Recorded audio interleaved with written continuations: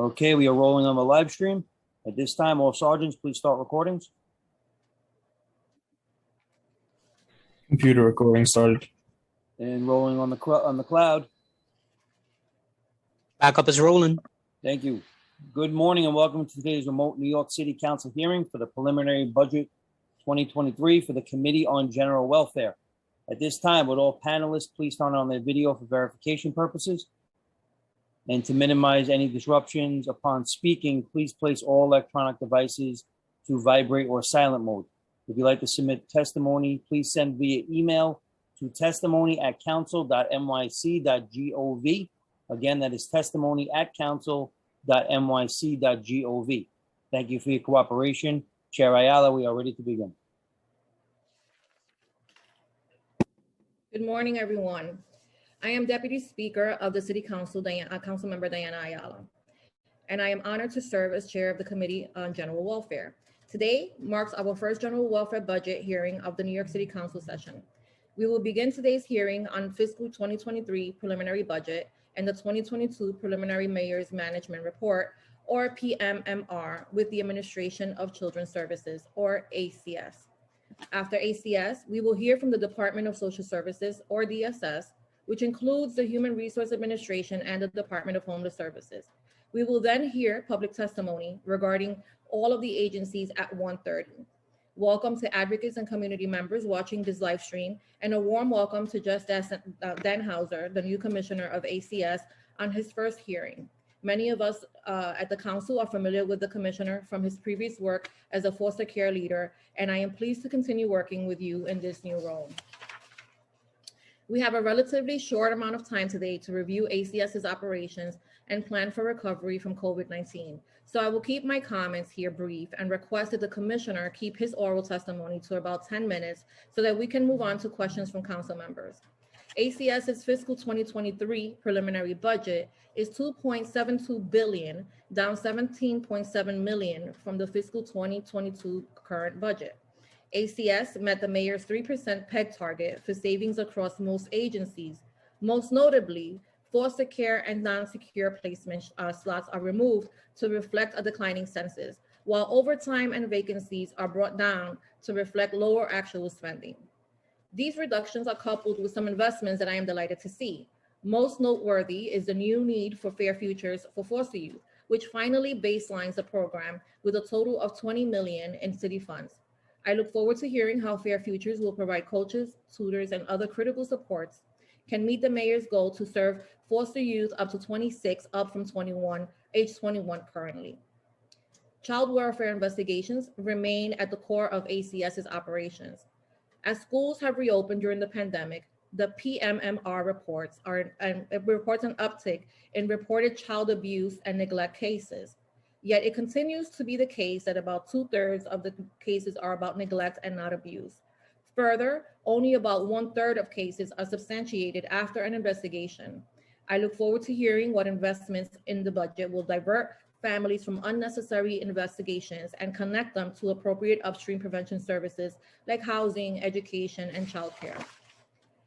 Indeed, childcare is essential to the recovery of working families from COVID-19. However, ACS saw a decreased rate of childcare vouchers uptake during the disruption of the pandemic, with vouchers usage dropping from about 65,000 in January 2020 to 46,000 in 2022.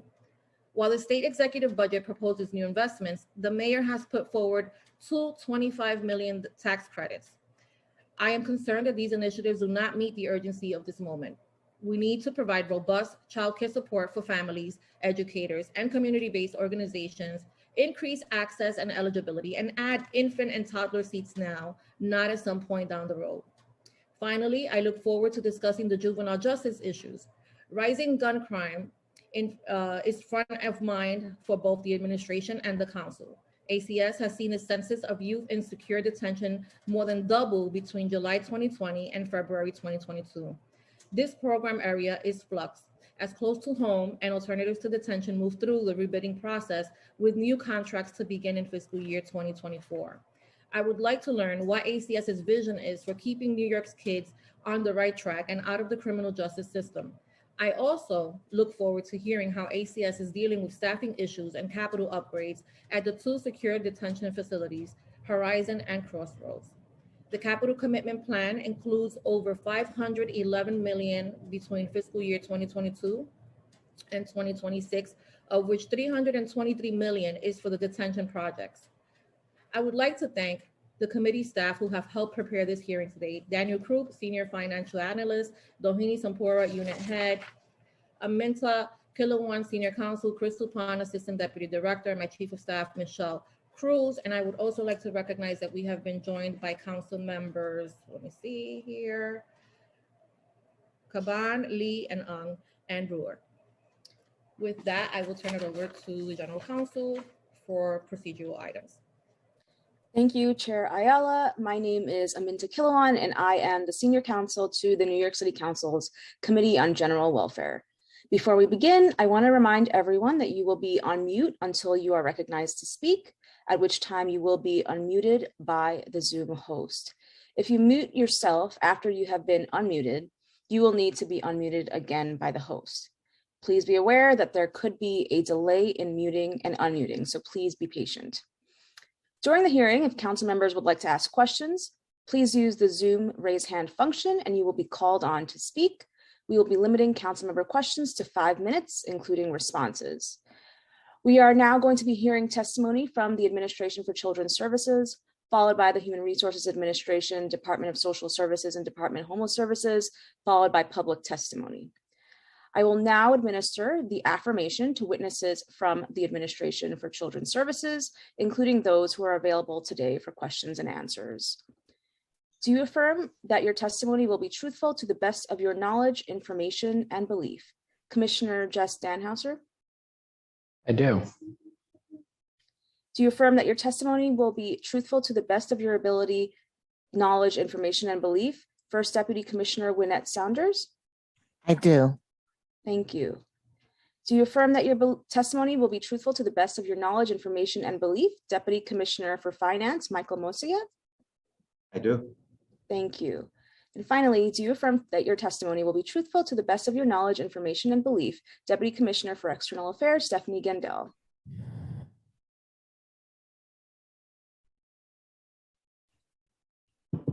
I do. Thank you all, and thank you, Commissioner Danhauser. You may begin when ready. Thank you so much. Good morning, everybody. It's a pleasure to be here. My name is Jess Danhauser, and I am the Commissioner of the Administration for Children's Services. With me today is Wynette Saunders, the First Deputy Commissioner, Michael Moiseyev, the Deputy Commissioner for Finance, and Stephanie Gendel, the Deputy Commissioner for External Affairs. Thank you, Chair Ayala, for those opening remarks in your generous statement, and to all of the members of the General Welfare Committee. This opportunity to testify before you about the New York City fiscal 2023 preliminary budget and its impacts on ACS is very important to me. As the new commissioner testifying before a new General Welfare Chair and new committee members, I want to take a moment to tell you how much I'm looking forward to this collaboration. I know that it'll be deeply important to the work that we do at ACS. I value transparency as well as the voices and insights of the council, and I expect to incorporate them and bring them to bear on all the work that we do at ACS. I'm humbled and enthusiastic to be back at ACS, this time as commissioner, and you will see from my testimony today, I'm looking to work with the ACS team to build on the progress of my predecessors and all of the hardworking, passionate staff at both ACS and our provider agencies. I've intentionally spent my first few months as commissioner listening to parents impacted by the child welfare system, listening to youth who have been in the foster care and juvenile justice systems, listening to our providers, advocates, judges, and the legal organizations representing parents and children, and of course, listening to ACS staff.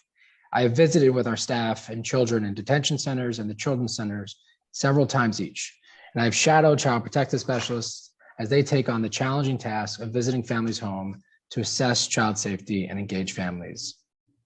Mayor Adams has a vision for New York City, which is centered on equity, justice, and safety. This vision includes providing services and supports upstream to prevent the need for deeper systems involvement whenever possible. This is precisely the vision I am bringing to ACS.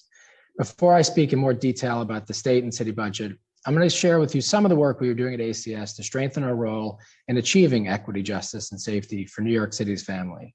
Specifically, I want to focus on our work to keep children safe while reducing unnecessary ACS involvement, support community investments, provide quality care to children and youth that set them up for a lifetime of success, and finally, to support our workforce.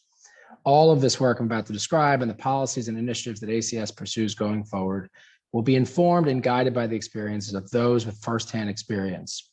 That means that we will continue to listen, to build, and to change course whenever we need to. While it is ultimately families that keep children safe and well, ACS plays an integral role in helping to ensure that children are safe and that their families have the resources and support they need to care for the children. We take this mandate seriously, while simultaneously committing to reducing unnecessary child protection involvement with families, particularly families of color. As you may know, ACS is required by law to respond to every report accepted by the New York State Central Registry. We at ACS understand that when ACS is at a parent's door, this is often scary and unsettling, possibly in an already challenging and stressful time for the family. So we're making every effort to reduce unnecessary reports to the SCR. First, ACS is continuing our work with the state to identify both programmatic and legislative ways to prevent false and malicious reports, which is inappropriate use of the SCR. The SCR cannot be weaponized.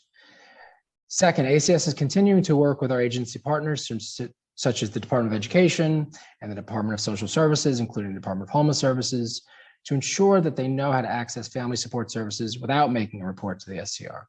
Third, since we all want New Yorkers to know how to access services before there's ever a report to the SCR, I recently recorded a 311 PSA telling New Yorkers how to access our continuum of free voluntary prevention services offered by community-based providers. In 2021, ACS created our new Office of Child Safety and Injury Prevention. This office will expand our work to prevent child injuries including through public education, training, and resource distribution.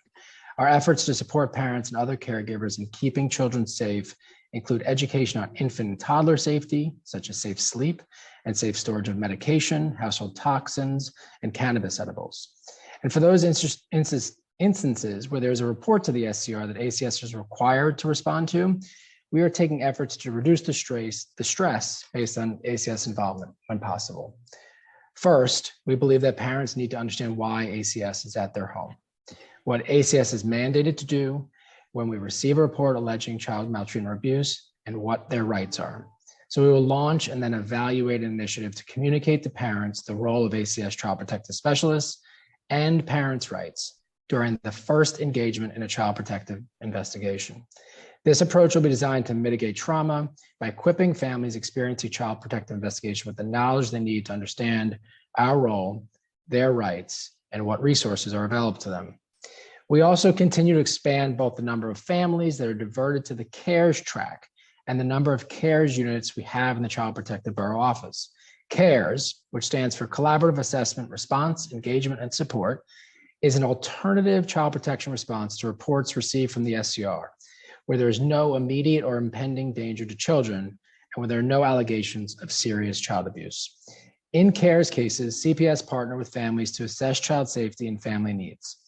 In CARES cases, we assess child safety, encourage families to develop their own solutions to challenges, and identify the supportive resources to help protect their children. CARES requires no investigation determination regarding the neglect allegations that generated the report, and thus leaves no determination on a parent's record, which might later impact employment and other opportunities. At the same time, we're also working with CPS to provide them with the tools and the individualized coaching that they need to identify families where risk is highest and most imminent, so that they can take the most appropriate actions to protect children. We're also collaborating with our partners at the Department of Health and Mental Hygiene so that families with children 3 months or younger who have a CPS investigation, CARES case, or are receiving court-ordered supervision can be referred to the new family home visiting program. Our child protective staff are providing families with information about the program, and staff from NFHV then reach out to offer the free voluntary service. While ACS will make referrals, there is no additional case information shared between the agencies, so that families can choose to participate in the program voluntarily and without any impact on their child welfare case. We are continuing to make efforts to safely reduce and shorten court involvement for families, including for those in foster care, by ensuring that all cases are regularly and proactively reviewed, and by encouraging collaboration through training, support, and guidance between ACS, program and legal divisions, and our preventive and foster care agencies. During the pandemic, when court operations were limited, we instituted a process to proactively review cases with our foster care agencies to see if they could progress towards permanency. Given how successful these over 5,000 reviews have been, we are maintaining this and will continue to do so even when the full court operations return. We know that children and families best thrive when they have the supports and resources they need. ACS plays a role in providing these supports to families, along with many other city and state agencies and nonprofit providers. We are committed to ensuring that families have these supports, regardless of which agency provides them. ACS's Division of Child and Family Wellbeing works to ensure families and children have the critical supports they need to thrive and enjoy self-determination.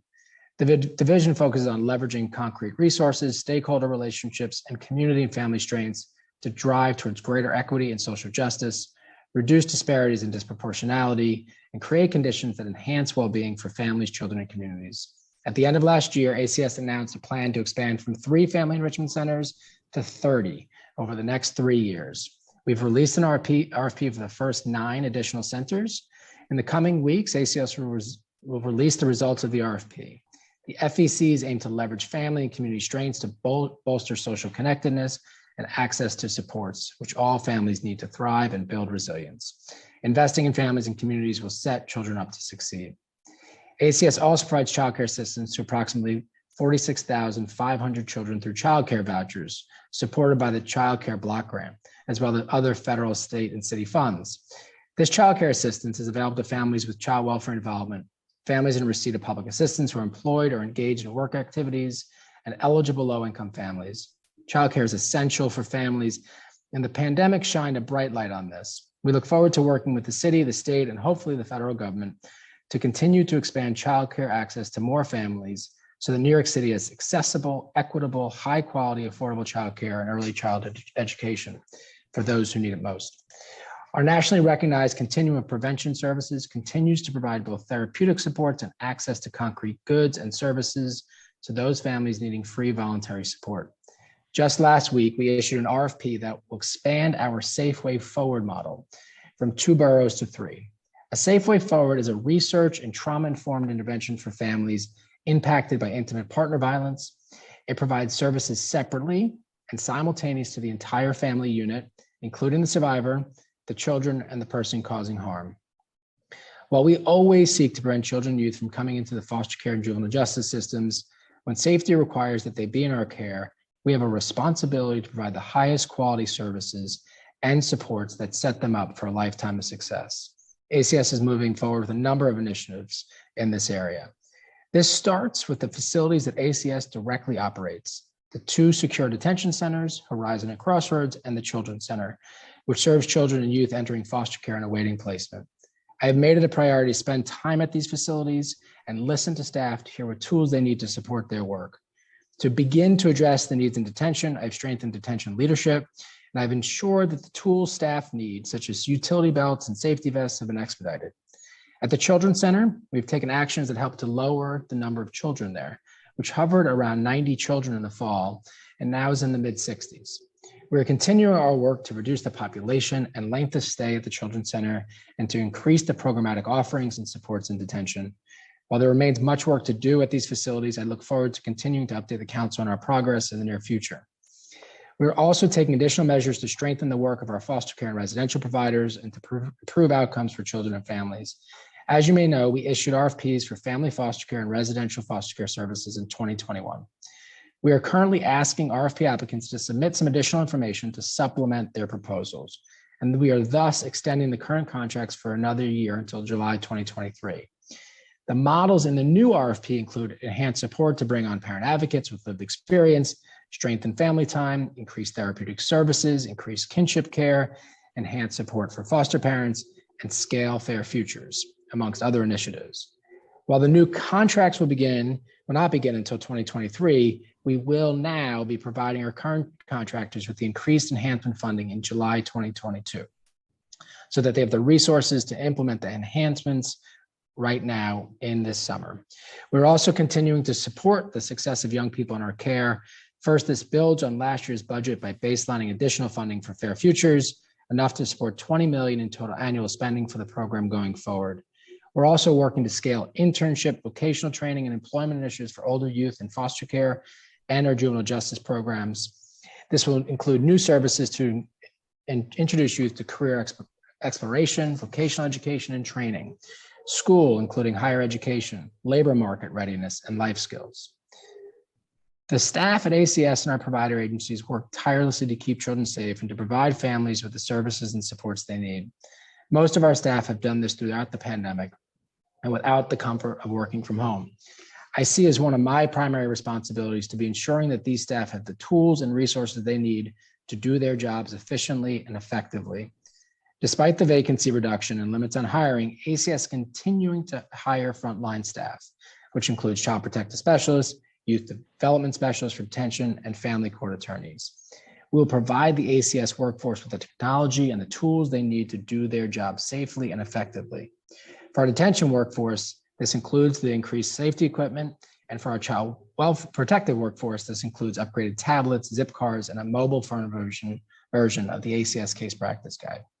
We also continue to make efforts to ensure the workforce is adequately compensated. I'm pleased that we were recently able to implement bonuses for YDS staff in detention and a mentorship program for CPS. We will continue to promote hiring and retention of skilled provider agency staff by advocating with the state for cost of living adjustments and implementing workforce enhancements to support provider agencies to recruit and retain staff. The state is currently negotiating the state budget, as you know, for the state fiscal year 2023, and there are a number of proposals that impact ACS. First, ACS was pleased to see Governor Hochul's proposal to increase the income eligibility for low-income childcare assistance from 200% of the state income standard to 300%. This is both in line with federal law and with ACS's own legislative proposal from last year, and would expand access to subsidized childcare to many low-income New Yorkers in need of childcare. Second, while the state budget reauthorizes child welfare fund financing, the budget once again reduces state reimbursement for child protection, prevention, independent living, and adoption assistance services from 65% to 62%. This is once again a cut to the services that are proven to reduce the use of foster care and that families report have helped them. In our 2021 survey of families participating in prevention services, we found that approximately 93% of survey participants said they were happy with the services they received. And 87% of participants said they would recommend these services to a friend or a family member.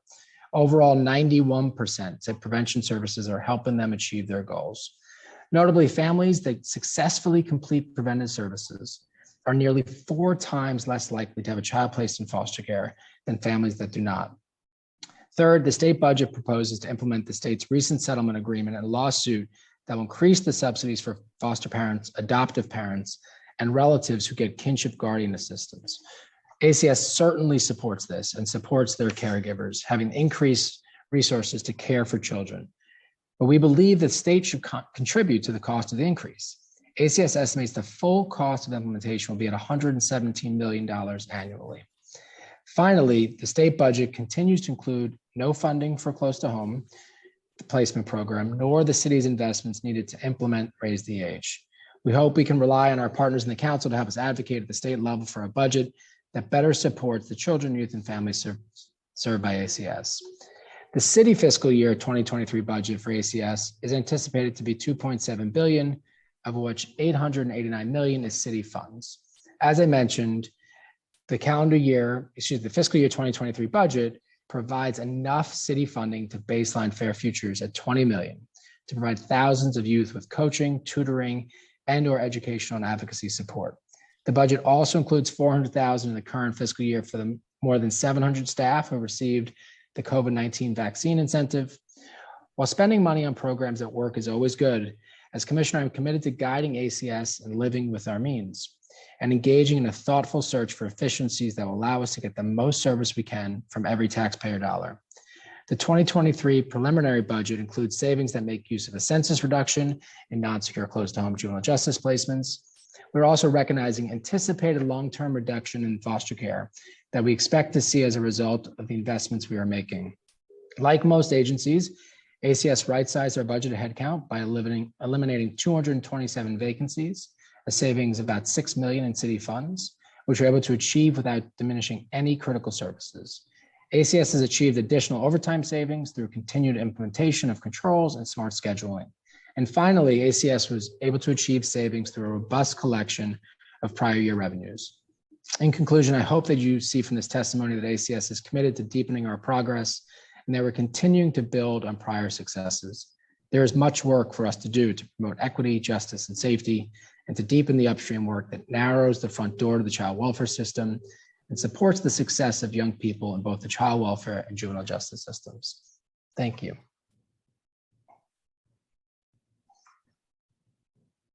Thank you so much, Commissioner Danhauser. Now I'm going to turn it over to Chair Ayala for questions. I want to acknowledge that we've also been joined by Council members Williams, Stevens, Hudson, and Ressler. Let me see here. Okay. Thank you, Commissioner. I'm gonna ask a few questions, and then I'm gonna turn it over to some of the colleagues, because I know that we have mental health preliminary budget hearing as well. So I will try to allow Councilmember Lee, if you have any questions, I'll ask a few, and then I can defer to you. And hopefully you can excuse me from mental health, because obviously I'll be here all day. So thank you for that. So ACS has a $2.72 billion fiscal 2023 preliminary budget, down $17.7 million from fiscal year 2022. The 3% PEG target is balanced with programmatic additions like Fair Futures. Considering the enormous challenges that COVID has caused, does ACS have enough resources to support an equitable recovery for children and families? We do. We are looking at every way to identify efficiencies, and the mayor has called on us to also to look how we can move upstream. We want to make sure that we continue, as we mentioned, to get what we need out of the state budget. So it's very important that we get support for the really great investment in foster and adoptive parents and kinship guardians. It's also important that we go back to the official standard of 65%, and we would really love support for our juvenile justice programs for the state, from the state. So we could always use additional support in that regard. But my initial assessment being here at ACS is that if we continue to make upstream investments, if we can really aggressively move forward to make sure that preventive services, childcare supports, all of the supports that we can move upstream, we can obviate the need for the more expensive deep end services. And so my goal is not to have an enormous increase in the ACS budget, but to move ACS resources upstream and obviate the need for the more expensive services. But we absolutely need that critical support from the state in this work. Did we make, did ACS identify savings at the juvenile detention centers? No, we did not. Okay, I'm trying to ensure that we're, appropriately staffed. And I know that the idea behind the bonuses was to encourage staff to actually come in. So I would be concerned if some of the PEGs were, coming from staffing shortages. Okay, the PMMR. Chair, we made no changes. I'm sorry. No, go ahead. Go ahead. Just want to be clear. We did not take a single dollar or headcount from any frontline service or from provider agencies doing direct work, with the exception of a small reduction in our close to home capacity. Mm-hmm. Yeah, I have a question about that in a few. Okay. So regarding the PMMR indicates progress on speeding exits from foster care and increasing the utilization of preventive services. Yet the situation in child care and juvenile justice looks more challenging. What investments are in the budget to support these services? So we are aggressively moving forward to move the interest list in childcare. We're going to be sending out 3,000 letters this month to begin to make sure we can enroll families who need childcare in childcare. We're also working with the state to see if we can continue to ramp up aggressively the enrollment in childcare. In juvenile justice, I'm pleased to share that we're looking at moving Fair Futures into the juvenile justice arena as well, to make sure that young people who are connected to our juvenile justice system in our preventive programs, in our close to home programs and detention have access to those services as well. Previous council priorities like the family enrichment centers and Fair Futures are supported in this budget. What is the timeline for those services to fully expand? So we're actively, so on Fair Futures, and thank you for this question. Fair Futures, just to give a little bit of background, I was very involved with this in my previous role at Graham Windham. We created a coaching model where young people have a coach that's in their life. It starts at the age of 14. It helps them make academic choices around schools. It brings tutoring.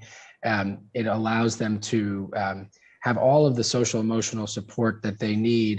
And the vision for Fair Futures that we go all the way to 26. And so we are working with our private partners. So the Fair Futures is a wonderful example of a public-private partnership.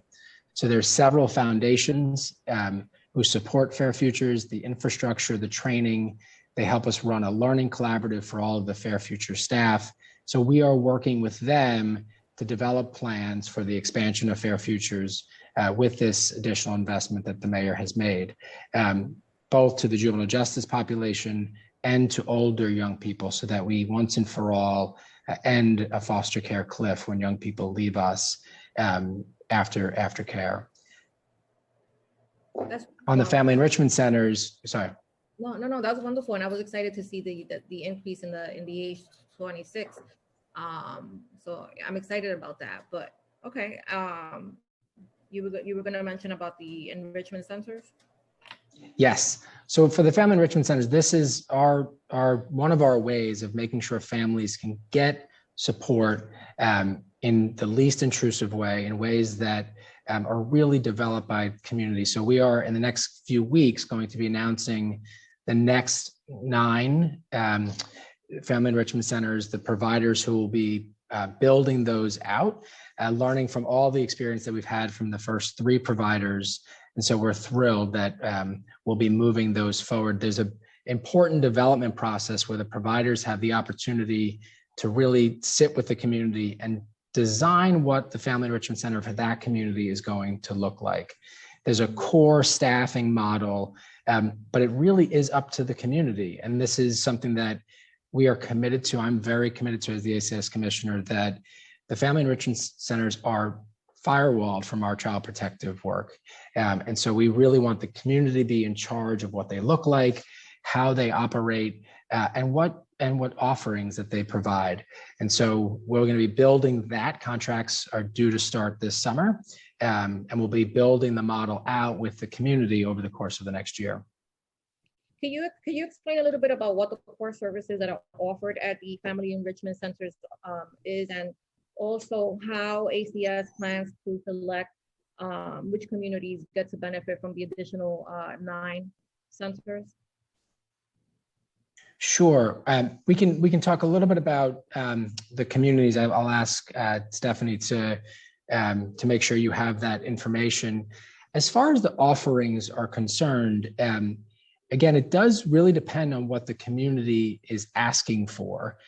From my experience in having run a family enrichment center through Graham Windham in Hunts Point, the offerings were really centered around lots of celebration, time, parent cafes where parents have an opportunity to provide peer support and support one another, food, movie nights, opportunities for families to get access to services and learn about what services are available. One of the key pieces is that the family enrichment center staff aren't providing the service, but they know the services in the community. And they've also are developing relationships with those service providers to make sure that there's a warm connection, and that if families come back and say, I'm not getting what I need from that provider, the Family Enrichment Center can go and make sure that happens. So it really depends on what the community decides is most needed in that community. It can be, helping them access mental health supports. But again, what we're trying to combat here first and foremost is social isolation. Families who are connected are much more likely to be able to handle the stress of parenting. We know as parents how stressful that can be. And so we want to make sure that families have the social and community connections that are normative and very, very useful in their lives. And so they get to define that, and the evolution of the Family Enrichment Centers will follow what the community wants. Are these families that are already involved with the system? We don't know. I mean, one of the most important things here is that it is firewalled from the child protective system. And so we don't collect data. We collect information on how many community members are using the Family Enrichment Centers, how many offerings are being taken advantage of. But because we are not collecting data, names, or anything like that comes to ACS, we don't know if it's being accessed by families who have had contact with the system, or this is their first time to be connected to a program. So we have some conjecture, but there's no way of really answering that question. I mean, I asked because— And that's a good thing. I'm asking because I think that, right, I'm assuming that plays a part in the outreach and the marketing of the program. So who is your audience? Like, how are you getting the word out that these family enrichment services are existing in the community, and that anyone that wishes to avail themselves of these resources can come in? So what I can share is the one example in Hunts Point. So there's time before the door is even open. The Family Enrichment Center leadership is hired and brought on. They go meet with the local principals. They go meet with the local service providers. They meet with folks who are running youth programs in the area, local leaders, the local mayors, if you will, and really hear from them. What is it that you need? What is it that you would like? And so then they design based on that, but they're also in that getting the word out that this is coming. There are thousands of people who have come through the Family Enrichment Center. And when you walk in, we'd love to have you out sometime. The first thing you're offered is a cup of coffee. You're not asked your name, you're not asked your social security number, you're not asked for your Medicaid number. You're just offered a welcoming space. They're designed to look like family home environments. And so that invitation is speaking our values, that we really want to be in partnership with families. We really want to, they are the experts in their lives, and we want to make sure we're offering what they need. And there are 3 already in operation, right? That are open. Yep. I can tell Yes. you where they are. I got unmuted. And I'll just say, I mean, one of the wonderful things about them is all 3 of them were named by the community members. They're involved in who's hired. One of the communities, they each choose how they do it themselves. One of the communities had an actual day where people voted on the name. They're really, incorporated and a piece of the neighborhood for the 3 we have, and that's our goal for all 30. The current 3 are in Hunts Point, Longwood, in East New York, and in Highbridge. And I'll tell you where the 9 new ones are going to be. The total for the new 27, they're connected to where the tree neighborhoods are. But the 9 new ones that we'll soon be announcing are in Jamaica, Hollis, Queens Village, Rockaway, Broad Channel, Bed-Stuy, Brownsville, Mott Haven, Melrose, Parkchester, Soundview, Central Harlem, East Harlem, and Stapleton, St. George, and Staten Island. How were those communities selected? Was it based on the number of ACS cases within those communities? No, it was really focused on the in the prior administration, the neighborhoods, the ones that were called tree neighborhoods that were identified due to equity issues as it related to COVID and the impact of COVID on communities. And who is staffing these facilities? If we're connecting families to mental health resources, is there a social worker on site? Who's staffing the centers? There's one full-time site director, one community liaison, one family advocate, and one community liaison or family advocate. But they're basically, and Commissioner Dan Hauser could describe it probably better than I can, but they're people who are part of the community and connected to that community and know that community and the needs of that community. And so they connect with the people and then help connect them to what they need. Understood. And that includes support, right? I mean, like, because I based on my experiences, many families end up in the system have other issues, right? And require wraparound services, right? There's a lot of stress in the home because maybe there's a food insecurity issue. Families maybe don't have the resources to pay the rent.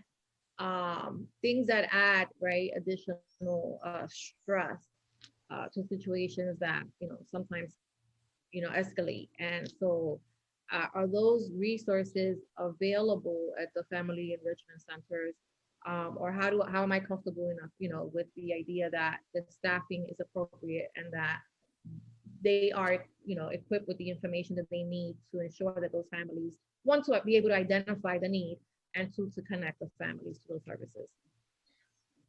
So this is a really important question. Thank you for it. I think the premise of the family enrichment centers is not a one-stop shop where folks can get everything that they need within the family enrichment center.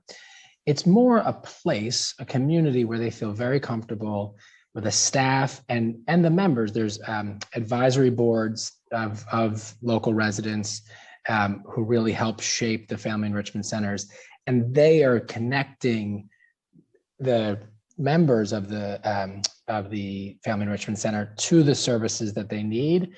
But it's fundamentally not intentionally not designed to be the place where you come and get your service. It really is the place, we have young people who come there after school and then their parent picks them up. So they're on the computer. There's a washer dryer there. It is a community space that is really a loving, welcoming environment. And we believe that when you're in that space and you really are with someone you trust, and most of the directors have social work backgrounds, then you're really more open to getting the services and support that you need. We're trying to, in everything we do, infuse humanity into our systems and respect. And so we want to make sure that we're providing environments that really demonstrate that. So it's not a one-stop shop. So it is a limited number of staff, but we are seeing that folks are accessing supports and services because they are centered in that work, in that environment, if you will. I'm really fascinated by these enrichment centers. So I can go on and on all day. But finally, are they open? What are the hours of operation? Are they Monday through Friday, 9 to 5? They're not. They are. That's also determined by the community. But typically, there are weekends, there are evenings, lots of evening events. They typically open a little bit later because families get their kids off to school and then they come in. It really is flexible to meet the needs, but a lot of night and weekend activities when families are available. Yeah. No, I think it's a really good, a good concept. I just, the only concern that I have there is not a concern, but just I would assume that once a family is in an environment where they feel comfortable enough, that's the prime time, right? It's the ideal time to ensure that they are appropriately connected to the other things that are adding to the stresses in the household that are contributing to whatever else is happening. So it may be maybe when we're planning one in East Harlem and in Central Harlem, there's a conversation to be had, but based on my experiences, and I won't speak for my colleagues, there aren't very many places like this for adult families, right? We have recreation centers, community centers, but they're not necessarily geared to families. So it's nice to see the element of, the recreational needs, right? That the softness in the services being provided is available, because there is a need, there's a void, right? And so I appreciate that, but I really strongly feel that once you're there, right, and you have a relationship, you develop that rapport with the staff, that that there should be a connectivity, right? If you need WIC, right, like this is where you go. If you need FEPS, this is who can help you. If you have rental arrears, this is where this is how you can get those paid. And listen, life is stressful enough, and we're in the middle of a pandemic, and there's just so much going on. So in any space that we can ensure that resources are being rendered or being offered, I applaud that. But thank you so much for that. Chair, if yeah. I may, I'd love to have you out. I just want to give you one example to reassure you. One is in Hunts Point, urban health plan became an important part of the center. And so then they learned how some of the access issues maybe that families had, and could really work out those issues with families and with the support of center staff. And so it's just one example to demonstrate that what you're talking about can happen through the Family Enrichment Center. We'd love to have you out. And again, just say that it's for us, one of the keys is not always services, that social connection is a protective factor for families. It strengthens their capacity. And so we would love to have you out. I would love that. I want to move on because I don't want to, I'm taking up way too much time here. Childcare. So regarding childcare services, the childcare services have been deeply disrupted by COVID, as many providers have closed and families stopped sending children to daycare providers. Childcare is very important to our recovery. What resources are coming to the city as a result of federal action in the American Rescue Plan to support childcare, and why haven't these resources been reflected in the preliminary budget? So I'm going to ask our Deputy Commissioner of Finance to speak to this. Most of the resources that have come down from the federal government have either gone directly to providers, which we support because the providers absolutely need capacity to have weathered the pandemic and to make sure we have the capacity coming out of it as demand for childcare rebounds. Or it's gone to the state at this point, and the state is planning use of those funds. Michael, would you share a little bit more about that, please? Yeah, absolutely. We've been working very closely with the state on utilizing federal dollars. We find that the biggest constraint in using federal dollars is just eligibility.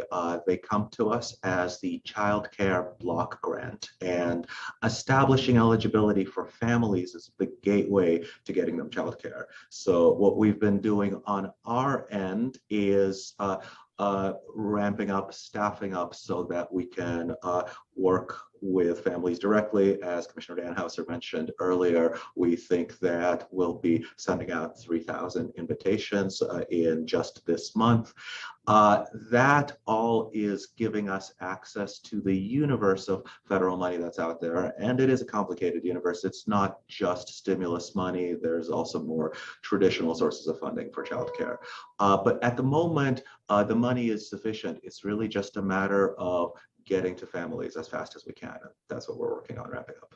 Can you share how many? I can just add, go ahead. We did get a waiver during the pandemic to continue to pay the providers. And we thought that it was really critical that even though so many children weren't going to the programs or they were closed, that we can continue to pay them, because maintaining the providers, particularly those receiving the vouchers in the network, because DOE does the contracted, but that was really important for us because we understood what could happen to them if they weren't getting, able to be paid during the pandemic. And to just build off what Michael's saying, we do have a number of state legislative proposals to really, we think, strengthen our ability to serve more families. And so increasing the income eligibility, There's currently a state law that links the hours of care to the hours that we can pay the provider, and we want to delink that so that, if somebody's working Monday, Wednesday, Friday, they can, be there the whole time. So to delink the hours of care from the hours of. Can you share how many children are currently on the voucher wait list? I could take it, I guess. We all know it's about 35,000. 34,000? About 35,000. Oh. And we're sending out 3,000 invitation letters? Yeah, I think the commissioner is muted. We're going to do about 3,000 monthly is Monthly. and then we'll see how much more we can do. But I can tell the commissioner wants to speak and is muted. But there you go. Thank you. Yes, that's correct. And we're gonna, we'll see how many we can send out in subsequent months as we learn from families how many remain interested, and as we do how many of them are eligible. And so we want to aggressively ramp this up. OMB has given us support to hire over 25 staff members. We have about half of them on board, and we are continuing to hire to ramp up both the process to inform families and to determine their eligibility and get them enrolled. Ooh. Yeah, childcare is really important. I wouldn't be here without it. My kids are big and grown and whatever, but when in order for me to get to work, I needed, I really relied on the service. And as more and more parents are gearing up to get back to work, specifically, parents with smaller children that don't qualify for 3K, or that may qualify for 3K, but whose parents can't afford to pick them up at 2:30 when school ends, that becomes problematic for us. So we're looking for ways to really enhance those resources to allow parents to be able to successfully go enter the workforce and be able to go back to work with the comfort that their children are being cared for. In the budget, this budget leaves out $9.2 million for low income special child care funding vouchers that the council added in fiscal year 2022. Will you commit to restoring those vouchers and the executive budget? Michael, do you want to speak to that? I think what I want to say, Chair, is that the resources that we have from both city and federal funds, we can aggressively pursue enrolling more families. And so that is our absolute focus right now, to make sure that we get childcare to as many families as needed. We have a significant opportunity and an imperative. Michael, do you want to take the chair's question? Yeah, absolutely. Thank you, Chair. We will definitely work with you in looking at the city tax levy funded vouchers and the need for those. But as the commissioner just said, there's a kind of fluid universe between those city vouchers and the federal vouchers. They really affect the same families. And so we're doing everything we can to get that federal eligibility out to families, which means in many instances, what used to be a city voucher is no longer needed because that family is on a federal voucher that's just as stable and provides the same services. So we're very much looking forward to working with you on that and assessing the need. It's stable in terms of the funding, but does it make sense in terms of is the eligibility criteria more difficult with the federal vouchers, or is it the same? If there is any difference, we will definitely work with you and identify that need. Conceptually, it's actually supposed to be based on the same eligibility criteria. Those city vouchers were put in at a time when there was a lot less federal funding to go around than there is today. But in practice, we know that eligibility is complex and difficult, and that's why we still have some city vouchers in the system, and we'll assess and we'll work with you. Yeah, okay.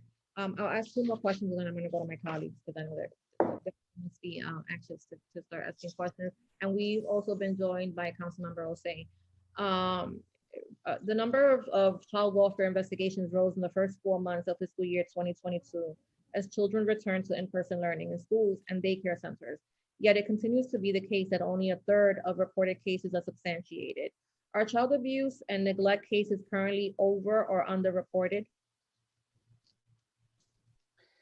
So in my view, what's important, most important here, and just to sort of back up and say that we want to make sure we're getting information from our partners, from neighbors, when a child is really at risk. And so what we've seen in the numbers is actually a pretty steep decline during COVID. And surprisingly, to some extent, even as children's return to school, we are not anywhere near back to those historic numbers. So the number of consolidated investigations in 2021 was about 44,000. We also saw a significant decline in the number of investigations that were launched as a result of a call from a school, about a 30% decline. I met with the chancellor yesterday. We're looking to build on that. ACS and DOE have been doing some work to clarify what is really a call to a state central register, versus what can just be support the families and to make sure that they get what they need. And we're looking towards training this fall and making sure that training is consistent with our efforts to narrow the front door, while making sure that children who come to us are fully safe. And so, it's important that another aspect of this, we talked about a little bit, I talked a little about my testimony, which is when families are referred to us, we have an option in some instances to serve them, to do the work in the child protective arena through a CARES track. And in that CARES track, it's a safety assessment, a lot of service support, and there is no indication of abuse or neglect. So a child protective specialist goes out, sits with the family, understands the challenges that they're facing, helps bring resources to bear. And if there are risk issues that the family can mitigate or services can mitigate, there's no record of that, which we think is an important part of our equity work. We are responsible, of course, to respond to every allegation that comes to us. But we do think, with support with our partners, with the CARES track, and one final thing, which is making sure that we are clear that our services and preventive services and the family enrichment centers can be accessed without coming into the child protective system. There's a long-standing commitment in New York City that I'm not sure is fully known, that you can access our free voluntary services for prevention without having a child protective case. And these are services that are in every neighborhood and include family therapy, include lots of support around basic needs. So we are doing work to make sure that families know about that and we can get them that services without a call to the SCR. As I mentioned in my testimony, I recently recorded a 311 piece so that folks could really understand that they can have access to these services. So I do think we can continue to safely narrow that front door so that families who just need support aren't getting an investigation, while committing to making sure that children who come to us are safe, and that when somebody needs to call us, a neighbor, a partner, a school, and that we're there to make sure that that child is safe. So, I mean, if we're looking at the number of reported cases versus the number that was substantiated, it's quite a significant difference, right? With only a third of the cases being substantiated. Is that related to maybe, a lack of understanding of what, is an appropriate or an inappropriate referral? Like, if many of the cases, my understanding, are really neglect, not necessarily abuse cases. So I'm happy to hear that there is a level of training and partnership with the DOE specifically, but is it maybe that people just don't understand, right? That mandated reporters are a little bit confused about, the type of cases that they should be referring to ACS, because regardless of whether the case is substantiated or not, that family is coming in contact with the agency. And I'll tell you, that's a very traumatic experience in and of itself, right? whether you've done nothing or whether you're guilty of whatever you're being accused of. It is a very traumatic experience to feel like your children, can be abruptly removed from your care. So, and that is the first thing that comes to every parent's mind who is interfacing with the agency. So that concerns me, and I would love to see, the number of inappropriate, I guess, referrals come down. And if that is related to, a need for more training, then that's awesome. But I would love to know what your perception is of what's the disconnect here. Sure. I think a few things. One is we're on the same page. We absolutely want to make sure that when an investigation is not necessary, that we don't have to carry it out. And there's a few pieces of work in this regard. One is the work with our city partners that we were describing earlier.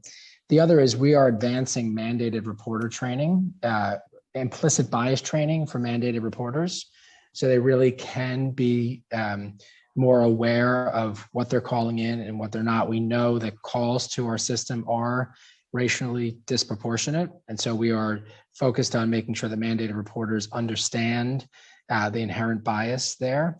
I also think that it's important that we continue to make sure that our partners know ways to access our services outside of a child protective investigation, as I was mentioning earlier.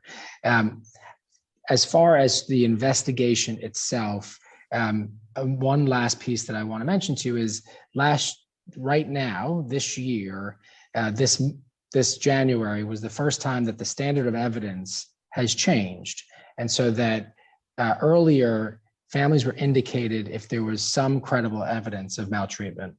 That is now the preponderance of evidence. This is an important legislation that ACS supported and that I support, another layer of protection for families. So I think with that upfront work around services, around training for mandated reporters, and direct work with our city partners to really talk through where we can be upstream in providing supports, we can make some real progress on this. All right. And the last question is really related to the Juvenile Justice Center. What is ACS's vision for the next years? And it's actually 2 questions on one. But what is ACS's vision for the next 3 years of Raise the Age implementation? What changes are in store to decrease the youth incarceration rates of recidivism? And how much of the gun-related charges is driving the increase in youth remanded to custody? Thank you.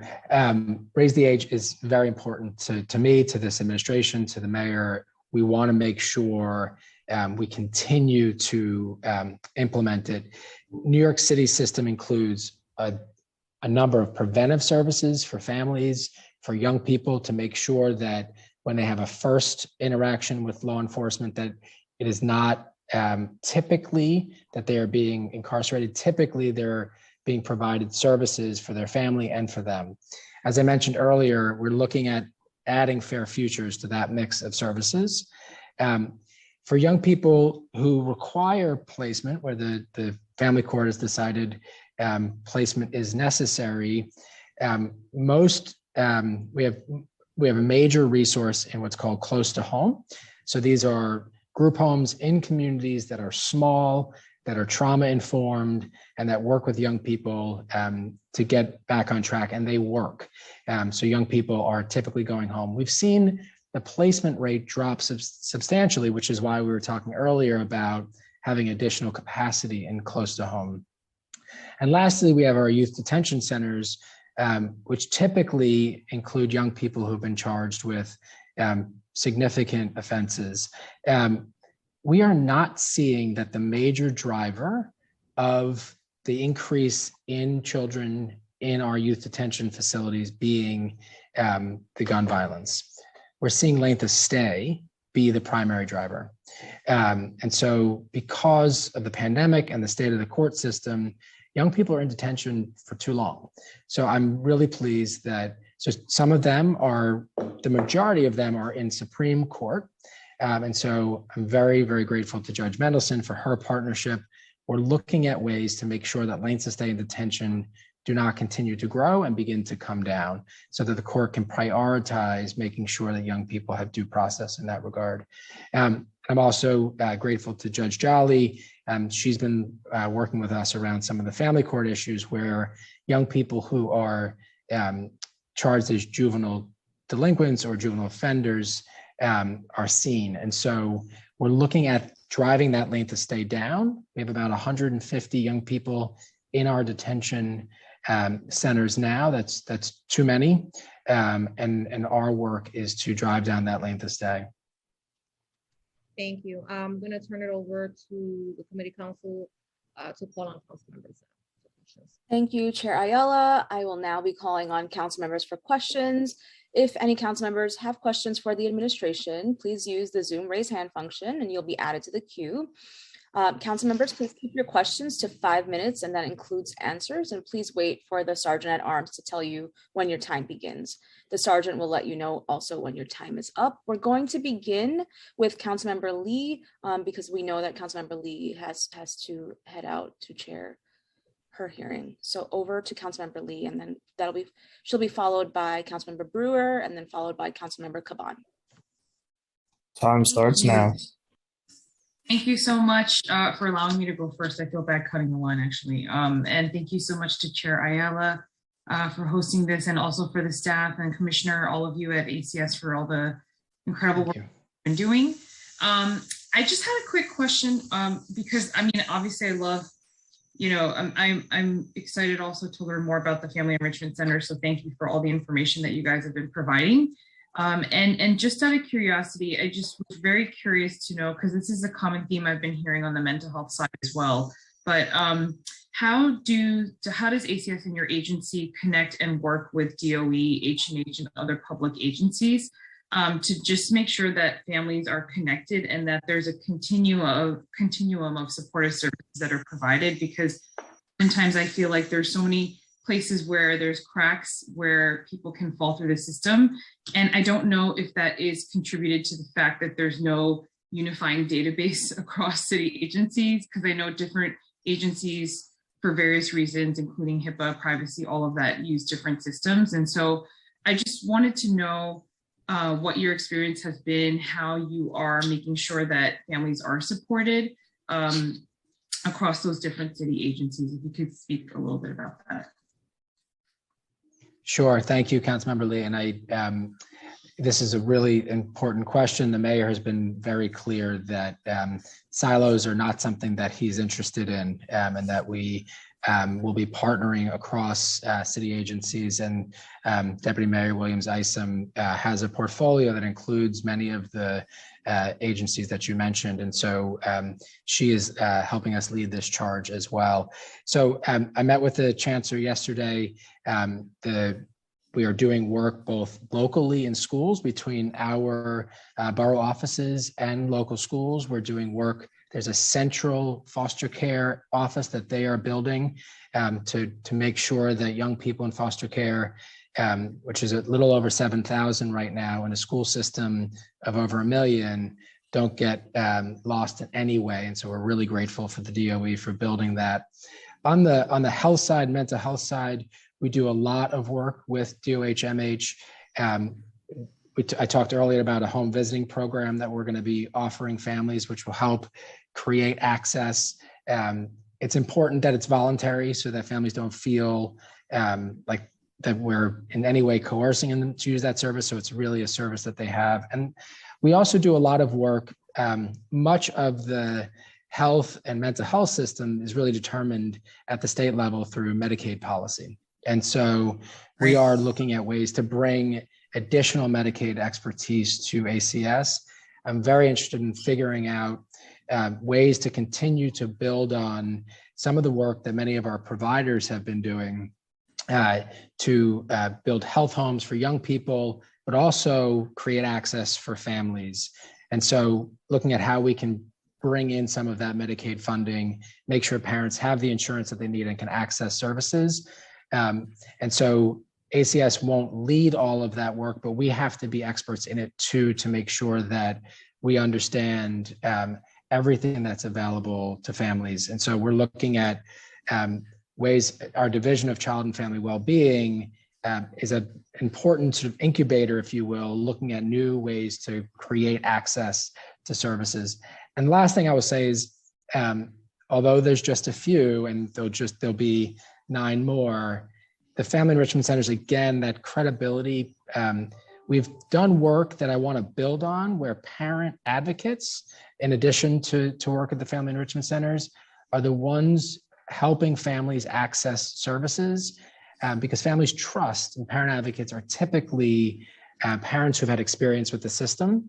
And we've built it into our preventive programs. We're building it into our foster care continuum to make sure that families have someone that they implicitly trust, who has had an experience like them and is credible when they say this service can really be supportive to you.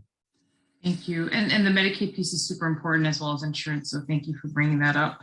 And the health homes is great. I just had one really quick second question, not to take up too much time. It's really about the language and cultural component, because our city is so diverse. And so I just wanted to know, both from the ACS staffing side, the outreach team folks, because I just know, in terms of helping clients myself, language line is not always the best tool. I think it's great. It's a first step, but especially when you're talking to families and communities about really sensitive topics like this, I just wanted to see if I'm expired. If at minimum there were at least the 11 languages that the city has prioritized that are at least covered, and also if you could speak to additional languages beyond that are not on the list that you're serving. Sure, this is deeply important. Chair Ayala mentioned, how challenging it can be to go through an investigation despite the amazing work of our staff. If language access is also a barrier, it's doubly stressful. And so we are absolutely committed to this. We have a range of services, that interpretation services. We try to hire as much as we can to make sure that families have someone who's speaking their language, but we have access for child protective specialists, for our provider agencies and preventive and foster care, to make sure that we have interpretation when that is in all of those 11 languages, but also beyond. We have Stephanie Gendel on, who oversees this program at ACS, so I'm going to ask her just to say a few words about this. Hi, and thank you. Yes, it's critically important. We know how many families, both in New York City, but also who access our services, English is not their primary language.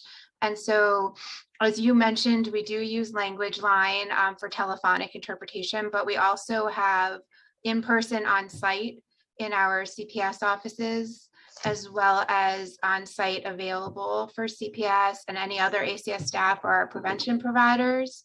And we also do ASL. Like other city agencies, we're actually going to be looking to RFP those services so that we have the contracts ourselves, as opposed to going through the DCAS master going forward, which will allow us to really work more closely with our contractors so that they better understand our work. But we have a very close relationship with them. We spend about $4 to $5 million annually on translation interpretation services. And I'll just add that we started a new program, well, 2 new ones, one at the start of the pandemic to do virtual, so, more like Zoom than telephonic. And then we also now have a way we can certify our CPS staff so that if they do speak another language, they can conduct their investigation in that language rather than engage an interpreter, which, sometimes is easier for engagement. Thank you. Thank you so much. And just one final comment, if I could, whether it's the family enrichment centers or anything that you guys are RFPing or contracting out, because Chair Ayala brought this up in terms of how the community is being engaged and involved in the contracting process. And so I just wanted to, make myself available as well, because I know there's so many groups out there that maybe have not been traditionally looked at as potential folks to be eligible for the contract. And so if there's space and room to recommend some of those groups, that would be great. Yeah, we could Thank you. definitely. We really appreciate that. We can make sure you have the information. Thank you. Thank you, Councilmember Lee, for your questions. Now going to turn to Councilmember Brewer for questions. Time starts now. Thank you very much. And Commissioner, congratulations. You're just lucky to have Stephanie. We're all lucky to have Stephanie. I just want to make that Yes, clear. indeed. Okay. Yes, indeed. For those of us who've been around for a long time, she's like our rock. Thank you. A couple of things, and I've been through this before for like 12 years. So one of the issues is always caseload. And so in the material that we have is that child welfare is manageable. And I'm just wondering, is that really true? Prevention services, foster care, because it's all about caseload. And so what is your optimum in these different areas and what do you have?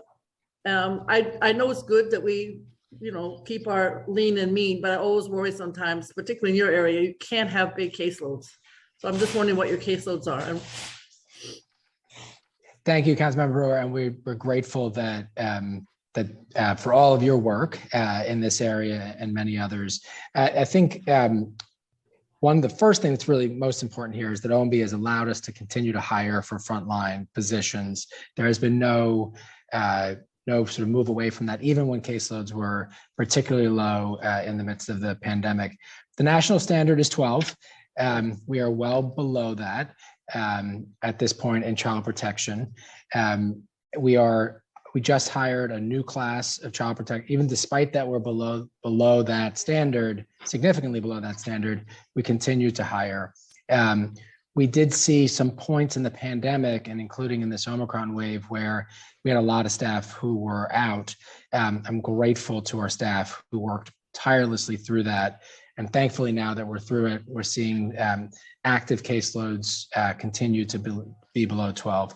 You also mentioned our preventive and foster care providers. The standard there is 12. And so we really work hard to help providers keep below that standard. I will not deny that everybody has had significant workforce issues, so we're grateful for the state investment to increase salaries for our foster care providers, the frontline case planners and supervisors. It's also important that we share that in the foster care RFP, there are additional resources. Preventive was re-procured about 18 months ago, and there was additional resources for staff there. But we're hopeful that the state will also consider expanding the COLA to preventive staff because they are deeply valued and deeply important. And so when you look at some of our work in preventive and trying to get more access to that, supporting that workforce is vital, and we have a real commitment to do that. Okay, it is based a little bit on the salary issues. And the other question, maybe you talked about, because I stepped out for a minute, but DOE foster care, I know you're speaking to the chancellor. I know you're working with them. Two issues. We need more social workers in the schools, and you should be speaking up about that too, not just me and others, because it's all, they don't have social workers. I don't care. They just don't. I call, they don't. And it would certainly make your life and your agency more compliant. But number two, it does appear, I mean, I have been a foster care parent, so I have some sense of this. But the issue is that a lot of the foster care children are not graduating, all the drama. So how are we dealing with trying to give them more support, both for the families? A lot of the families are at NYCHA, I know, and a lot of the, some people do this for the money, some people do it for other reasons, and then you have the kinship, you have all these different issues. But DOE is dealing with a lot of these challenges. So how are we going to help these students get through school? So Fair Futures is the primary way we're going to do this. And let me, if I can, just take a couple minutes to talk about that. I was there at the first press conference. I didn't see you. I was at the first press conference. Okay, go ahead. Well, I was there.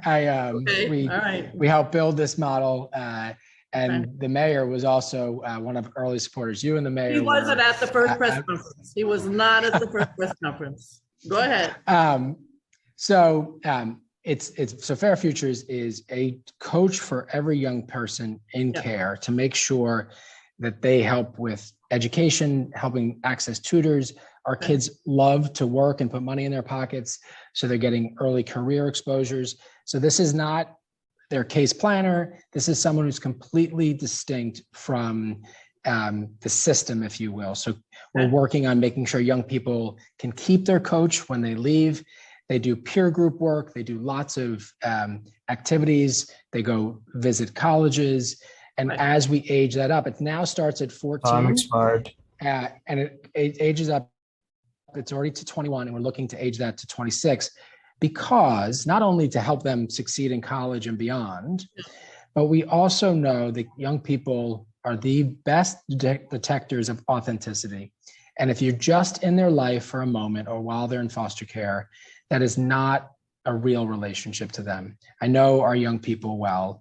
And so when we say to them, we are there for you, we are going to stick by you, that changes their thinking and their engagement with us, with systems. And so I see for those 7,000 plus young people, first and foremost, not all of them are teens, of course, but first and foremost is my responsibility to make sure we are providing, as their parents, if you will, in support of their families, but really, if they're in our custody, it is our job to make sure that they are thriving. And so I take that first and foremost as our responsibility. We're thrilled with Mayor's support for Fair Futures.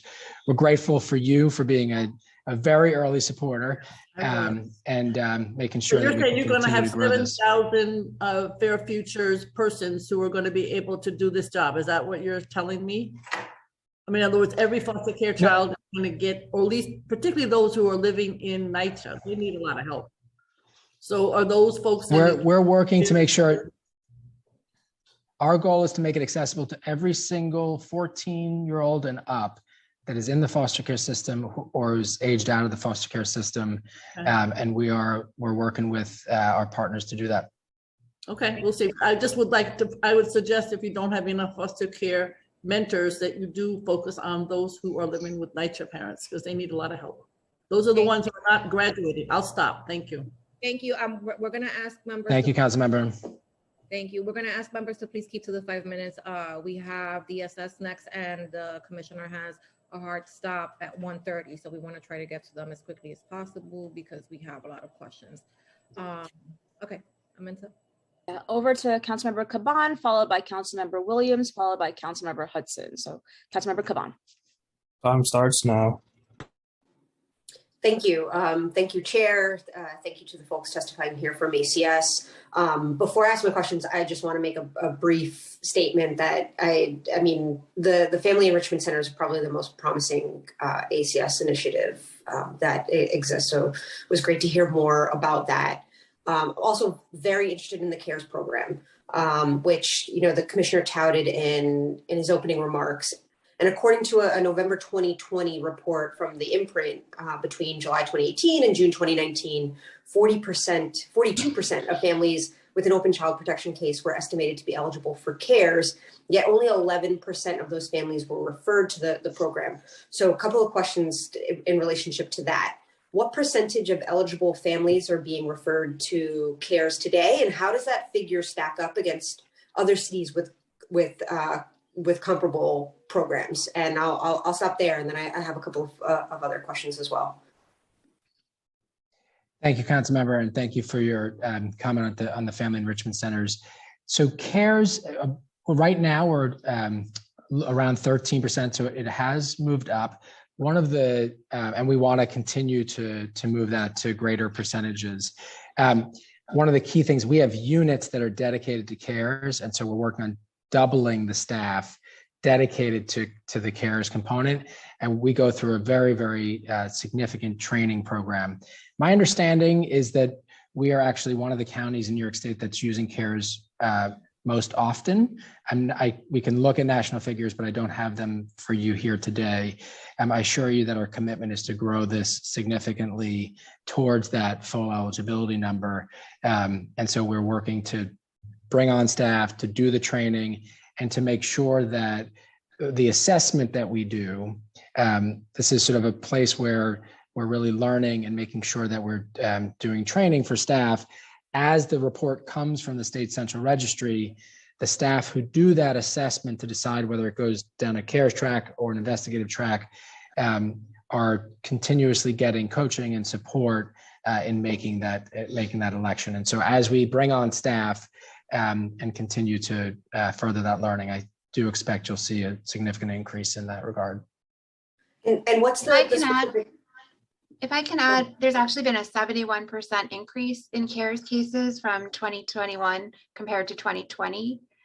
And not every case would be eligible for care. So for example, an abuse case wouldn't be eligible.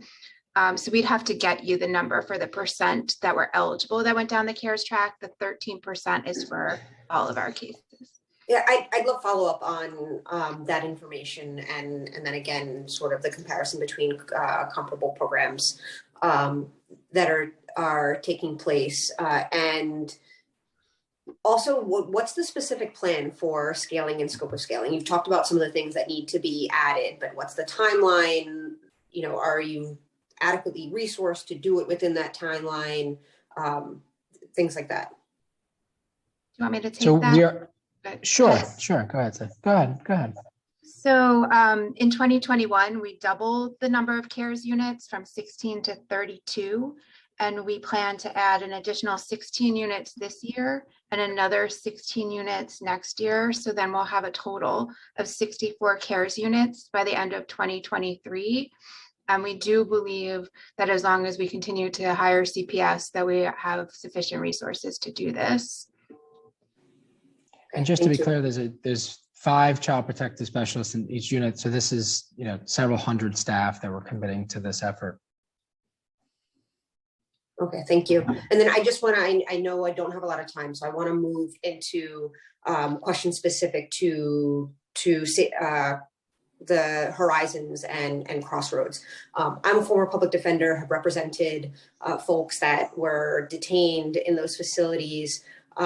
Something that's happening right now that I want to ask about is that right now social workers across the city from public defense organizations are saying that there's no VidCons happening at Horizons. And so when they want to speak with a client, they have to physically go out to the Bronx. Why is it that there isn't VidCon access so that they have the ability to do both, to visit in person, to do these video conferences? And then the other one too is that, I'm hearing issues about schools at the location as well, saying, folks are getting a teacher once a week, if that, and that the rest of the days they're getting packets instead of actual interaction with teachers, not consistently getting tutors in. Chair, could they get maybe a minute to answer that question? Yes, that's fine. Thank you. Thanks, Council Member. And since my time here the last couple months, I've been out to Horizon and Crossroads at least a half a dozen times.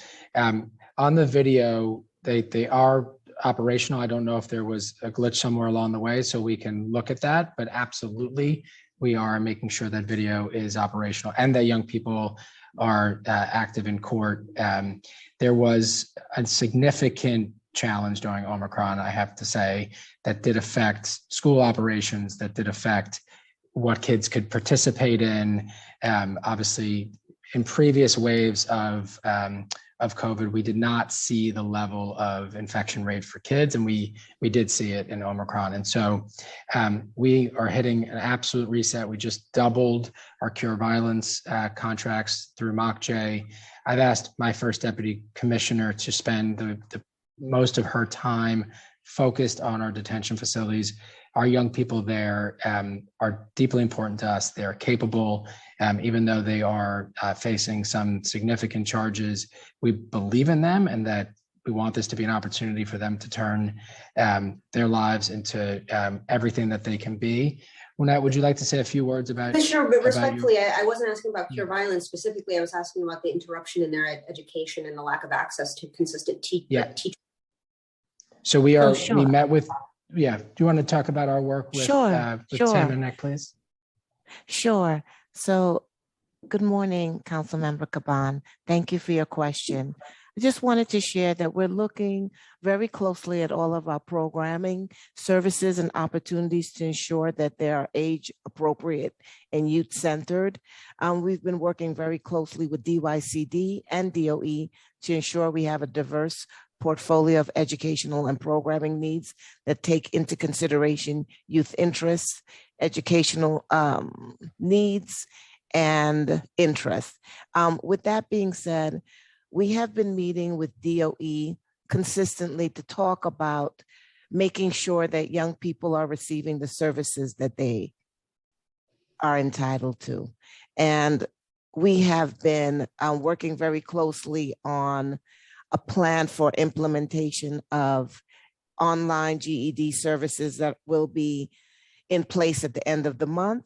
We also have a number of tutors that are going to young people who may not have been engaged in school prior to coming to detention, so that we can kind of get their engagement level up, so that we can see their participation rates increase while in school. During COVID, as Commissioner Danhauser mentioned, there had been some disruption as it relates to the number of children going to class in person, and they were receiving instructional packets, and there were schedules that kind of allowed some kids to go to school on specific days and others to go on others, just to ensure that we were doing the appropriate social distancing. Now, DOE is working on how to kind of get back to its normal operation, since we have seen the numbers decrease as it relates to Omicron and COVID.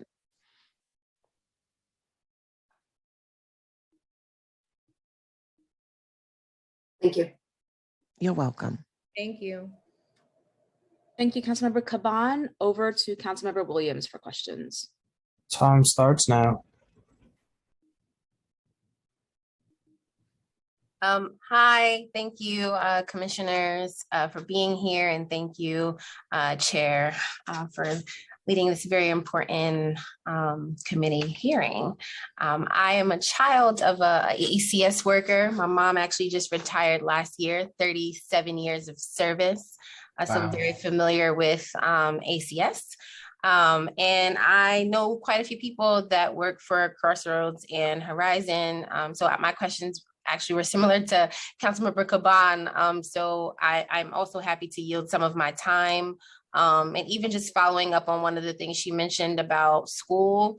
I know that this is a new administration, so I don't know if you've taken different approaches to school. A lot of students have been chronically absent in terms of schooling, and so did have some concerns there. And speaking to people who directly work at Crossroads, and I myself have visited in previous roles, just wanting to know if this is the approaches that were just mentioned, are these new approaches, or is it kind of consistent with what has been happening? So just trying to understand, because I know there was just mention about a new approach or what you all are doing now, and just wanting to know if this is in response to the issues that have been going on for the last 2 years. Thank you. It is a combination. Okay. Go ahead, Wynette. Oh, thank you, Councilmember Williams. It's a pleasure to meet you today. I did want to share with you that this is a combination of building on the foundation that was already there, but also strengthening it with our innovation and our partnerships that include DOE and others. One of the things that we are doing internally at ACS is we're implementing a behavior modification program as it relates to incentivizing youth to improve their attendance at school. So, making sure that youth are receiving incentives, encouragement, engagement from not just program counselors employed by ACS, but I also talked about the use of tutors and the use of credible messengers to talk about the importance of education, and it being one of the I would say one of the primary ways to see successful outcomes. But in addition to that, we are also talking to young people to find out what are their needs and what are their interests. One of the things that we are really focused on in this administration is the integration of vocational training, because all kids are not interested in the traditional education offering. So what we want to do is also make sure that there are opportunities for kids to be involved in OSHA certification, in flagging, in different kinds of certifications that could allow them to participate in productive activity, but also be eligible for successful reentry into the community when that time arises. Okay, and another question I have, just to switch gears a bit, but still in the line of the juvenile justice work that you all do. So in addition, of course, to youth absent without consent, there has been an increased incidence of injuries, violence, youth on staff assaults. And I've spoken to some of those staff members that talked to me about safety concerns. So what is ACS doing to enhance safety for the residents and for staff that are in these close to home programs?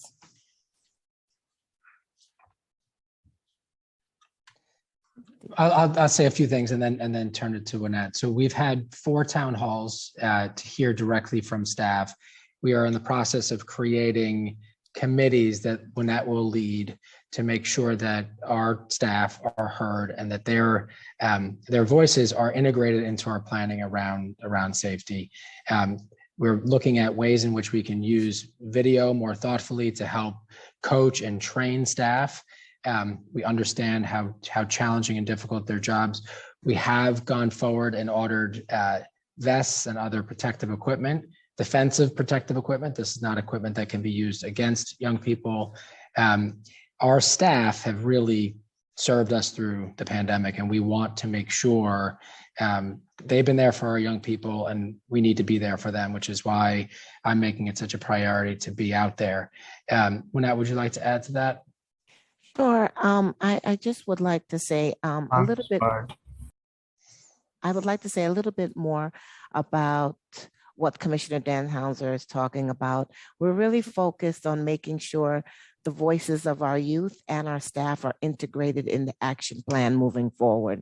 So that means that we are engaging with our young people, engaging with our staff. We're conducting listening tours. We're talking to our partners.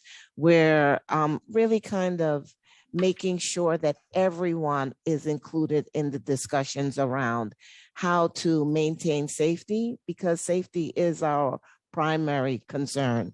Without safety, we can't implement the programming services and everything else that we have laid out unless we ensure that people feel safe. So it is our top priority. Thank you. And before we move on, I just want to say thank you for your mother's service, Councilmember Williams. I'll let her know. 37 years. 37 years in the Queen's family court and the fields. Yep, as a court liaison. I'd love to meet her and thank her in person. I'll let her know. Okay. Great. And council members, if you can please keep to the 5 minutes. We are running really late and we don't want to lose out on DSS and DHS time. Thank you. Thank you, Councilmember Williams. Thank you, Chair. I'll now turn it over to Councilmember Hudson, followed by Councilmember Osei. Over to Councilmember Hudson. Time starts now. Thank you and good morning, and thank you to Chair Ayala for hosting this hearing. I have to apologize in advance because I was in and out earlier between this and 2 other committee hearings. So if you've already shared this information, please do forgive me. But I just a couple of statistical details I would love to get from you all. What's the racial and ethnic breakdown of the families that are currently under ACS supervision? We can get you those exact numbers. It is disproportionately Black and to some extent also disproportionately Hispanic Latinx. But we can get you that specific information. Thank you. And bless you, Councilmember Osei. How many families under ACS supervision are at or below the poverty line? I don't know if we have that exact information, but I'm certain that we can find a way to get it to you. Okay. And then I did hear a little bit about this earlier, but just briefly, can you tell me what specifically triggers an official response from ACS? What are the various ways in which families might be connected to the or involved with the agency? So we talked a little bit about how families can access our services voluntarily, not outside of the child protective investigation work. As far as the child protective investigation, that is anybody who calls the state central register, they do a screening, and if they believe that it warrants an investigation, they send it to New York City, and we're obligated to do an investigation or a CARES track, as we were talking about earlier. So that can include schools, service providers, neighbors, community members. Anybody can call the state central register with a concern about abuse or neglect to a child. And then do you have the demographic breakdown? You may not, if those are calls, and I don't know what type of information you collect on those calls, but do you by chance have the demographic breakdown of who's calling in generally? Of the caller, I do not believe so. I do not believe that's information that is collected by the state. We have information about what type of caller they are, like if they're mandated, non-mandated, or whether they're calling from a school or medical or social services. But I don't believe the state collects that, and we don't have that because it would have to have come from the state. Okay, I'd be curious to know still mandated versus non-mandated. And then just on that note, are you doing, I know you do a lot of education or, information specifically for the families that you work with, but what about the, mandated and perhaps, I don't know what it's about 2/3 mandated, 1/3 non-mandated. Perfect. So for the mandated callers or mandated reporters, are you doing any sort of, information sessions or anything along those lines for those folks? What would actually warrant, an investigation versus what wouldn't, and perhaps also services and resources that they might be able to connect families with if it's not something that would warrant an investigation? Yes, we're aggressively pursuing that. Stephanie, do you want to talk about the implicit bias training? And then I'll share a little bit about some of the work we're doing with our partners. Sure, and then I'll leave it there because I know my clock is running out. Sure, we had come up with this. When we send you the data, you'll see that the largest disproportionality is in what cases are called into the SCR. And so we really wanted to try to get behind that. And so we created a legislative proposal about 2 years ago for the state to require mandated reporters to take implicit bias training, and that did pass last year. So I know the state is now working on incorporating the implicit bias training into the mandated reporter training, and we do really think that is critical for those people who are, making these calls. We're also looking at specifically working directly with mandated reporter trainings that are run by our partners, starting with the Department of Education. The Chancellor and I, when we met yesterday, committed to doing this work together. Thank you so much. Thank you, Councilmember. Thank you, Councilmember Hudson. Councilmember Osei, do you no longer have questions? Just want to check in because you did have your hand raised. It's totally fine if you don't. I don't have a question anymore. Actually, just for a clarification, if I could ask of Chairwoman Ayala, when will DHS be attending today's hearing? So as soon as we wrap up with this part of the hearing, we're moving on to DSS. So maybe like 10 minutes, 5 minutes. Okay, thank you so much. Thank you. Bye-bye. Thank you, Councilmember Osei. Over to Councilmember Stevens for questions. Time starts now. Good morning, everyone, and thank you, Chairwoman Ayala and Commissioner for being here today. And I will definitely make it quick since I'm wrapping it up. But I just had a question around, I'm really excited to hear about the family enrichment centers. Also would love to visit one of those sites and get more information about it. But one of the things that I'm finding and I hear often is just around how families only can unlock some of the services that ACS provides unless they have a case. And I really would love for you guys to just talk a little bit about how are we really working with parents to actually prevent some of these things, because sometimes we have cases that could have been prevented if they would have been able to get some supports, right? Like I've had stories where families, they needed a crib but got an ACS case called on them because they didn't have a crib, but when they got ACS called, they helped with those services. Or parents who are acting for support around parenting skills but couldn't get the help until they actually got ACS case. So just how are we really working with parents to really supplement these needs and the resources that I know ACS has in order to get it to the families who need it? Thank you, Councilmember. This is so important to me. I want to be certain that families have what they need when they need it. So the few elements that we talked about, and I'll just mention quickly because I know folks are need to move to the next portion of the hearing. But very critically, our preventive services that are available can be accessed. These are community-based providers that can be accessed voluntarily, free. We're going to look at how we're talking about those. I just did a 311 public announcement. We want to make sure we help our providers talk about their services. And there's actually a state law based on a previous court case many years ago that protects families who come voluntarily from being part of the federal child welfare oversight and connection to child protective investigation. So I want to be talking publicly about that. The family enrichment centers are key.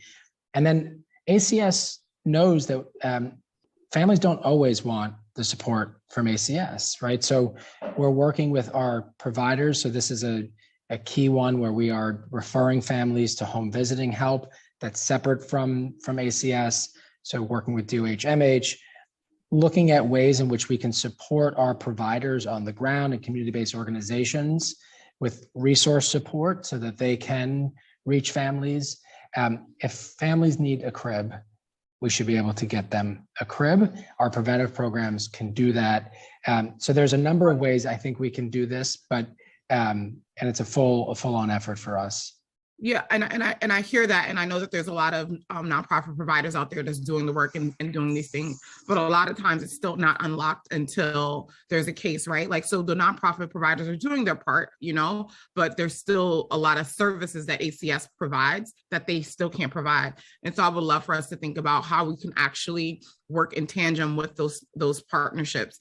And another thing I just wanted to mention, I did meet with a group of parents who were talking about doing peer mentor and doing parent-to-parent mentor and partnerships. And I think we need to be thinking about how we can really start working with organizations that are doing some stuff around that, because parents being able to support other parents has been shown to be very effective, and actually they can have more in-depth conversations. So I would love for us to think about some models around that and helping providers gear those up, because I think that that's something that will be a little more helpful and tangible for some of the parents who are struggling and looking for those supports. And I'll yield the rest of my time because I know you guys have a hard stop. Thanks, Councilmember. We'll absolutely love to work with you on that. We do have some dedicated resources to that parent-to-parent model, the peer support model, throughout our continuum, and finding ways to get that support to families early and often is a real important. So I would love to work with you on that. Absolutely, we can definitely work together on that. Thank you. Thank you. Acknowledge that we've been joined by Councilmember Christian as well, and I just want to make sure that if we can have ACS staff sign back on for the public testimony, we'd really appreciate that. And we will follow up with some questions that we didn't have an opportunity to ask, so that hopefully you can respond in writing. Thank you so much. Thank you, Chair. We absolutely will sign back on to make sure that we hear the public's perspective, and we thank you for this morning. Perfect. Thank you so much. Thank you to the members of this panel for your testimony. At this time, we are going to move on to the Department of Social Services. Chair, is that all right with you? That is perfectly okay. just make sure that everyone is here before we begin. If you can give me 20 seconds.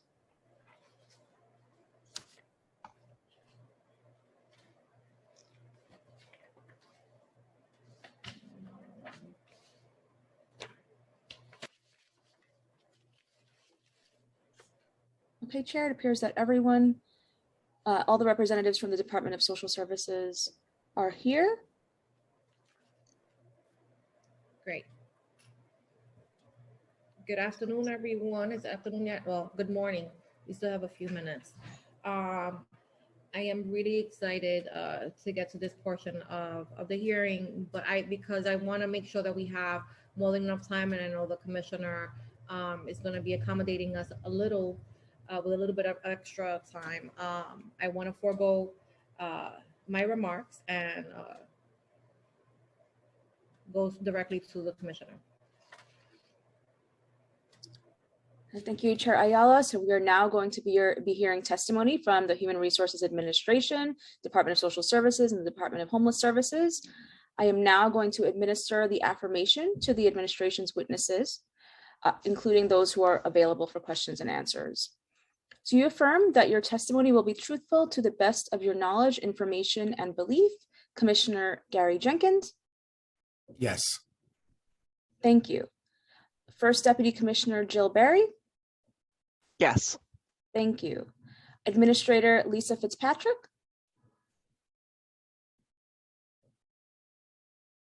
Yes. Thank you. Administrator Jocelyn Carter? Yes. Thank you. And finally, DSS Chief Program Performance and Financial Management Officer, Ellen Levine. Yes. Thank you. Commissioner Jenkins, you may begin when ready. Thank you. Good morning. I want to thank the General Welfare Committee and Chair Ayala for holding today's hearing and for the opportunity to testify about the Department of Social Services fiscal year 2023 preliminary budget. My name is Gary P. Jenkins, and since January 1st, I have been the Commissioner of the New York City Department of Social Services, which is made up of the Human Resources Administration and the Department of Homeless Services. I'm also joined by DSS First Deputy Commissioner Jill Berry, HRA Administrator Lisa Fitzpatrick, DHS Administrator Jocelyn Carter, and DSS Chief Program Performance and Financial Management Officer Ellen Levine. I am deeply honored that Mayor Eric Adams has presented me with the opportunity to lead DSS, HRA, DHS, and to implement his vision to improve the lives of our most vulnerable neighbors by making social services more effective and accessible. I am not new to this work. I've had the opportunity to previously lead HRA as its administrator, and I've had an over 30-year career working at HRA, where I started working as a frontline staff member, serving New Yorkers in need, and rose up the ranks through various leadership positions within the agency. But this isn't simply work for me. As someone raised by a single mom in Brooklyn, whose family received direct support from HRA and spent time in the shelter system, I understand the importance of our agency's mission and our communities of greatest need from my own lived experience. The work we do has an impact on millions of individuals each day as we ensure our most vulnerable New Yorkers have access to supports such as cash assistance and SNAP and other essential benefits and critical support services, including shelter. Moreover, we are still confronting the unprecedented challenges brought on by COVID-19 pandemic, which has highlighted existing inequities and their disproportionate impact on families and individuals in need. The work of DSS, HRA, DHS is not easy, but it is vital and necessary to our city, particularly during these difficult circumstances. We will continue our work towards the shared goal of fighting poverty, income inequality, and addressing homelessness in our city with care and compassion for our clients, our staff, and provider partners. Since my appointment as DSS Commissioner earlier this year, I have been traveling across the city and meeting with our agency's frontline staff, clients, and community advocates, and our government partners to introduce myself and my role as Commissioner and importantly, gather their feedback so we can improve our services and programs. In the past 8 weeks, I've taken action to reorganize our leadership and reporting structure to improve our operations and to deliver the best and most effective services to New Yorkers in need. And this work continues. Now, turning to the budget. I will walk the committee today through our fiscal year 23 preliminary budget and our priorities, which reflect our commitment to uplift New Yorkers in need. This budget aims to address the long-standing structural barriers facing our clients and implement Mayor Adams' vision to increase access to social service benefits for our most vulnerable neighbors across the 5 boroughs. The New York City Department of Social Services Human Resources Administration is the nation's largest social services agency. Each year, we assist more than 3 million New Yorkers through the administration of 14 public benefit programs. Every day in all 5 boroughs, HRA provides essential programs and supports to low-income New Yorkers. In administering these programs, HRA is at the forefront of this administration's effort to combat poverty and address homelessness. With the fiscal year 23 preliminary budget of $10.8 billion, consisting of $8.5 billion in city funds, and a staff headcount of 12,931 positions, 10,079 of which are city funded, HRA serves millions of low-income New Yorkers annually through a broad range of programs to address poverty and income inequality. The fiscal year 23 January plan includes HRA savings reductions in line with the mayor's pledge to reduce headcount, as well as savings initiatives focused on accruals, reestimates, and revenue maximization.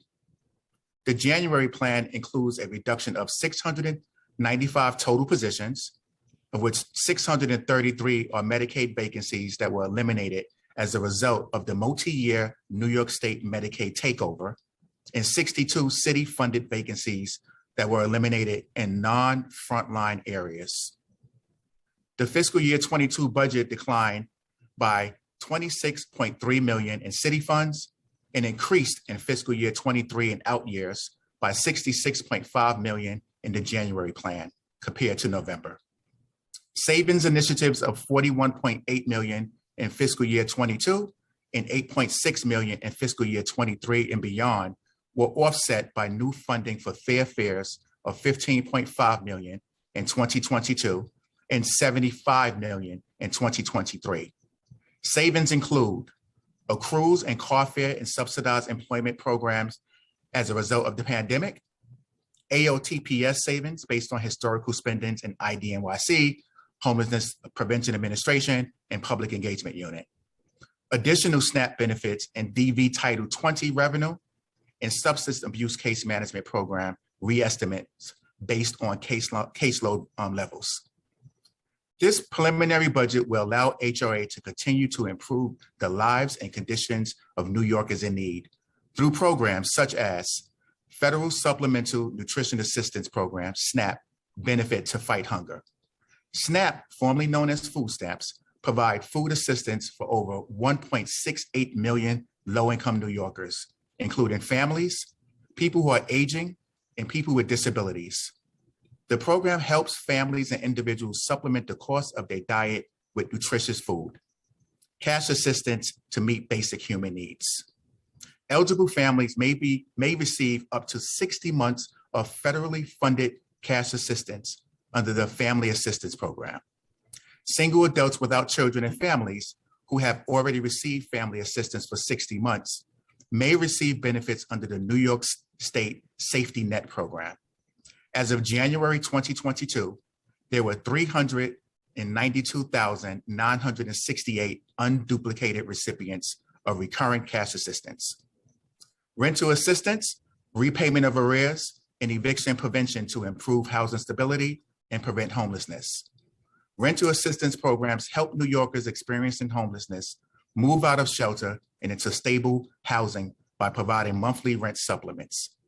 Since 2014, DSS, HRA, and DHS have helped more than 185,000 New Yorkers secure housing or remain in their homes using city rental assistance and federally funded vouchers in public housing units. Homeless prevention services and aftercare services for families and individuals exiting shelter and transferring to permanent housing are provided through HRA-administered home-based offices. Low-income New Yorkers at imminent risk of entering the New York City shelter system may be eligible for home-based services. The agency supported nearly 60,000 rent-burdened households annually pay back rent or utilities during the prior administration. Since 2014 through 2021, over 574,000 New Yorkers had received free legal representation or assistance in eviction or other housing-related matters through legal services programs administered by DSS HRA. Home Energy Assistance. The Home Energy Assistance Program, HEAP, is a federally funded program that helps low-income homeowners and renters pay for utility repairs and heating and cooling costs. Education, training, and job placement services to assist low-income New Yorkers obtain employment. HRA career services offer cash assistance clients opportunities to help them increase their job skills and build a career that will lead to success and financial security. HRA's career services works closely with clients to find opportunities to match their skills, needs, and career goals, and help them work towards opportunities to grow and build a successful career. Access to public health insurance through the Medicaid program. HRA's Medical Assistance Program helps New Yorkers who qualify enroll in Medicaid public health insurance programs. HRA accepts applications from residents who are age 65 or over, persons of any age who are living with a disability or blindness, persons who are in receipt of Medicare and are not a parent or caretaker relative of minor children, and former foster young adults age under 26. Other New Yorkers can apply for Medicaid and other public health insurance through the New York State Department of Health portal. Support for survivors of domestic violence. Survivors of domestic violence may receive temporary housing, emergency shelter, and supportive services for themselves and their children. All programs provide a safe environment as well as counseling, advocacy, and referral services. Services for individuals living with HIV/AIDS. HIV/AIDS Services Administration, HACA, assists individuals with AIDS or HIV illness to live healthier, more independent lives. HACA clients receive ongoing case management and are assigned to a caseworker at one of our HACA centers located in all 5 boroughs. As of January 2022, the HACA caseload was 33,227. Child care for cash assistance employed families and those in activities to assist low-income families in achieving self-sufficiency by guaranteeing the child care subsidies needed to maintain employment. Parents and guardians who are employed or engaged in work-related activities, required or voluntary, including those in school, are eligible for child care.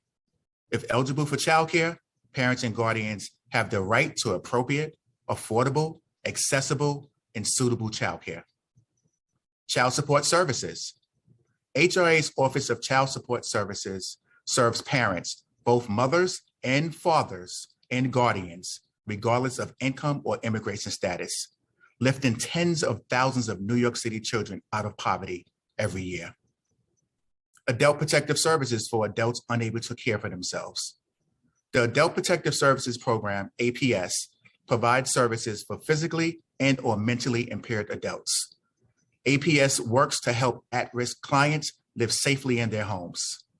APS clients can be referred by anyone. Burial assistance services for New Yorkers in need. HRA's Office of Burial Services can provide financial assistance to help individuals meet funeral expenses for a deceased low-income New York resident. This assistance can apply to either funeral expenses that have already been paid or pre-approval for the cost of a planned funeral. Home care for seniors and individuals with disabilities. Home care programs are Medicaid-funded long-term care programs designed to help eligible elderly or disabled individuals remain at home rather than in a nursing home. As of December 2021, there were 230,411 total home care cases, the majority whose care is managed by the New York State Department of Health. Emergency Food Assistance Program, EFAP. EFAP provides funding to more than 500 soup kitchens and food pantries citywide. In fiscal year 2021, EFAP distributed a total of 13,767,104 pounds of food. The breakdown is as follows: 12,922,338 pounds of shelf-stable food and 844,716 pounds of frozen food. Fair fares to provide low-income New Yorkers with assistance for transportation costs. With the Fair Fares NYC discount, participating New York City residents can receive a 50% discount on either subway and eligible bus fares or Access-a-Ride. There are currently approximately 271,000 individuals enrolled in this program. IDNYC for all New Yorkers, regardless of immigration status. IDNYC is a free municipal identification card for those who may have difficulty obtaining government-issued photo identification. Cardholders also enjoy benefits and discounts offered by businesses and cultural institutions across the 5 boroughs. There are currently 1.45 million IDNYC cardholders. HRA employs a diverse workforce dedicated to fighting poverty and improving clients' lives.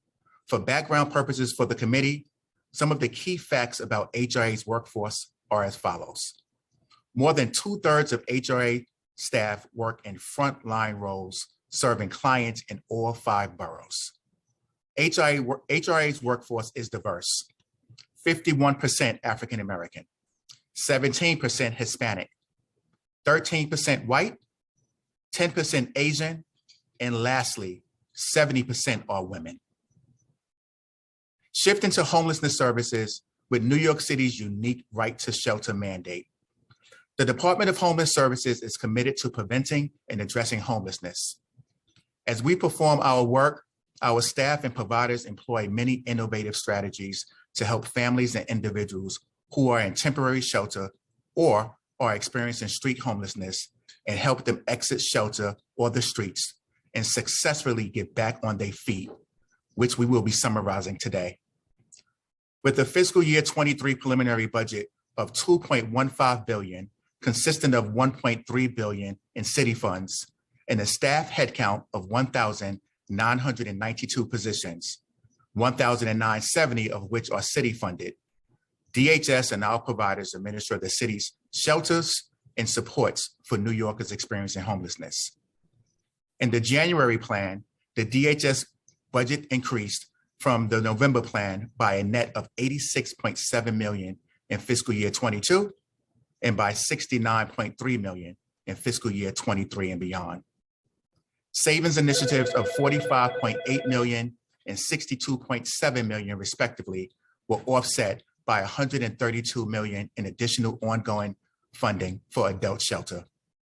Savings include $33 million in fiscal year 22 and $49.4 million in fiscal year 23 and beyond due to the successful elimination of hotel-based shelters for families with children.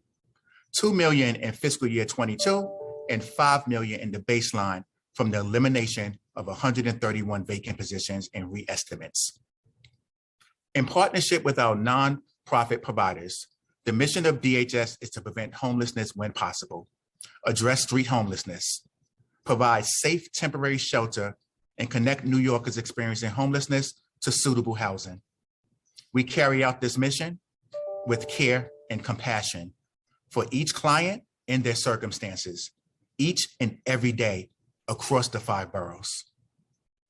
DHS works to prevent homelessness before it occurs, reduce street homelessness, and assist New Yorkers in transitioning from shelter into permanent housing. We also remain committed to meeting our legal mandates to provide temporary emergency shelter to New Yorkers experiencing homelessness in a caring and compassionate environment.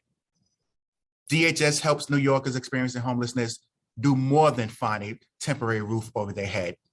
Our teams at DHS, in partnership with our nonprofit service network of approximately 75 providers, help these families and individuals access a variety of social services, employment opportunities, work supports, and other public benefits, increasing their financial literacy in search for housing to ensure a seamless transition back to independent living and stability. As we continue our discussion today, it is important to contextualize the environment in which we do this work. First, the universe of unstably housed New Yorkers is much larger than the shelter system. The Furman Center most recent data on housing insecurity presents a universe of almost 500,000 households in New York City that have an income under $15,000 a year. More than 70% of these households, or about 350,000 households, are severely rent burdened, paying more than 50% of income in rent. Another approximately 450,000 earn less than $30,000 a year, with more than 50% of these households, about 225,000, are severely rent burdened. Together, that's approximately 575,000 extremely low-income households paying more than 50% of their income in New York City.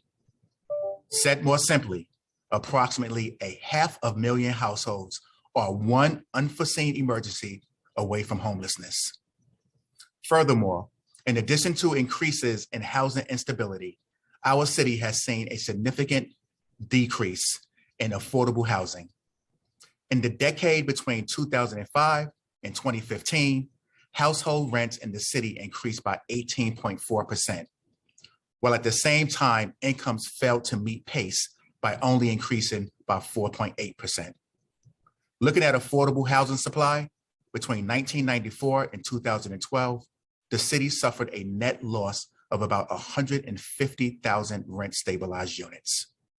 As a result, by 2015, the city had only half the housing needed for about 3 million low-income New Yorkers.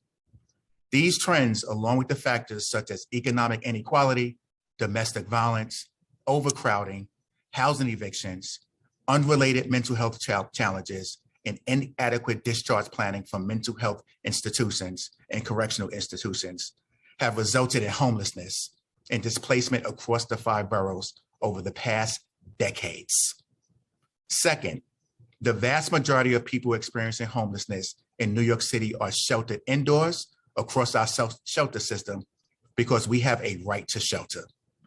This is a major contrast when we consider other jurisdictions across the nation, especially on the West Coast, where the population of unsheltered individuals experiencing homelessness on the streets is exponentially higher than in New York City. New York City's unique right to shelter is codified in state and local law, and the scope of services have developed over many years as a result of legal and legislative action, as well as city policy. Over the years, efforts have been undertaken to transform and improve the shelter system to help New Yorkers get back on their feet. These contributions have accumulated over time, resulting in the transformed and reformed shelter system that we see today. For example, after much effort and consultation, the framework for siting shelters has improved over time, with a focus on each community playing a role. And it is my goal that over the course of my tenure, we will see a more equitable distribution of shelters across the city, community engagement, and maintain New Yorkers experiencing homelessness as close as possible to their networks of support, whether it be their schools, healthcare, and place of work. Moreover, our DHS staff and providers have worked to change the practice and culture of continuously working under emergency to an agency that responds to emergencies efficiently and compassionately. Under the Adams administration, we look forward to advancing these reforms as we work to shelter vulnerable New Yorkers and help them transition into stable housing. As the mayor stated, we understand the challenges of bringing shelters to communities, particularly the challenge that arise when we try to shelter Black and brown single adults in our city. We also have to acknowledge and act upon the fact that many communities across the city haven't shouldered the responsibility of having local shelters to support their neighbors who may be experiencing homelessness. This needs to change. And we also must take on the responsibility of supporting and lending a hand to our fellow New Yorkers in need.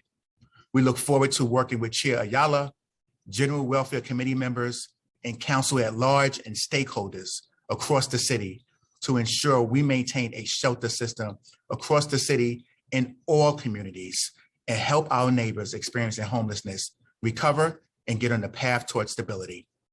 Much like HRA, the DHS workforce is made up of diverse employees dedicated to serving New Yorkers in need. 78% of DHS staff work in frontline roles, serving clients in all 5 boroughs.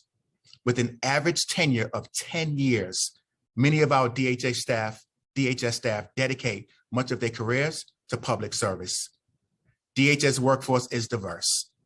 55% African American, 18% Hispanic, 9% white, 4% Asian, and 50% are women. 2 years into this unprecedented crisis, the COVID-19 pandemic continues to be part of our everyday work, and we continue to ensure our clients and family have the resources to recover and succeed. I would like to also take a moment to thank and acknowledge the work of our dedicated staff and providers, particularly our frontline staff, who have worked throughout the height of the pandemic, serving New Yorkers, and continue to this day. I am so proud to work with such devoted and compassionate public servants and to represent them here today. HRA took several steps to ensure program continuity during and throughout the pandemic. These program reforms and pivots were meant to ensure that no vulnerable New Yorker was turned away from public benefits they needed to get through the health emergency and economic downturn. It is our goal to improve client services by transitioning from only in-person interviews as part of the cash assistance application requirement and shift to allow these interviews to occur by telephone at client's choice. Just as we permitted to offer SNAP clients pursuant to federal and state waivers that were previously received. At the start of the pandemic, DSS HRA was granted a state waiver. And in a week's time, the agency was able to promptly set up a system for New Yorkers to apply for cash assistance online and conduct an interview by phone. This was possible by following the effective blueprint developed in pioneering remote access for SNAP via Access HRA, our online portal. We are happy to report that following the passage of a new state law that we advocated for, this remote cash assistance option has been made permanent, meaning that clients can conduct all business online and by telephone, which consequently helps free up resources at HRA centers, which can be focused on New Yorkers with the highest need. As we all know, the pandemic also brought further strains to New Yorkers' housing stability and ability to pay rent. DSS HRA has developed a multi-pronged approach to support at-risk tenants through programs providing legal services, rental support, homelessness prevention assistance, and several other supports. These existing programs allow us to quickly mobilize and respond to the quickly evolving needs of tenants during the pandemic. A critical service worth highlighting is the city's groundbreaking Right to Counsel program, operated by DSS Office of Civil Justice, OCJ. In partnership with the council, New York City made history by becoming the first city in the nation to enact a law ensuring that all tenants facing eviction in housing court or in administrative termination of tenancy proceedings in public housing have access to free legal services.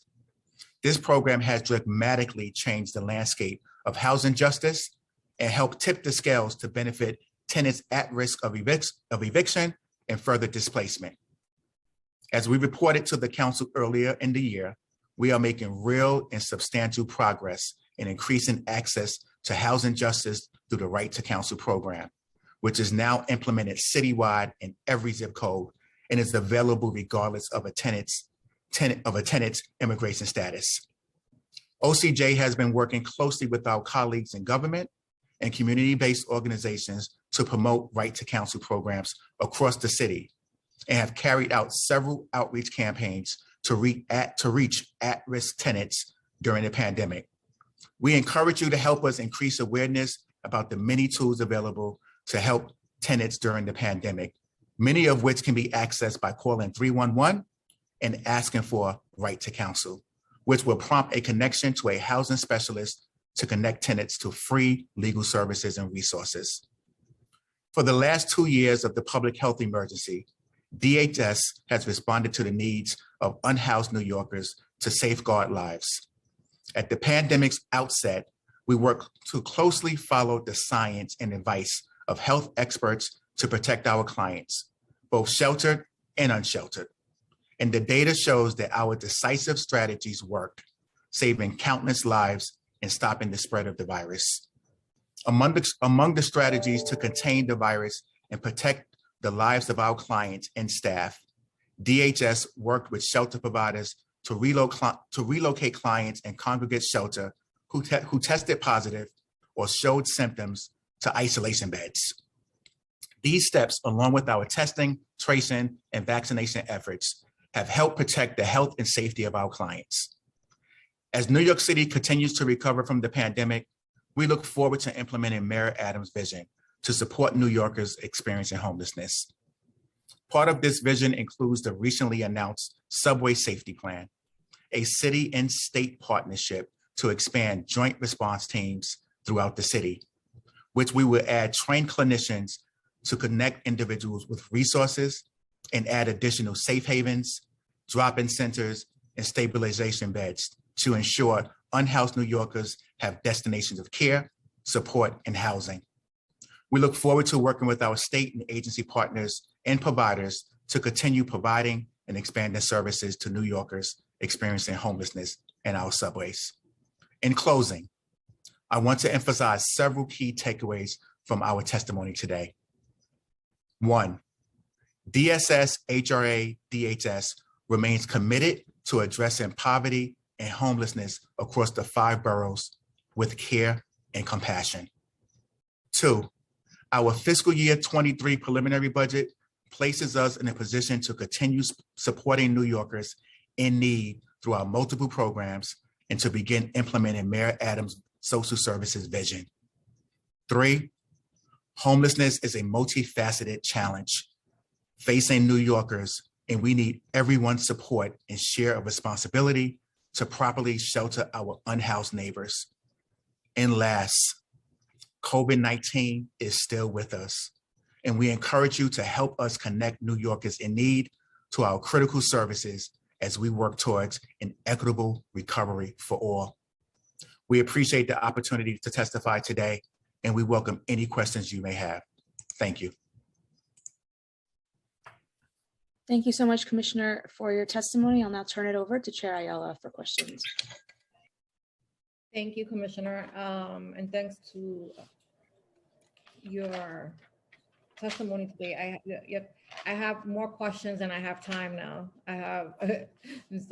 Thank you for that. And I'm really excited to be working with you, and I applaud you for sharing your personal story as well, because I believe that representation matters, and it is really highly important that we ensure that individuals with lived experiences are in positions where they can better assist communities like ours. And so I am really excited to have you as a partner, and I look forward to a working relationship that is fruitful to all New Yorkers.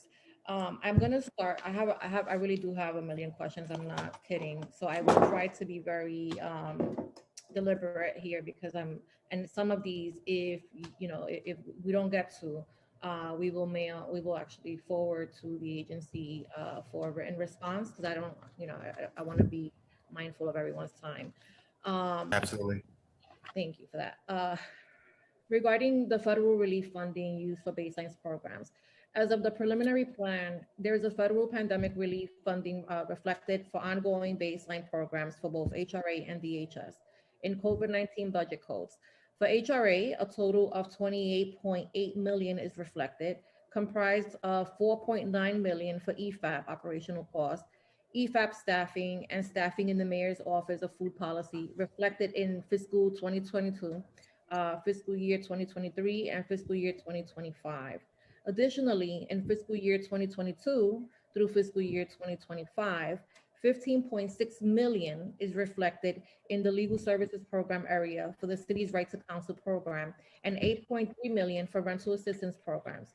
For DHS, a total of 19 million is reflected in fiscal year 2023 to fiscal year 2025. In the outreach drop-in and reception services program area, which encompasses programs relating to the street homeless population, OMB indicated in the preliminary budget hearing that they would work with agencies to determine which initiatives currently funded with federal stimulus funding will need to be funded in the out years. Does DSS plan to adjust the funding sources and or budget codes for these expenses in HRA and DHS budget in a future financial plan, and if so, when? Thank you so much, Chair, for your response, for your question. And I also would like to say that I am definitely looking forward to working with you as the Chair of General Welfare. You know, we've had a conversation, we have shared life experience. As I said in my testimony, this is not simply work for me. This is my life's passion. And honestly, this is my purpose. So I want to make sure that, you know, our agencies are there to serve New Yorkers who need our services, not because they want our services. So if we don't get through all the questions today, I'm available. You know I am. Look forward to receiving them in writing as well. So in regards to directly to your question, we are going to work in conjunction with OMB. OMB is our partner. Month 3 and 2 going into the administration, we're really looking at, you know, the different programs and the different initiatives that we want to put in place and to make sure that we have proper funding in place. So we're going to look at our existing budget and see how we can achieve our goals under the Adams administration. And if and when we need to, we would definitely consult with our with OMB, our partners. Okay, so those discussions begun already with OMB? So we're discussing internally, and then we will go back to OMB if needed. Okay, can DSS confirm that starting in fiscal year 2026, funding for the ongoing programs will continue to be reflected in the HRA and DHS budget, and what funding streams will be used? So appreciate the question. I know my Chief Financial Officer, Ellen Levine, is on. We would definitely, you said for fiscal year 26, Chair? Yeah. We would definitely look into it and get back to you. Appreciate that. Thank you. No problem. The emergency food programs. HRA released a request for proposal in January of 2022 for a new vendor for EFAP to procure food, administer the ordering system, and to make deliveries to emergency food providers. For many years, the council and advocates have called upon HRA to incorporate fresh foods into EFAP, and the council was very pleased to see HRA seeking a vendor that can do this. Despite the expansion of EFAP to incorporate fresh foods, which do cost more than shelf-stable foods, and the continued high level of demand at the city's emergency food providers, no additional funding was added in the preliminary plan, leaving the program's baseline budget at 23.8 million. Will the additional funding be added in the executive plan? And if so, how much? Thank you for that question, Chair. We are also very pleased that the RFP was released. And as we know, Mayor Adams' food and nutrition is extremely important to him, and it's important to our agency, and it's important to New Yorkers to make sure that they're eating a healthy and nutritious meal. In regards to EFAP, as you mentioned, the baseline is approximately 20 million. We're going to monitor it closely. We're going to monitor the usage closely to ensure that our food pantries across the city have the available resources to them when New Yorkers are going to them for the food. And if needed, again, I'm going to sound like a broken record, but we're going to be in consultation with OMB if additional funding is needed, and make sure we raise that as appropriate. But right now, we're definitely going to ensure that we're closely monitoring the uses in the food pantries and soup kitchens. Yeah. I mean, I just don't see a world where we're going to be able to, where we're not going to have an additional need for resources. especially considering the high cost of, fresh foods.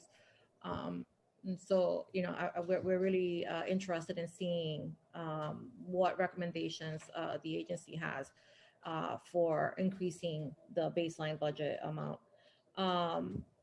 Regarding the RFP, they will do yesterday. How many did HRA receive? Do you know that yet? Not as that, it just closed yesterday. I know the team, the procurement rules, they keep the commissioner out of it because it's confidential. And I know they're going to, and I'm really curious because I want to see, all of the great opportunities that folks submitted. Do you know when is DSS expected to award contract? I will get back to you on that. I know they're going through that process. I know I'm pushing them hard to make a decision sooner than later. Okay. Now, regarding the PFRED program, the PFRED program has been a vital source of food supplies to the city's emergency food providers since its inception. The current budget for fiscal year 2022 is $63.5 million, which includes $35.8 million that was rolled from fiscal year 21 to fiscal year 22 in the November plan. To date, nothing has been added to the budget for fiscal year 2023 or beyond. Why was there such a significant underspending in 2021 when the city's emergency food providers continue to see high levels of demand? Thank you for your question, Chair. We were really happy when PFRED was established, and it was established as a result of the pandemic, when we know that our fellow New Yorkers lost their vital incomes, lost their resources to purchase food, and PFRED stepped in and was able to provide those critical food resources to New Yorkers.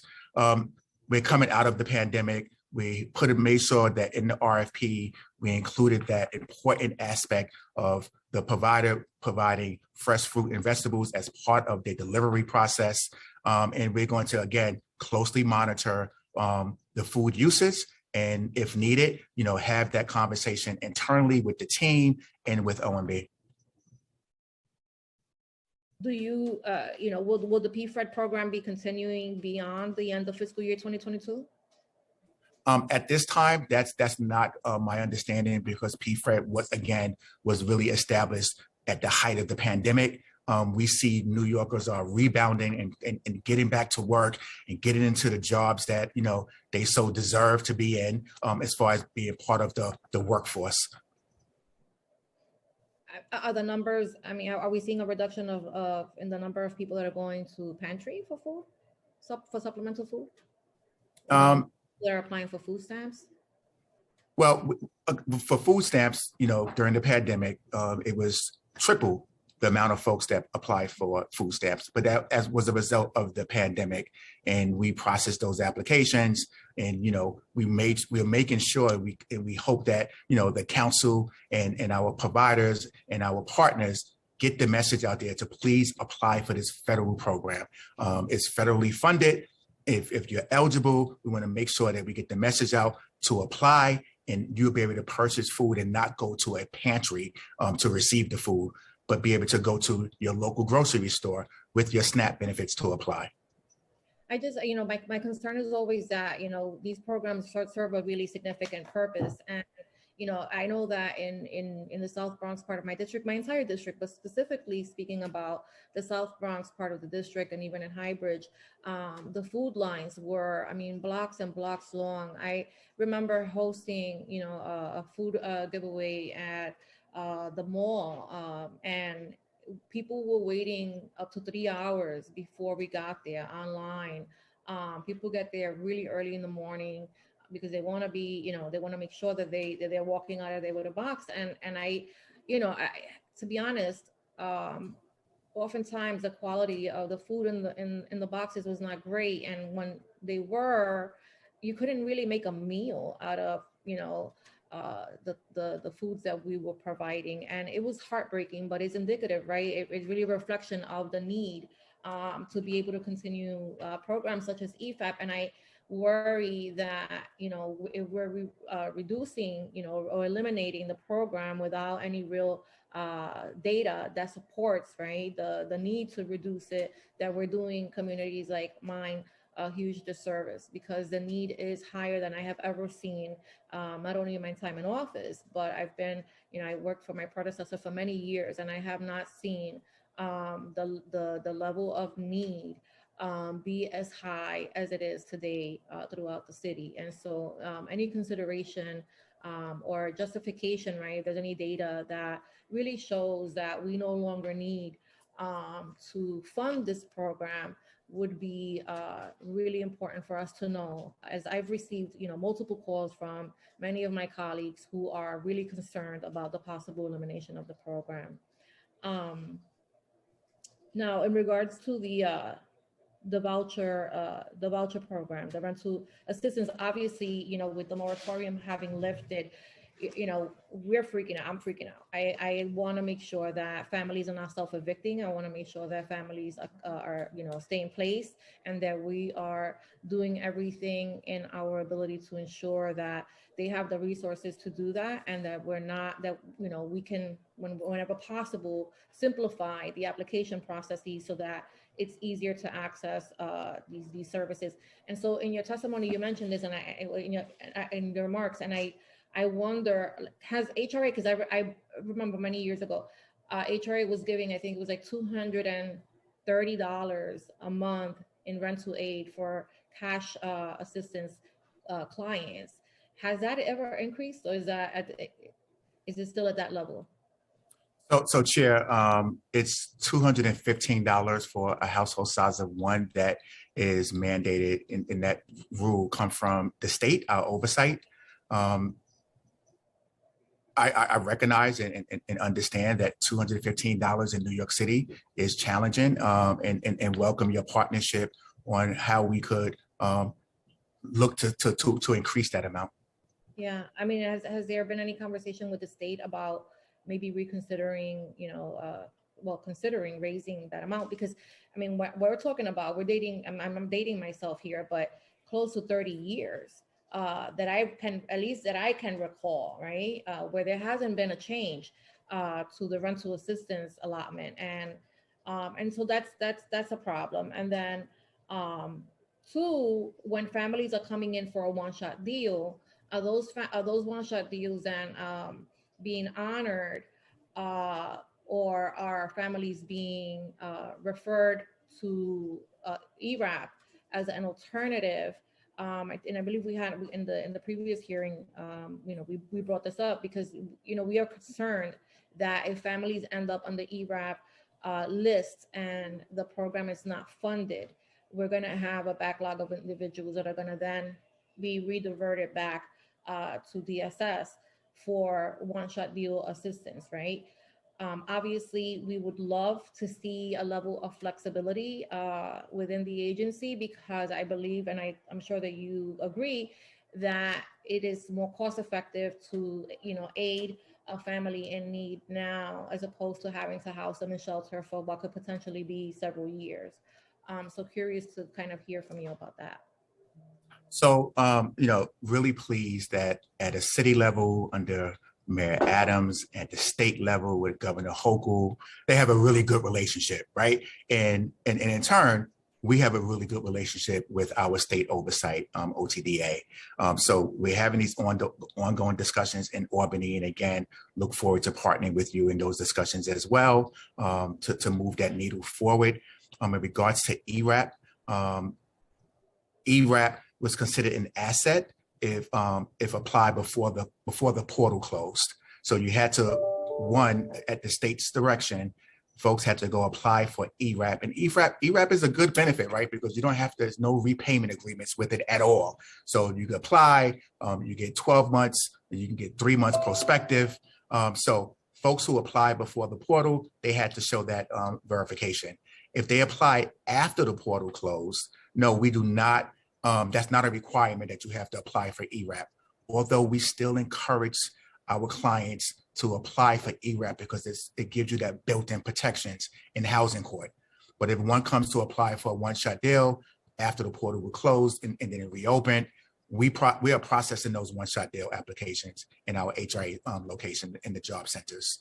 And we are closely monitoring the volume to ensure to see if folks are coming in because of rental arrears, we're not seeing right now, I'm going to knock on wood, an influx of folks coming in applying for one-shot deals for rental arrears. Okay. Okay, great. In compliance with local law 71 of 2021, the city FEPS voucher rates were increased to Section 8 levels this past fall.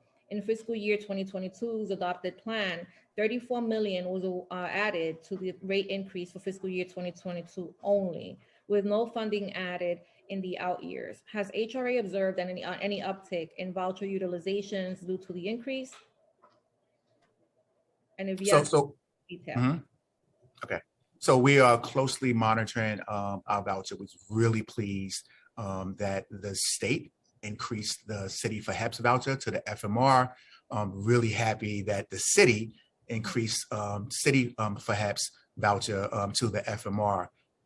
We're continuing to monitor our move outs, looking at those numbers, making sure that the public is available of the toolkit that's now available to them to move out into an affordable or supportive housing. So we're monitoring the usage, and if needed, we're going to raise the flag when we need to. But under DHS and HRA, we're closely monitoring. Do we know when baseline funding is going to be added to the budget? I'm going to turn to my Chief Financial Officer, Ellen Lorraine, to give a response if she has one today. Ellen, and if you can also add how much you estimate the need is going to be every year per year. Well, first, thank you, Chair. In answer to your first question, we are working with OMB consistently and constantly to re-estimate the costs of programs like this, which are essentially an entitlement to the eligible population, and we'll work with them in the next budget cycle moving forward to ensure funding's available as needed for the following fiscal year. And the second question, I believe, was, do we have a cost estimate for this year? Yes, well, needed per year. What do you anticipate that would be? Well, I can get back to you on what we're anticipating for next year. I'll have my staff be looking at that. Right now, the budget reflects a baseline that we have had for a while. And as I said, we'll be re-estimating in order to fully fund the program along with OMB in the out year. Okay, we look forward to getting that information. Regarding the source of income discrimination has been an obstacle to securing permanent housing for HRA's rental assistance clients for many years. Pursuant to an agreement with the council to address this, 19 positions and $2 million were added to the budget for the New York City Commission on Human Rights to bolster its SOI unit. Before CCHR was able to fill the new positions, the preliminary plan cut 18 of the 19 positions and nearly $500,000 of the newly added funds as part of the city's PEG program. Will any of these positions be restored in the executive plan? And what capacity does HRA currently have to deal with SOI? So, Chair, thank you for that question. We would definitely follow with our sister agency, Human Rights, to better understand the challenges that you just presented. In HRA DSS, we do have a SOI representative, and we work closely with Human Rights when needed. And we're going to continue to make sure that that conversation, those discussions are fluid and open and transparent. I mean, do you think that one staffer assigned to that unit is sufficient? I mean, I don't know how that's possible. So let me come back to you and look a little deeper. I don't want to misrepresent that it's only one staff person. I know the director, but I'm going to see what type of staff is under that person. It's super important because I personally Absolutely legislation last year on income discrimination and ensuring that the language was added to the voucher at the time of that it was provided to the family. Because we know that a lot of landlords use, tactics to, not rent to voucher holders, right? And they'll make up stuff, or they'll outright discriminate. And we get a lot of those families that come here, and quite frankly, they just assume that it's okay for landlords to do that. While I was excited about adding the language to the voucher, however, I'm not as confident that everybody will read it or understand the intent behind the language being added. So it is, pertinent that, we have the ability to gauge whether or not, families who are recipients of the vouchers are, educated on what their rights are. And we would only know that, right, based on the number of complaints that are received to the agency. So it becomes very difficult. So if we only have one person, is that because, and I'm assuming you're, I heard you loud and clear that you'll get back to us because you don't want to commit to a number. But if indeed there is one person, then, the question is, why is there only one person, and why were we satisfied enough with that one person to then offer up the other 18 as a peg for this fiscal year? Does that mean that people are not calling? Because then that's a problem, right? And that means that we need to do more work to ensure that, information is out there, because it doesn't do the state or the city any good if we're raising the rates of the vouchers if people still can't find an apartment to rent. And so, so that's the concern. So I any assistance there would be greatly appreciaed, just so that, at least I have a better understanding. Chair, if I may, I share your the concern, and we are hyper focused to ensure that our clients are aware if they feel that there's some type of source of income discrimination, to report that and report it immediately so we can follow up. Again, we're not going to work in a silo and just, DSS is paying attention and not speaking with human rights. We want to make sure that communication is open and fluid, and that we're addressing the needs of our clients if they are involved in any type of source of income discrimination. Yeah. No, I super important. I'm sorry. Especially now, right? This is like, it's crunch time. We need to make sure that we're doing everything that we can to, to ensure that people are educated on, on their rights. And it's helpful. It's really helpful. We, when we did in East Harlem, the rezoning, there were a lot of concerns, right, that this would lead to displacement, but there was also a lot of investment in the tenant support unit, which is great, by the way, and other legal avenues, right, the right to counsel. And these things really did help us ensure that, residents stayed in place, because they knew that they could no longer, that they had an option. If their landlord was harassing them, they could file a claim. They knew to come to us. They knew, but if people don't understand what housing discrimination, income discrimination is, and when it's happening to them, they won't report it. And so that, I want to better understand what's happening in that universe so that I know how we can be helpful. Thank you for that. Definitely we'll get back to you. And my staff already alerted me, Commissioner, there's no PEG for SOI. I'm gonna follow up with our colleagues and human rights to better understand and get back to you. That's perfect. Thank you. Regarding so I'm going to just transition over to two questions for DHS, and then I will yield to my colleagues to ask questions. Regarding the cluster site purchases, over the past 2 years, the city has purchased cluster site buildings and converted them to affordable housing, which is, is great. But last February, the city completed a second phase of 14 cluster sites for $74.5 million. Can you provide us an update on this cluster site conversion, and how many units in total have been converted to date? So I'm going to start, and I'm going to turn it over to Administrator Carter, who, I want her to really praise the work that was done under DHS in this conversion, because it was not an easy task at all. But we'll say that we are not in any clusters, my understanding, and want to have Administrator Carter just chime in so you can say all the great work that was done to convert these clusters and get out of those subpar environments for our clients. Thank you. Thank you, Commissioner, and thank you, Chair, for that question.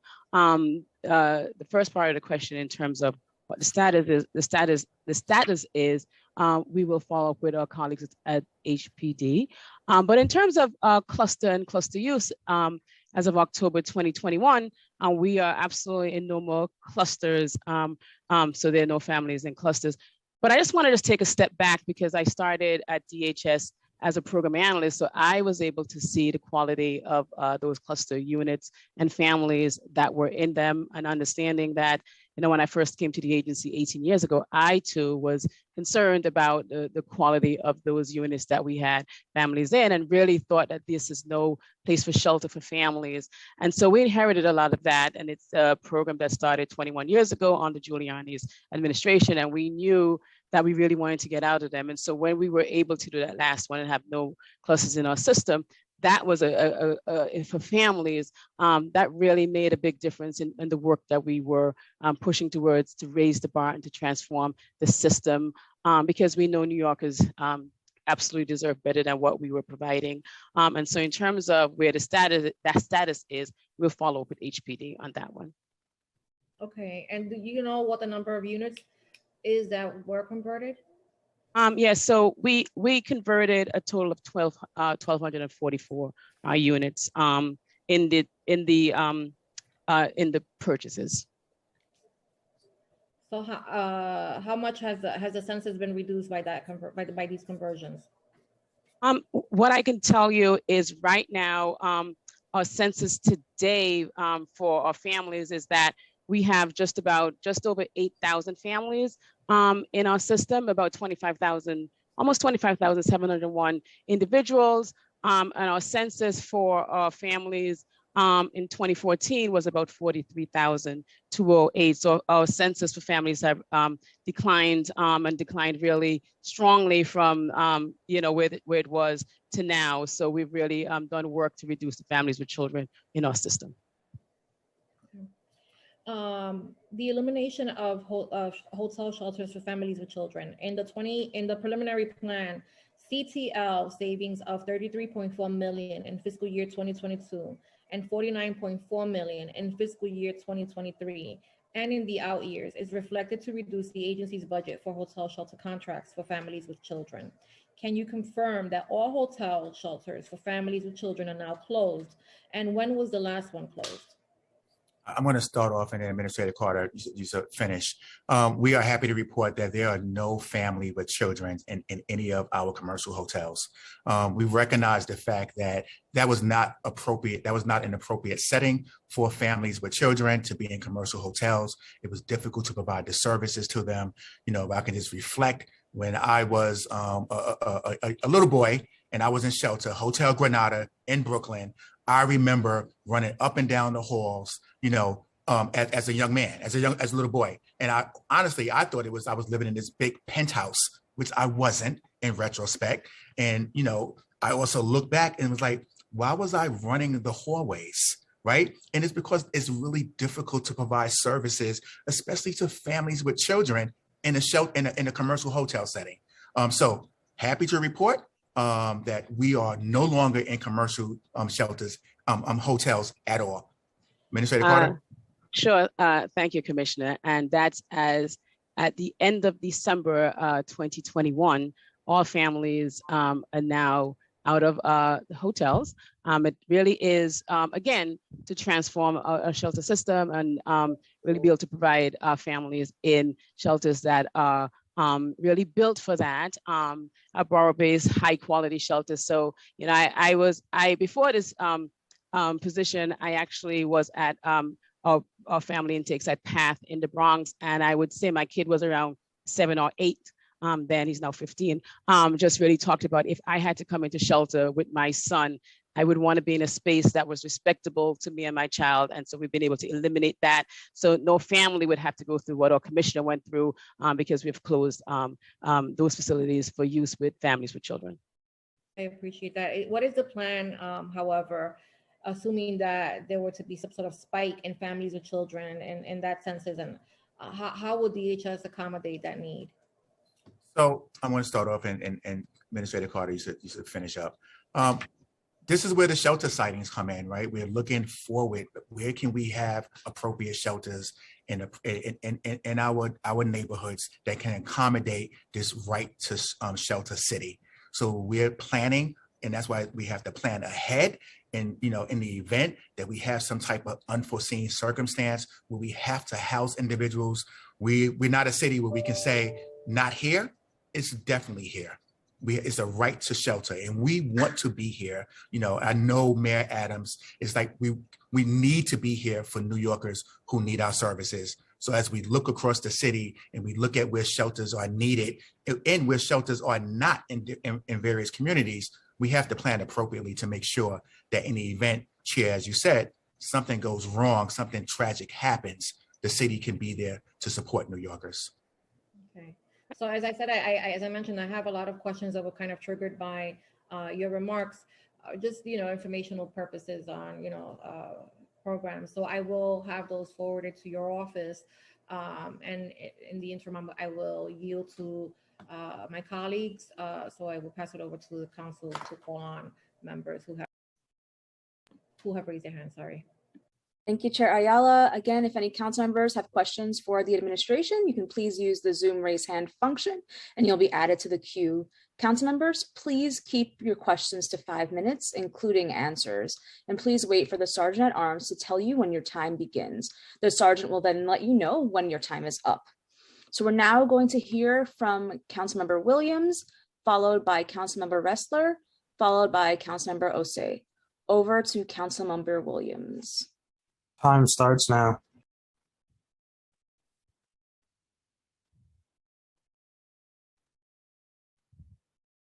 Councilmember Williams, we can't hear you.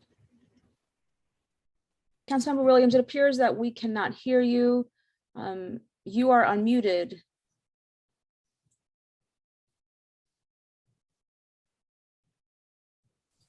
Hello. We can hear you now, Councilmember. You can hear me now? Yes. All right. Now that I have, oh, you guys didn't start my time. That's sweet. Okay. Thank you for being here, Commissioner, Chair. I also have questions about shelter. So maybe some of the things that you were going to ask, I'll ask now. So given the end of the eviction moratorium, you know, we know that the rise in shelter might increase. And so I know there has been a deviation to exit from hotels.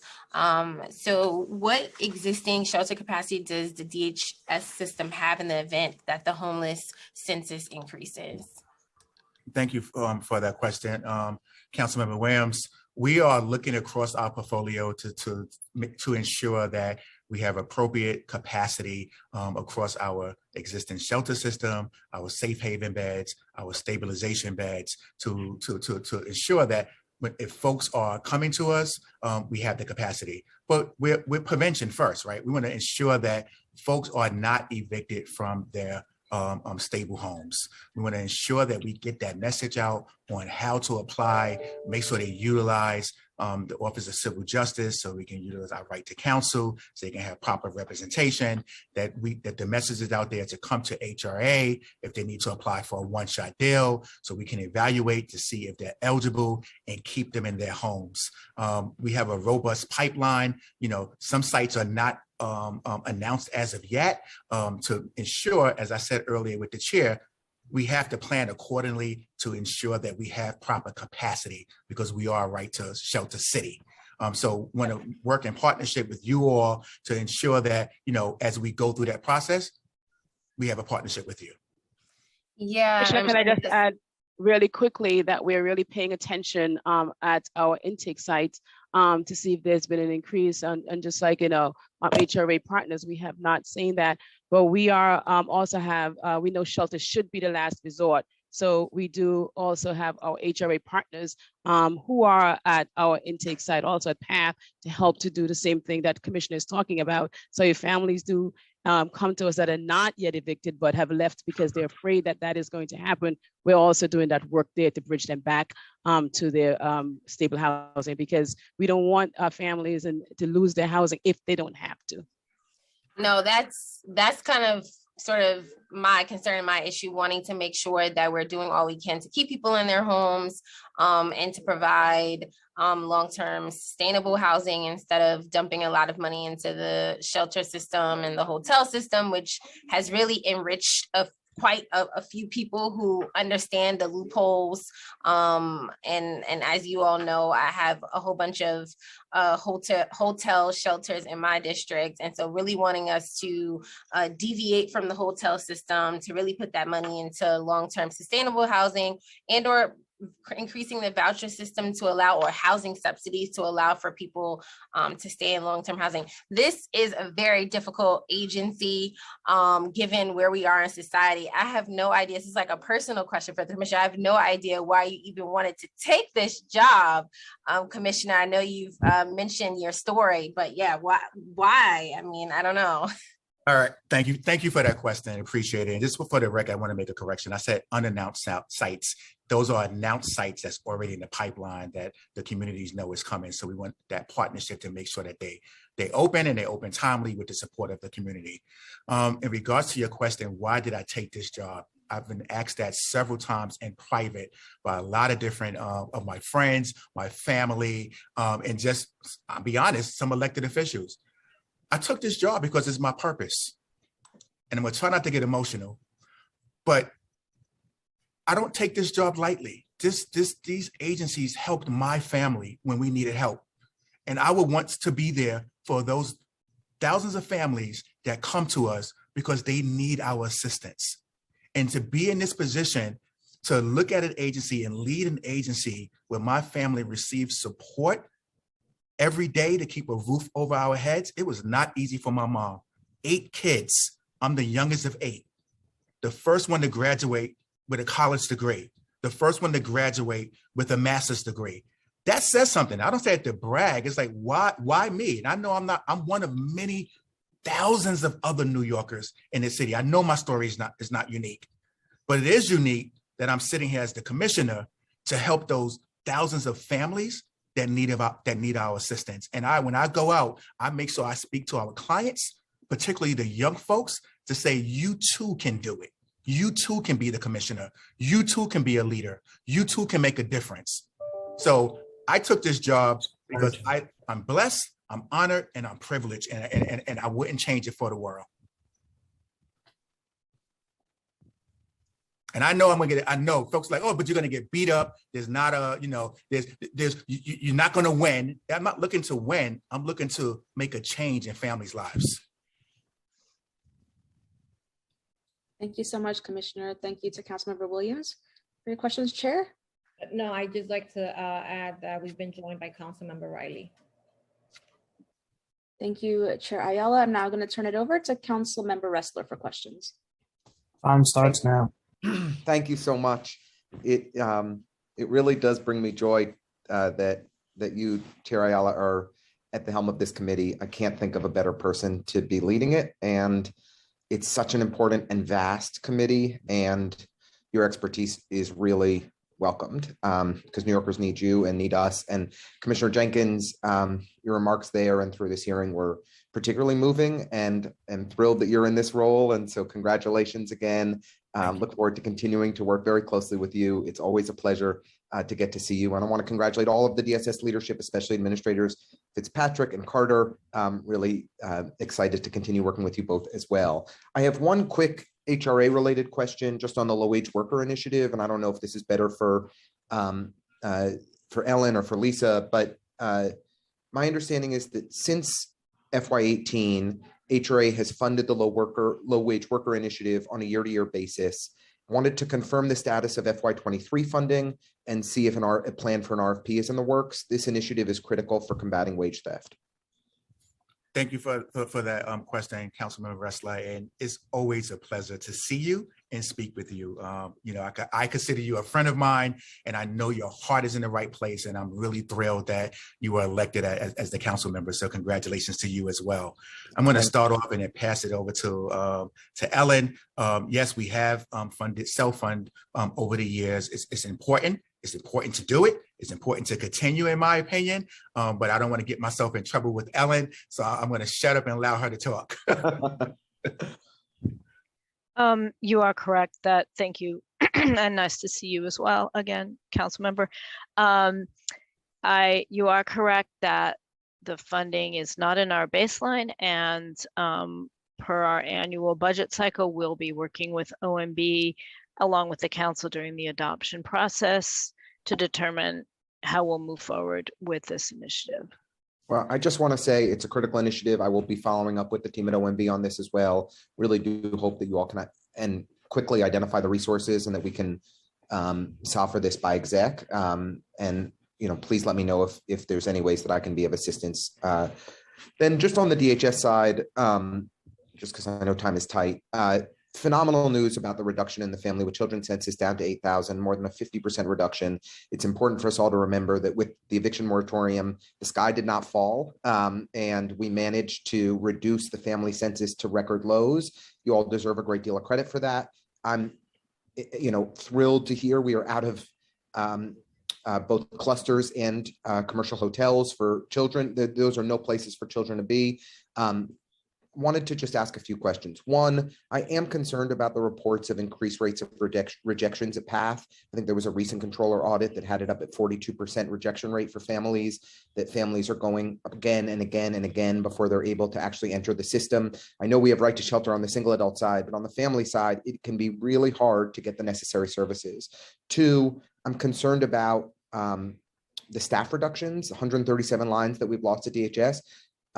Could you give us a quick breakdown of where those lines have been lost and what impact that's going to have on our ability to process folks for shelter and most importantly, move them out? And then thirdly, just as you mentioned, we're out of clusters and commercial hotels. Does that mean that our family with children population is fully within tier 2s? And could you break that down for us? And then the last thing I'll just say, because I know I'm going to be out of time, is street outreach is the most important thing in my district. We've got a couple new shelters coming on. We're doing our best to work with the providers and make the best of the situation in downtown Brooklyn. But we really have significant street outreach needs where we need more attention and resources. And that's a major priority of mine. And am eager to work with you, Commissioner Jenkins, and the whole team to make sure that the folks in our community who are really struggling and vulnerable are getting the resources they need to connect to treatment and housing. Apologize for a lot of questions, but hopefully it's okay for me to throw that at you real quick. It's okay, council member. I'm going to start off and Administrator Carter going to jump in, and I see that time is going down, so I'm going to really quickly answer. At DHS, we still have approximately a little over 260 vacancies. We're going to utilize those vacancies to make sure that we're delivering services, especially those frontline services to clients who need them. That includes outreach as well. At PATH, the report, when I first read it, my knee-jerk reaction was, this is very concerning. But when I dug deeper with the team, recognized these are not new applicants, these are re-applicants. So they have to reapply because we have rules that we have to follow in the state. And so they did not lose the ability to, or was removed from their units. They had to reapply from their unit. And we have that in place, and we continue to have that in place. That if you're found ineligible for shelter, you have the right to reapply from where you are, so they didn't have to leave at all. Definitely looking forward to working with you with the shelters in your district, and being a partner and being transparent with you as well, to make sure that we are working in tandem with one another and we're working in lockstep as well. And just the one question that you didn't answer is, all families are in tier 2s, Councilman Ressler. Thank you. Thank you, Councilmember Ressler, for your questions. We're now going to move on to Councilmember Osei, followed by Councilmember Krishnan. Over to Councilmember Osei. Thank you very much. Thank you very much, and good afternoon. Thank you to our chair again for hosting this. Very appreciative of your leadership, and it's nice to meet you, Commissioner. Even though it's virtual. I do have one question, and it's maybe a quick question. I know that there was a $132 million baseline increase for DHS for shelter population. However, there were no investments made in the preliminary budget in street, homeless, and mental health services to also increase, safe havens within our city. A couple of weeks ago, I know that the administration, alongside the governor, released a plan to address the unsheltered, our unsheltered neighbors that are, in the subways. And I'm kind of confused as to how that plan will be carried out when there have been no significant investments in, street outreach or street help for, our unsheltered neighbors here in New York City. I do want to acknowledge that, some of the things that we've been seeing in terms of addressing the houselessness population on the subways has been mainly with the NYPD, and I don't believe that that is the best use of our resources. So I wanted to ask you, how does DSS, or how do you plan on addressing, the homeless, our homeless neighbors that, are residing in the subways because they need shelter when there isn't a significant increase in a budget for, supporting them on the street level? Thank you, member. Thank you, council member. And it is nice to see you again. We probably don't recall, but we did a 5K on Fulton Street a while back as soon as we were coming out of the pandemic. Oh, wow. Did you run that too? I did. Well, you ran. I walked fast. Okay. Did I beat you? Yes. Okay. We'll have a rematch. Okay. All right. Let's do it. In regards to the subway outreach, really, really proud that Mayor Adams, put this together because, we've seen, I'm a New Yorker, we've seen our homeless, unhoused individuals on the trains who really need our help, right? In the past, and this is decades, we will walk past them without any type of outreach at all. So now he directed us, like, get on the trains, do the outreach, have a clinician to really understand and assess that individual.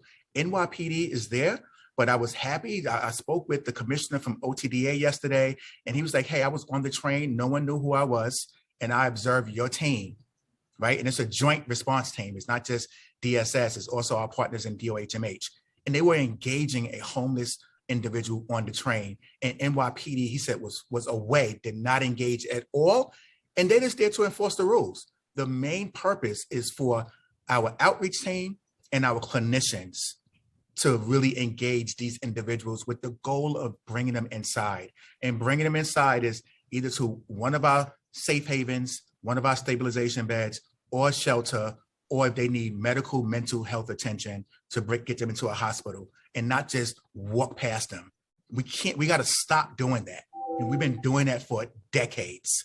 In regards to the funding, the mayor announced we're going to open up over 500 rent stabilization or safe havens. And that is going to be available to this population that, we outreach to, who we could bring inside from living in the subway system or living on the streets. Administrator Carter, do you want to jump in? Did I miss anything? You did not miss anything, but I do need to correct the record for Councilmember Wrestlers. When I said they're all in tier 2s, we do have a few billing sites that we are converting to tier 2s that are not yet done. Okay, and do you believe that the preliminary budget that is proposed is adequate enough for addressing, again, our unsheltered neighbors that are seeking shelter on the subways? So it's a preliminary budget. We're going to monitor it very closely. We're going to have our internal discussions. I have to say, and I'm not saying this just talk, OMB is a great partner with us. They have been for the past going into 3 months, right? But I was part of the administrations way before. I said I've been here for over 30 years. OMB is a good partner. When we need to have that conversation with them, we will, and we will get to a resolution. So just for clarification, and sorry, I'm just for my knowledge and for the record, yes or no on if the budget, the preliminary budget as it is adequate for solving or addressing that problem? Time expired. Oh, your time expired. I can't answer. So it's not a yes or no, right? Because it's evolving. It's like we're going to address it. We're going to look at it. We're going to evaluate before we get to the finalized budget. So that it's not like yes or it's no. It's in progress. We're gonna have further discussion. I'll take that as a no. I didn't say no, council member. Thank you. You're welcome. Thank you, Councilmember Osei. Over to Councilmember Krishnan. Time starts now. Good afternoon, everyone. First, I want to say thank you very much to Chair Ayala for running such an important and excellent hearing, raising issues that are crucial. And as Chair Ayala knows well, and I always say too, housing is the most urgent crisis in our city because it connects to every other crisis around us. Where you live affects everything else in terms of the services and resources that we need but don't often receive for our communities. And I want to thank you too, Commissioner Jenkins, for your testimony as well. And just note that I appreciated our meeting I think a couple of weeks ago at this point too, with Councilmember Joseph as well on issues that we spoke about. And I appreciate also the way in which HRA, when we've talking about street outreach and the importance of making sure that we're providing services and not policing homeless New Yorkers. I appreciate the way in which HRA, Erin Drinkwater, and your team have been very responsive for the calls that we've made on each occasion too, and responding very quickly. I've got a couple questions, but first just want to echo a point that Councilmember Ressler mentioned as well, which is that the low wage worker initiative is a crucial priority for my district as well in combating wage theft. And so I do hope and expect that it will be funded and supported in this budget as well. It is doing crucial work at a time in this pandemic when many of our essential workers come from communities like mine in Elmhurst and Jackson Heights, who are also our excluded workers, who are also the ones who are the victims often of wage theft and exploitation. So I think that it's crucial that program be funded and look forward to hearing more information about it. On a separate note, I did want to raise a question that Commissioner, you and I have spoken about as well too, which is in legal services. We know that it's crucial that tenants have representation. The Right to Counsel program is essential. It must be expanded and supported, and it stops eviction. There's no question about that, and that must continue. I think it's also critical, and so do many other legal services providers, that the other program that the city has had this entire time too, the Anti-Harassment Tenant Protection Program, or AHTP, which does all of the affirmative work, right? Right to Counsel does eviction defense. AHTP ensures that legal services lawyers and tenant organizers can represent tenant associations in affirmative litigation against landlords for repairs, 7A proceedings against housing discrimination. The two must go hand in hand, as they've done for the last 7 or 8 years at this point. Coming from a legal services background, I know how crucial that program is. So my question to you is, since our conversations as well, what is HRA's focus on ensuring that AHTP continues and is refunded, if not increased? So thank you, Council Member. And I did enjoy our conversation that we had with Councilmember Joseph, and I did hear your concerns in regards to HTP. Yep, I'm gonna get messed up with the acronym. It's right. We focus on the evictions to make sure that we have representation. But as you said, it's really important that we focus and represent our clients who are in those units if the landlords are doing something that's inappropriate. It's important to me. It's important to the administration. We are looking into it. I've worked with our chief financial officer. I'm looking to see how it could evolve and make sure that we have funding. I don't want to say for a fact today that yes, it's going to be in FY23 and beyond. We're still paying attention to it. So I look forward to getting back to you to say where we're going. And if I need your partnership, I know how to reach you. Absolutely. And I look forward to partnering together, and I look forward to hearing more about it too. As I mentioned before, and you know well too, it is vital that program continues because you need both the defensive measures and eviction defense to stop evictions and the offensive measures to stop the harassment. And oftentimes these are larger building-wide struggles. If you're facing eviction in your home, chances are your neighbors, as you know well too, Commissioner Jenkins, many neighbors too could be facing it too. So these are building-wide struggles. And I look forward to hearing more, and just cannot stress enough how crucial it is that that program continue at the same levels, if not more, especially after this pandemic. The other point. Thank you for your advocacy on that as well, Council Member. Absolutely. And thank you for hearing us on that point too. And I look forward to continuing to advocate and work together on that issue. The only other point I wanted to mention as well is just something along those lines too. This is something that I've personally experienced in representing tenants and working with HRA over the years too, just to ensure that when tenants are in need of one-shot deals and are facing outsized eviction judgments against them, that HRA do all it can to eliminate the bureaucracy to ensure tenants get the resources they need as quickly as possible. Because as you know well, it costs far more to have someone in shelter than it does to keep them in their home. And so oftentimes the bureaucracy at HRA can be very, very difficult to navigate to get a one-shot deal. If the chair permits, just wanted to finish my comment. That's okay. Thank you. Just to echo that the HRA process to secure one-shot deals otherwise can be extraordinarily complex, especially for low-income tenants. And so in those urgent situations, if HRA can ensure to have streamlined procedures to make sure tenants can secure those payments, it goes a long way to keeping tenants in their homes. Thank you for that. And council member, yes, I'm working with Administrator Fitzpatrick, who has years of experience, working with our clients who need our services. And, I've charged the team to really look at opportunities to streamline, right? And to bring those services, as Mayor Adams directed us, to the communities, opposed to them, having to come to us. So we're going to look and we're going to explore and open to partnering with you on any ideas you or any other council members may have on those streamlined processes. I was also informed that AHTP is funded in fiscal year 23. Great. I'm very glad to hear that. Thank you for letting me know and look forward to continuing its funding in the future as well. But thank you for that information. You're welcome. Thank you, Councilmember Krishnan. Now moving on to Councilmember Hudson. Time starts now. Thank you. Good afternoon. And hello to the chair again, and also to Commissioner Jenkins. It's always good to see you. Same here, council member. Few questions.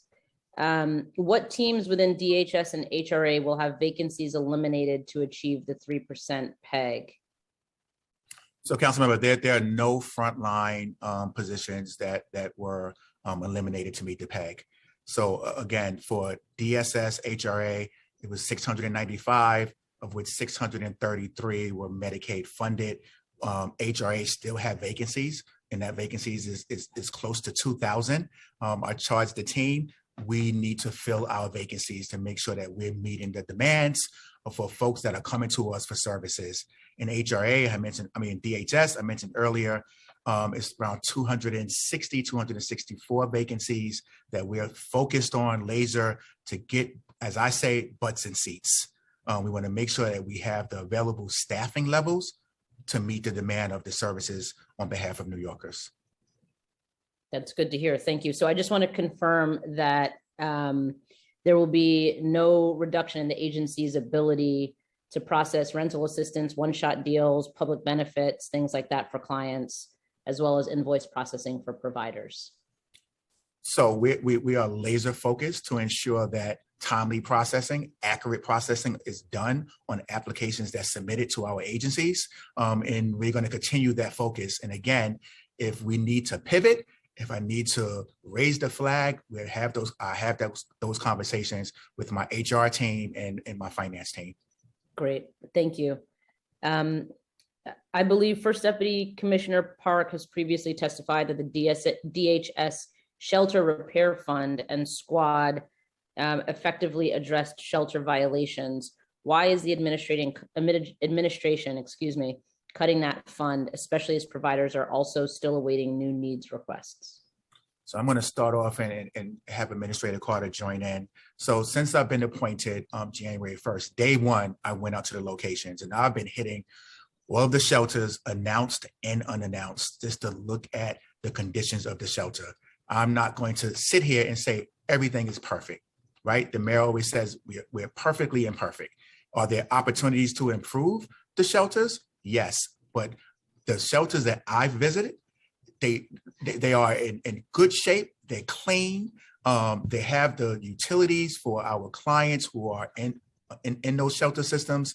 For the shelter repair squad, I think it's like 90% that we addressed any type of repairs that are needed. We continue to be laser focused on that. We want to make sure that our shelters are, and I'm going to say this, our shelters are safe environment, is a caring and compassionate environment that folks will want to be there if they need to be there.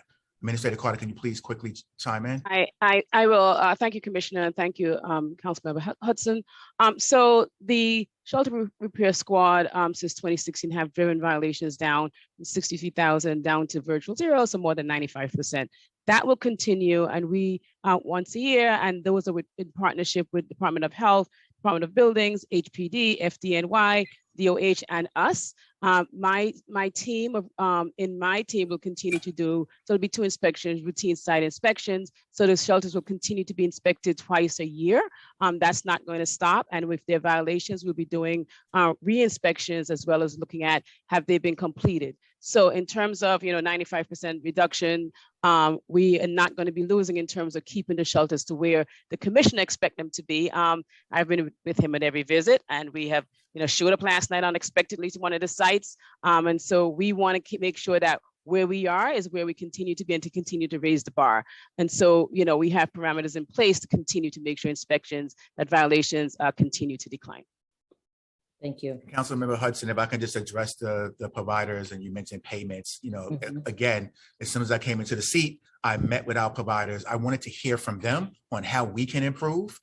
Met with the MOX director, Lisa Flores, brainstorming to see how can we do better, because we respect our providers. They are there, they have been there delivering those services, and we want to make sure that process is seamless. Thank you. It's definitely a work in progress. Understood. My last question, and if Chair Ayala will permit, we'll go just ever so slightly over time. Go ahead. Thank you. Is there any new funding allocated to open the 500 new safe haven beds the mayor pledged as part of the SOS homeless outreach plan? So that the 500 for the SOS plan, the 500 stabilizations and safe havens, we have that already. That is already in the works for us to open those. And if I'm incorrect, Administrator Carter or Chief Financial Officer Levine, please jump in. But we are in the process right now of identifying and continue to open up those safe havens and stabilization beds. We actually just opened one up of the 500. I think it was last week, and we were really proud of it, and we will continue. Yes, that's correct.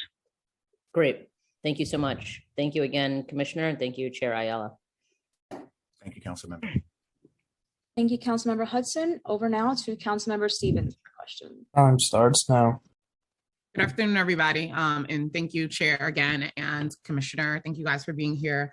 I just have a couple of questions. So my first question is, I've heard a lot of stories from my constituents and a lot of folks that I know who've been in the shelter situation where it seems like they kind of just get stuck in this perpetual cycle of going to PATH, starting the process, going to a tier 2, and then being sent back to PATH multiple times.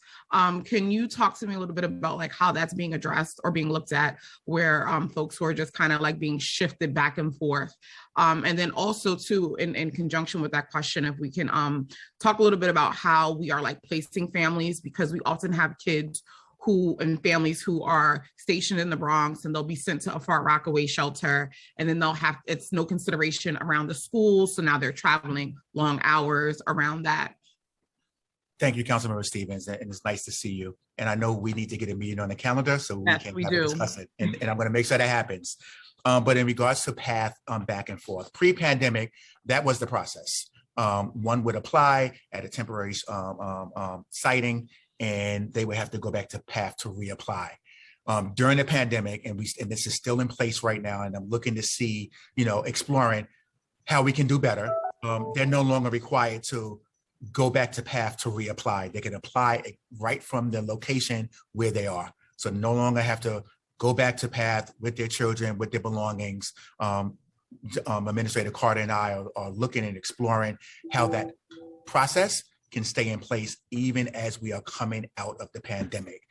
We would encourage and implore to please, as you're dealing with your constituents, our clients, our neighbors, the importance of reapplying, because that's a state mandate. They have to reapply in order to be eligible for shelter. In regards to the shelters, for the movement, we really focus on placing families in the communities where they come from. But we look at the youngest child that's in school and try to place that family in that borough close to, that school if possible. We continue that. Is it a challenge? Yes, it is. But that is always our first mission, to place that family of the youngest child in school in that borough. Minister Sure. Thank you, Councilmember Stevens. If I may just take one step back, Commissioner is absolutely right in terms of pre-pandemic, what used to happen and the parameters we put in place to continue that at this point. In terms of placement of families in the youngest child's boroughs, when families come to us at our intake site in the Bronx at PATH, we have the Department of Education that's co-located with us, as well as ACS is there, Administration for Children's Services, as well as our colleagues, HRA are also on site, and home base is also on site. So families get the opportunity to say if they want to remain in their school that they're in, and some families do say yes. And we make we continue to try to make sure that we have that opportunity. Do we do that all the time? Because of course it comes back to what do we have available. In the summer, we do have what we call a school proximity project to transfer those families around to where it makes more closer to their child's school, because some families, don't want to do that. But the Department of Education do meet with every single family that comes into us and ask them that, do you want to transfer your family? We do, at that time as they're coming into us, work with DOE to get transportation involved, to get, if they don't want the buses for the youngest child, to get Metro cards so that there's a way to travel. Some families say they don't want to make the transfer. We make every effort to make that happen. Yeah, I know it's not perfect, but we should definitely make sure that we're looking at that a little bit more closely, because I'm constantly hearing how families are being moved and displaced and have to travel long hours to get their children to school. But my next question is just more around, we know that DYCD also has shelters that they run for homeless and runaway youth. How do you guys coordinate with them? Because what we're finding is a lot of those young people are chronically homeless even after they age out of those programs and coming into your shelter. So is there any coordination around that so we can be more preventative and more proactive about this? Yes, Councilman, thank you for that question. We want to make sure that we are not working in silos, right? So our colleagues over in DYCD, we're looking at how can we streamline the discharge from DYCD to DHS. We also, want to offer the rent subsidies that they're eligible for, to make sure that they are aware of it, they can apply for it and be issued.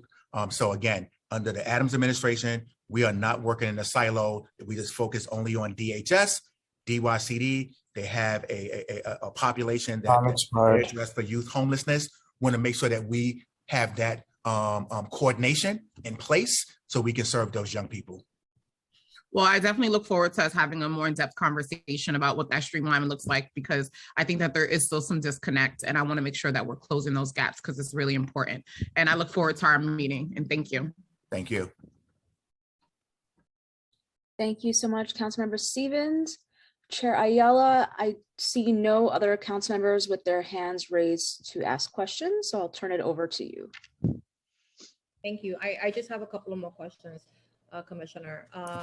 Regarding the Fair Fares program, the City Council has long been a champion of the Fair Fares program, and we were very pleased to see that it was baselined in the preliminary plan. We would like more detail on the spending and metrics of the program.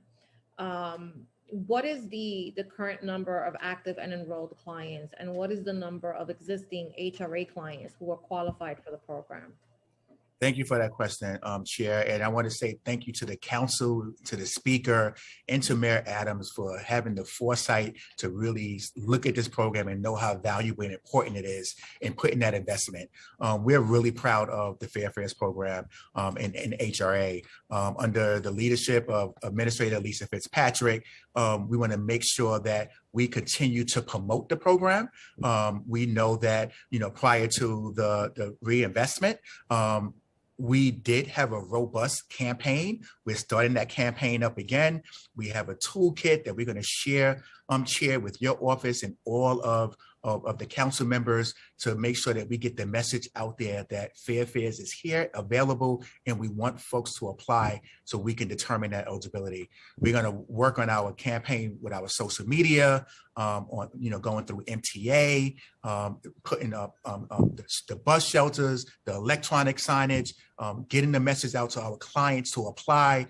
We have a streamlined process for one, if they're for our cash assistance and SNAP clients. It's a simple process. It's called Fast Track. All they have to do is click a button saying, yes, I want to be evaluated, because we already have all the documents to determine their eligibility. As I said earlier in my testimony, I believe we have like around 270,000 folks enrolled in Fair Fares. We definitely want to see that number increase as the city opens up, and we want to partner with all of you to get that message out there and have folks apply. What was that number again of people that are enrolled? 270,000. Okay. Do you know what the actual spending for fiscal years 2019, 20, 21, and 22 are thus far? And could you provide this information broken out by budget codes for each year? Chair, we would definitely get back to you. I'll work with our finance team to provide that information if it's available to us. Okay, and can they also add, what is the breakdown of the budget by expense type, including benefit paid to clients, marketing costs, administrative costs for fiscal year 22 and fiscal year 23? And can you provide the council with a detailed breakdown of demographic information on current clients, such as borough of residence, age, and race? Okay, we would definitely take a note, and we would get that information to you if we have it available. Perfect. Regarding the supportive housing plan, the New York 15 for 15 supportive housing plan, the prior administration's New York 15 for 15 plan committed to the creation of 15,000 units of supportive housing over the next 15 years. How many of the plan units are now open, and is the city expecting to meet its goal by 2030 as initially planned? So really proud of our supportive housing team and our providers that we partner with. Extremely important to make sure that those units that are available, that we are moving clients from shelter into those supportive housing units if they're eligible. We're working really hard. So to answer your question, yes, we are on target as of December 2021. The 1515 plan, we have awarded 6,115 1515 units to providers. That includes 1255 scattered and 4860 congregate. In regards to client moves, as of December 2021, across all city agencies, more than 2,400, actually 22,479 households comprised of 33,274 New Yorkers have been connected to 1515 supportive housing units. So we're on track. We're paying close attention to it. You know, my going into month 3, I have bi-weekly meetings with the supportive housing team. We're looking to work with our colleagues in HPD, again, not working in the silo, to see where are the opportunities to streamline the process. Really proud that the mayor appointed the chief housing officer who has oversight of both HPD and NYCC. So we're, again, looking to partner and understand where are the opportunities to streamline our processes and get more folks moved in. Do we know how many of those placements went to homeless individuals? I think the vast majority of them went to homeless individuals. Actually, I had the number in front of me, so I'm going to read it. 3,092 were actually homeless individuals, and a small number were young adults. Okay. Now, there's one question that I get, one complaint that I get is about the HRA call center and the single phone number the clients call. So if I'm applying for benefits, one of the options is to do it virtually or by phone. And so if I get a phone call and I don't recognize the number, or my phone mistakenly classifies it as some sort of spam, I may not pick it up and I may miss my appointment. If I then call back the number that is provided to me as a client or as a potential client, it goes to an operator. It is impossible to reach a person. And that creates, as you can imagine, it becomes problematic, because then it creates a lengthier amount of time for a person to actually access the benefits, because now they have to go through this process again and wait for another appointment. is there any way to fix this? Because I'm telling you, it's the number one complaint that we get regarding that feature. Thank you, Chair, for that question. And we're looking into it. You know, our HRA info line, you know, I have to applaud that staff. They did not miss a beat in regards to the pandemic. And I want to say, even for our own staff, right, we were hit hard with the impact of the pandemic. And again, just want to applaud the HRA and DHS staff for stepping up and not closing our doors at all. We're looking at improving our technology. You know, we was looking forward to the one number where folks will call and the calls be routed opposed to going to different areas. It's just one number you call and you'll be assisted. COVID took a hit on us, and that was delayed in two ways. It was a slowdown for all agencies. The city shut down March 2020, and we made an important change as a result. We pivoted to a cloud-based system. That cloud-based system, you know, our expectation is that that was going to help ensure that the calls were received appropriately. I'm going to have Administrator Fitzpatrick give a description of how we engage our clients, and when we call and then we don't reach them, what's in place as far as making sure that we do a second call to outreach to them in the various letters that we send to clients as well before an adverse action is taken. Thank you, Commissioner Jenkins. Yes, Chair Ayala, throughout the pandemic, we've had to have this system in place where workers are calling clients for interviews. Prior to the pandemic, we had an on-demand system for SNAP clients, so they were able to call us. We had to take the system down during the pandemic, and we're working at this point to bring it back online. But until then, if a client misses a phone call when we call them, then we send them a notice. And that notice does have information for them to call the HRA info line, which you've indicated, but we don't take action to close cases right away or reject cases when we don't reach the clients. We have this window where we're waiting to see if we can try to reach the client again. In that window, I think it's about a 3 to 5 day window after the appointment's missed, where we'll wait before we take an adverse action on the case. So we're sending out these notices to tell people that they've missed an interview, and we're waiting to see if we can get in touch with them.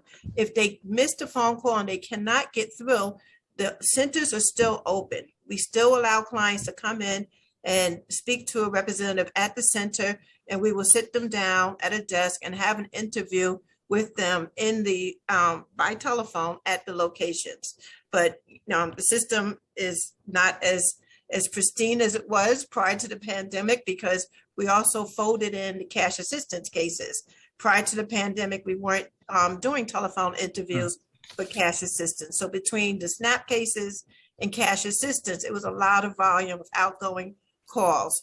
But we anticipate bringing the SNAP on demand system back up by the spring of this year. And then that will reduce the volume of calls where we're actually reaching out to speak to clients.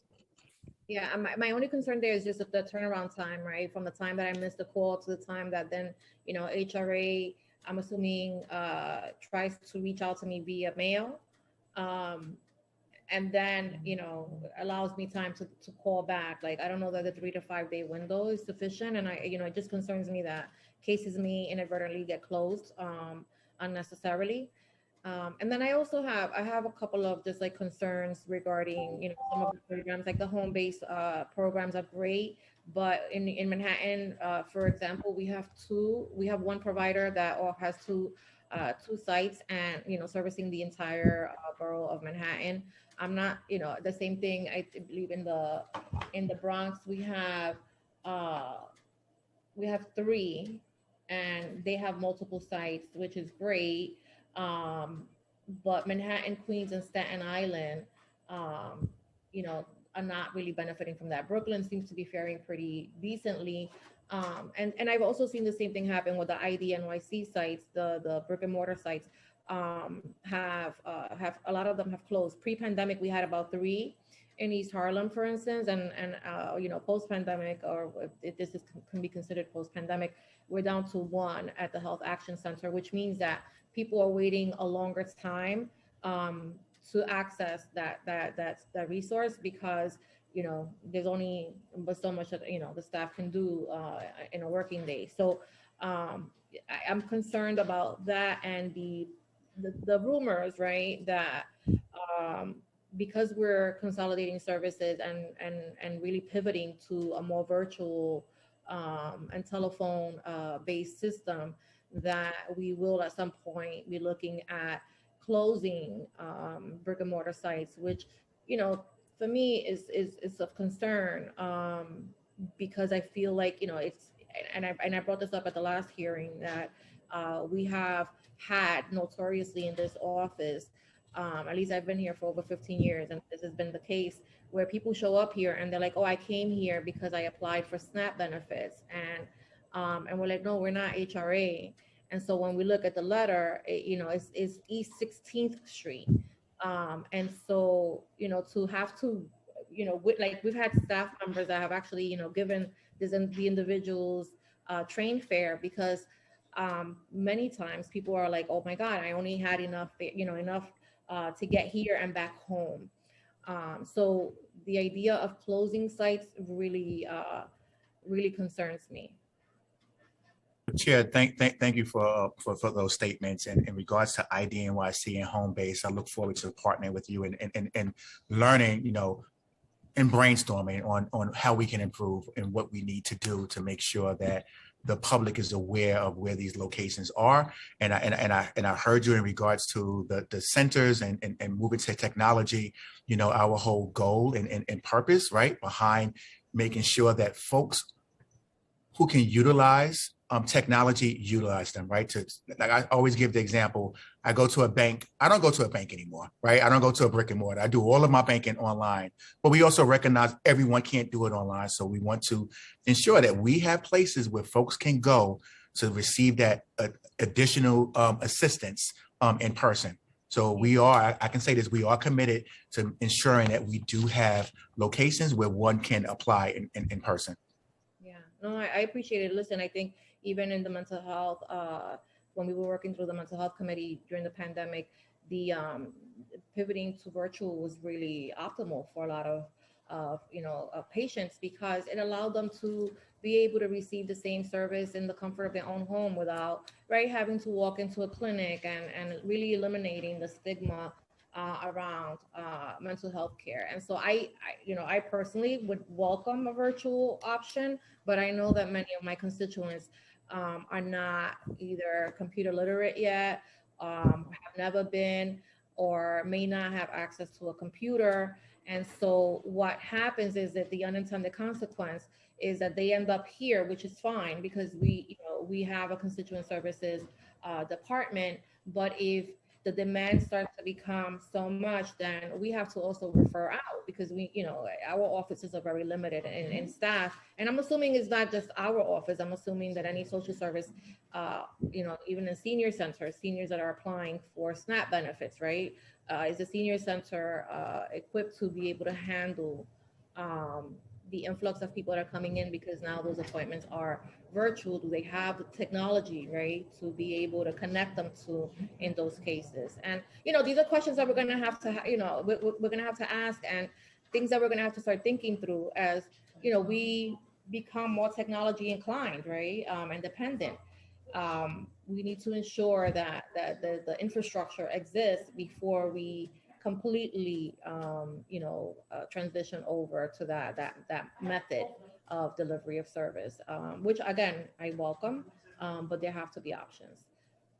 Okay, and Chair, if I may, Chair, I also want to highlight our partnerships in the communities. We have over 700 community-based organizations that we partner with over throughout the 5 boroughs, and we encourage and we understand we're government. Some folks don't want to come to one of our offices, but they're more comfortable with a CBO. And we train all of those CBOs on Access HRA. I'm also offering, if any of the council members need training as well for their teams on how to access and how to navigate Access HRA, we can also get a team to train the council member staff as well. No, we were, I mean, I think, I'm sure that some members will avail themselves of that. We, are pretty well versed on this, but I was one of the only offices that stayed open during the pandemic because I serve a high needs constituency, and it was really important that we were here. And most of the people that were coming in here were trying to access some sort of benefit, right? Whether it was unemployment or emergency food stamps, cash assistance, rental arrears assistance. They needed to submit documentation, right? They needed to fax stuff, to scan stuff, to email stuff, which requires that they have access to a fax machine, to a scanner, to an email, which oftentimes people in my community, and more people do have access, but we still have a large enough constituency that are not connected in that way, that had we not been open during the pandemic, those individuals would have been in trouble. And it was so bad that we were getting people from Queens coming into this office because they heard that, and don't ask me how, but people would find out that we were open and they will come here even, for notary. They needed to notarize a document that had to be submitted for whatever, they were applying for. And we were lucky enough to have one on site, but that's not always, the case. And so I just want to, make sure that I'm on record saying that, because I think that even times when we have the best of intentions, we have to also always consider the unintended consequence of, right, the impact of these changes, and that there really is a need to further educate the community, right, before fully executing in this way. And I also want to say thank you for coming and for answering all of our questions, Commissioner. And I'm really excited to our working relationship. And I thank you for, always being so receptive to phone calls and accessible at all times. I really appreciate that. And I hope to offer the same level of support. And with that, I have no further questions. I think, we have a lot of work to do. That's pretty evident based on, everything that's been discussed here today. We understand that, you are limited also, and that there are ways that the council can be supportive. So we also want to offer that, that level of commitment on our end. And that's, I think what a true partnership should look like. So thank you again. And we look forward to hearing from you, and maybe if you can leave some of your staff to kind of hear some of the public testimony, that would be fantastic. Absolutely, Chair. Thank you for the opportunity to testify today. And, I want to make sure that our relationship remains open, and our contact and communication is open, and really appreciate the fact that, you mentioned you worked throughout the pandemic, you and your staff. So I want to thank you as well for being there for New Yorkers, not just from your borough or your boroughs, but across the city. As DHS and HRA, we kept our doors open as well. So looking forward, it's a lot of work, but I was made and built for this because we are going to impact New Yorkers. It's not going to be easy, but it's definitely worth it. So thank you. Thank you. All right. Be well, everyone.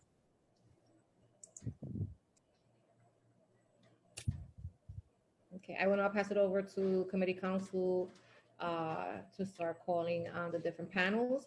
We are asking that panels please be cognizant of the fact that we have a lot of folks that have signed up to testify today. And so if you can, please read and review your testimony today and try to consolidate it to the 2 minutes.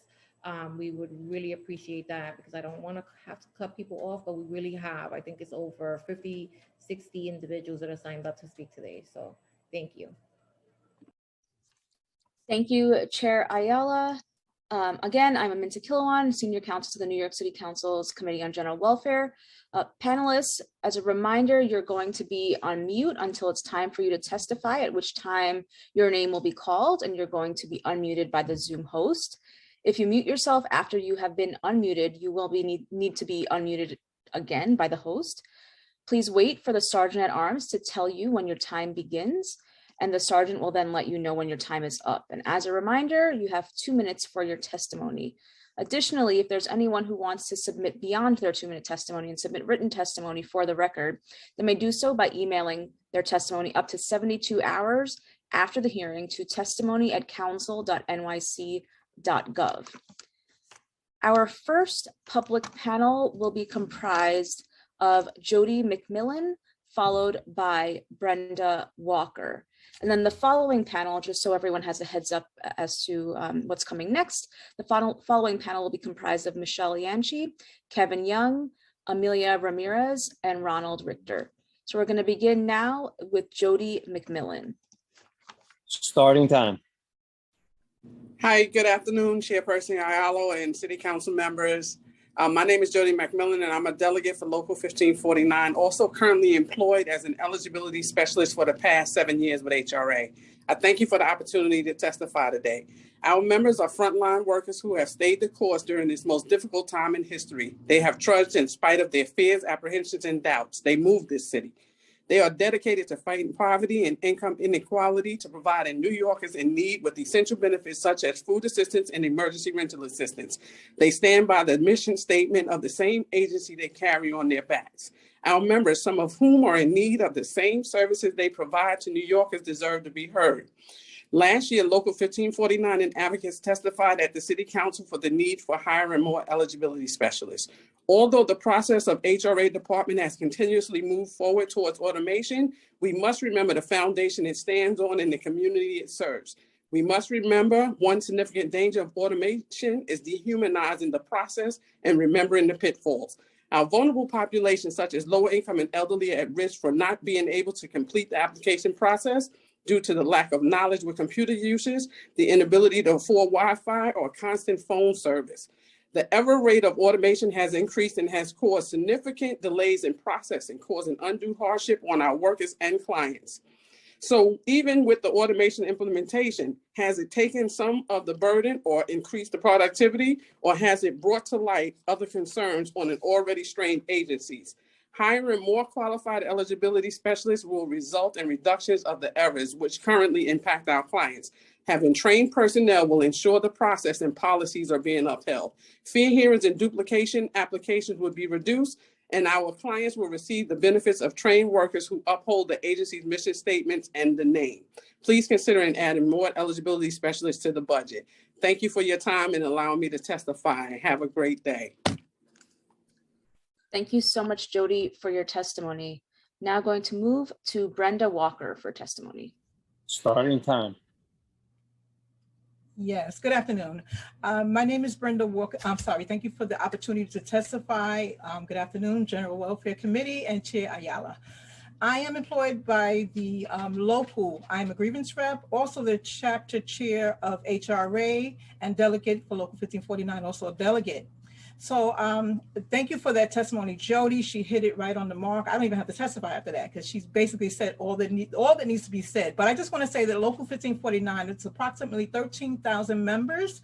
We are the frontline staff and support staff as well. And we're in offices, agencies across the span of ACS, SNAP, HIV, medical assistance, APS, Adult Protective Services, and so forth, many others. Throughout this pandemic, we have had at least 30% of our staff working on the front line. They have been reporting in the darkest hours, rendering services while balancing fear, enduring loss of family members, friends, colleagues, while servicing sometimes hostile clients. In short, they shouldered the burden. While most were home, only to be rewarded with a mandated grueling 11 additional hours a week, while the world was spiraling out of control and chaos and these unsafe conditions, they continue to report to work.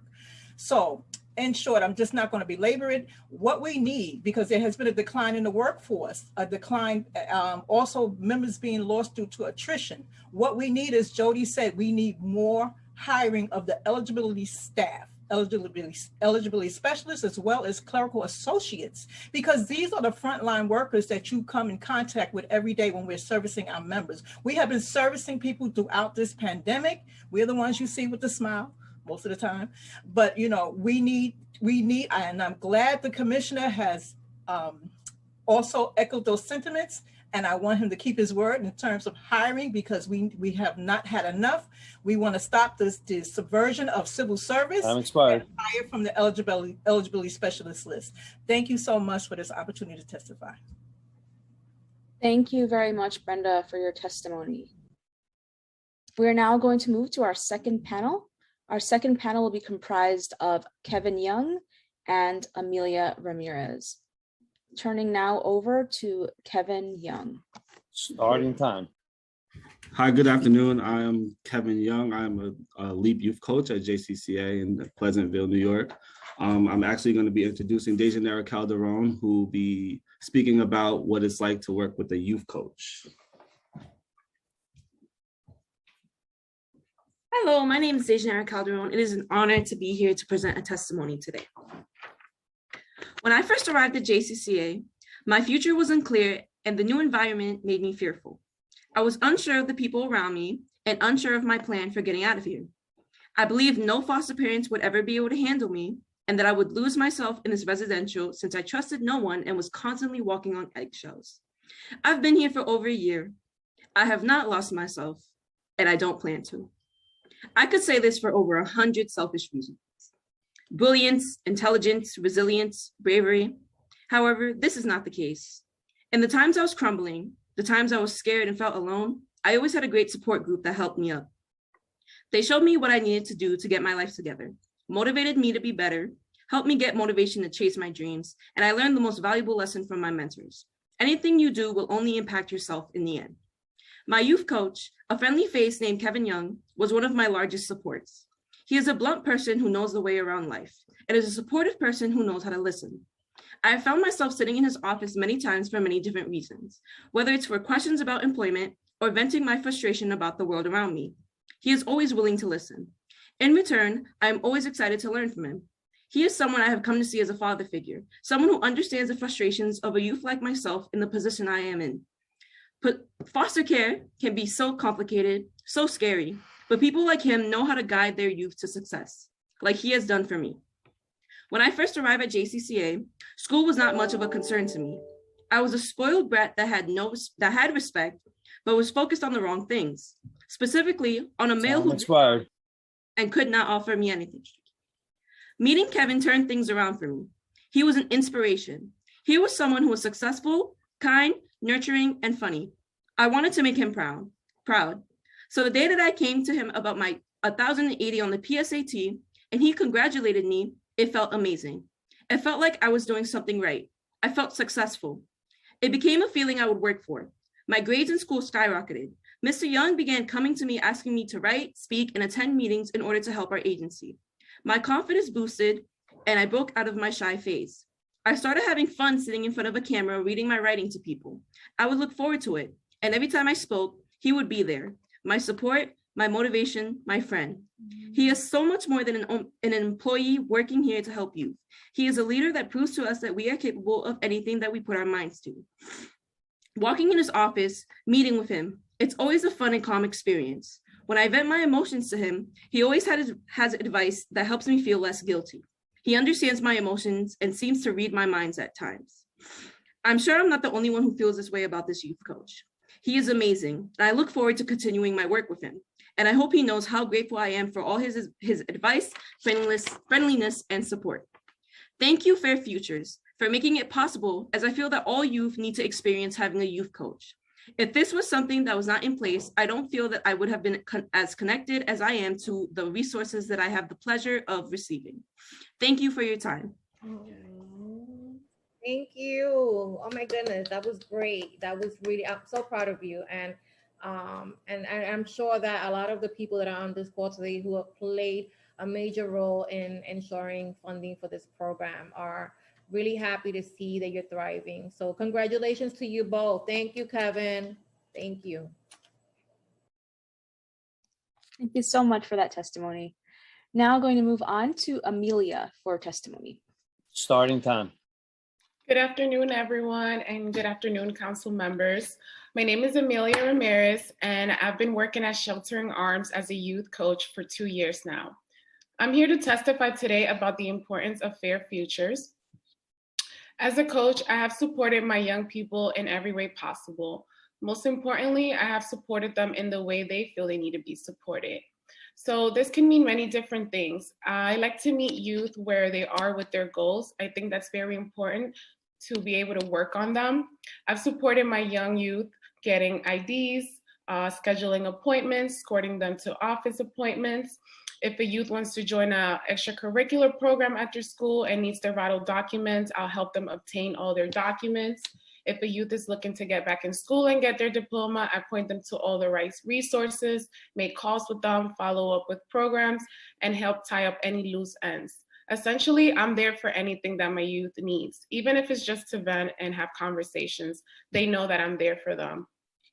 As a result of the pandemic, our kids have been experiencing more obstacles than before because there's a lot of things they haven't been able to do in person or not being able to adjust well to the new system. As a coach, I have been able to support them by connecting them with tutors, taking them on trips to help connect with nature, helping them emotionally through challenges that they've experienced, sending them care packages for the ones that need it. Support looks different basically for all my youth. And as a coach, I ensure to meet all their different needs.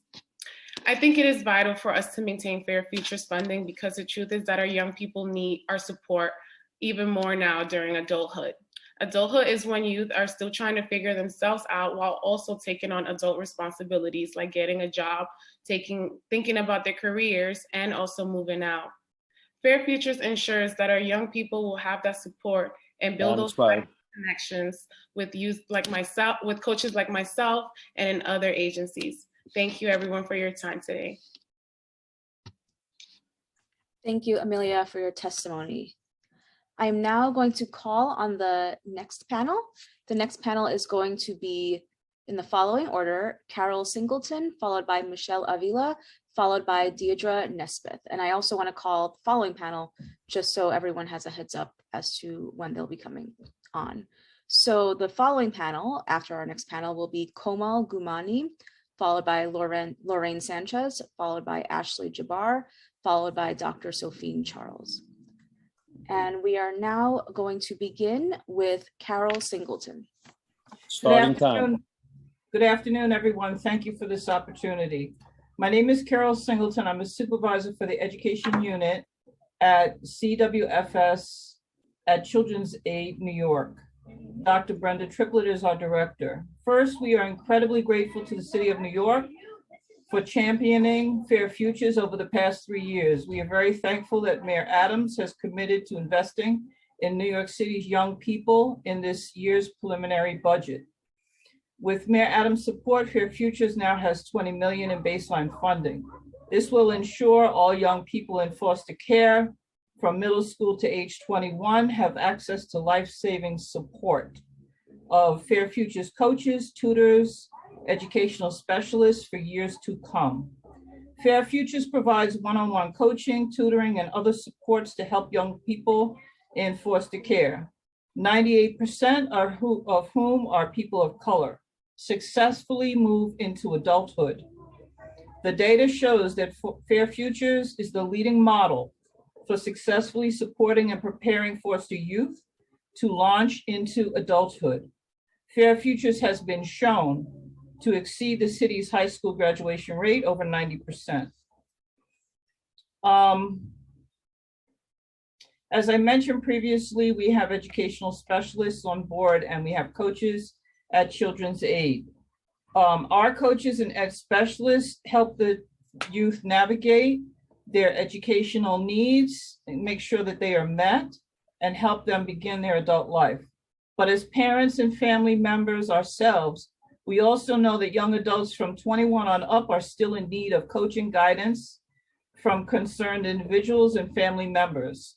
Unfortunately, the city's current level of funding is only enough to serve young people up to 21, even though Fair Futures was designed to stick with the youth until 26. This means there are 3,000 young people between the ages of 21 and 26 that still don't have critical support from a Fair Futures coach or tutor. However, young people who exit foster care at 21 are entirely on their own and especially vulnerable to homelessness. Anyone who lives in New York City knows how hard it is to keep an apartment and get an apartment. Between 10 to 20% of young people who age out of foster care at 21 become homeless at 24.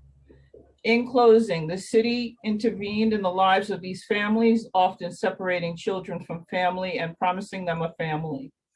And some of what was promised never came to pass. Our young people need a proven solution, and our city needs fair futures. We urge the city to build on the mayor's investment and add a baseline of $35 million to this year's budget to fully fund fair futures. Thank you so much for your time and attention today. Thank you. And just a reminder, please, let's try to keep to the 2-minute mark. Thank you.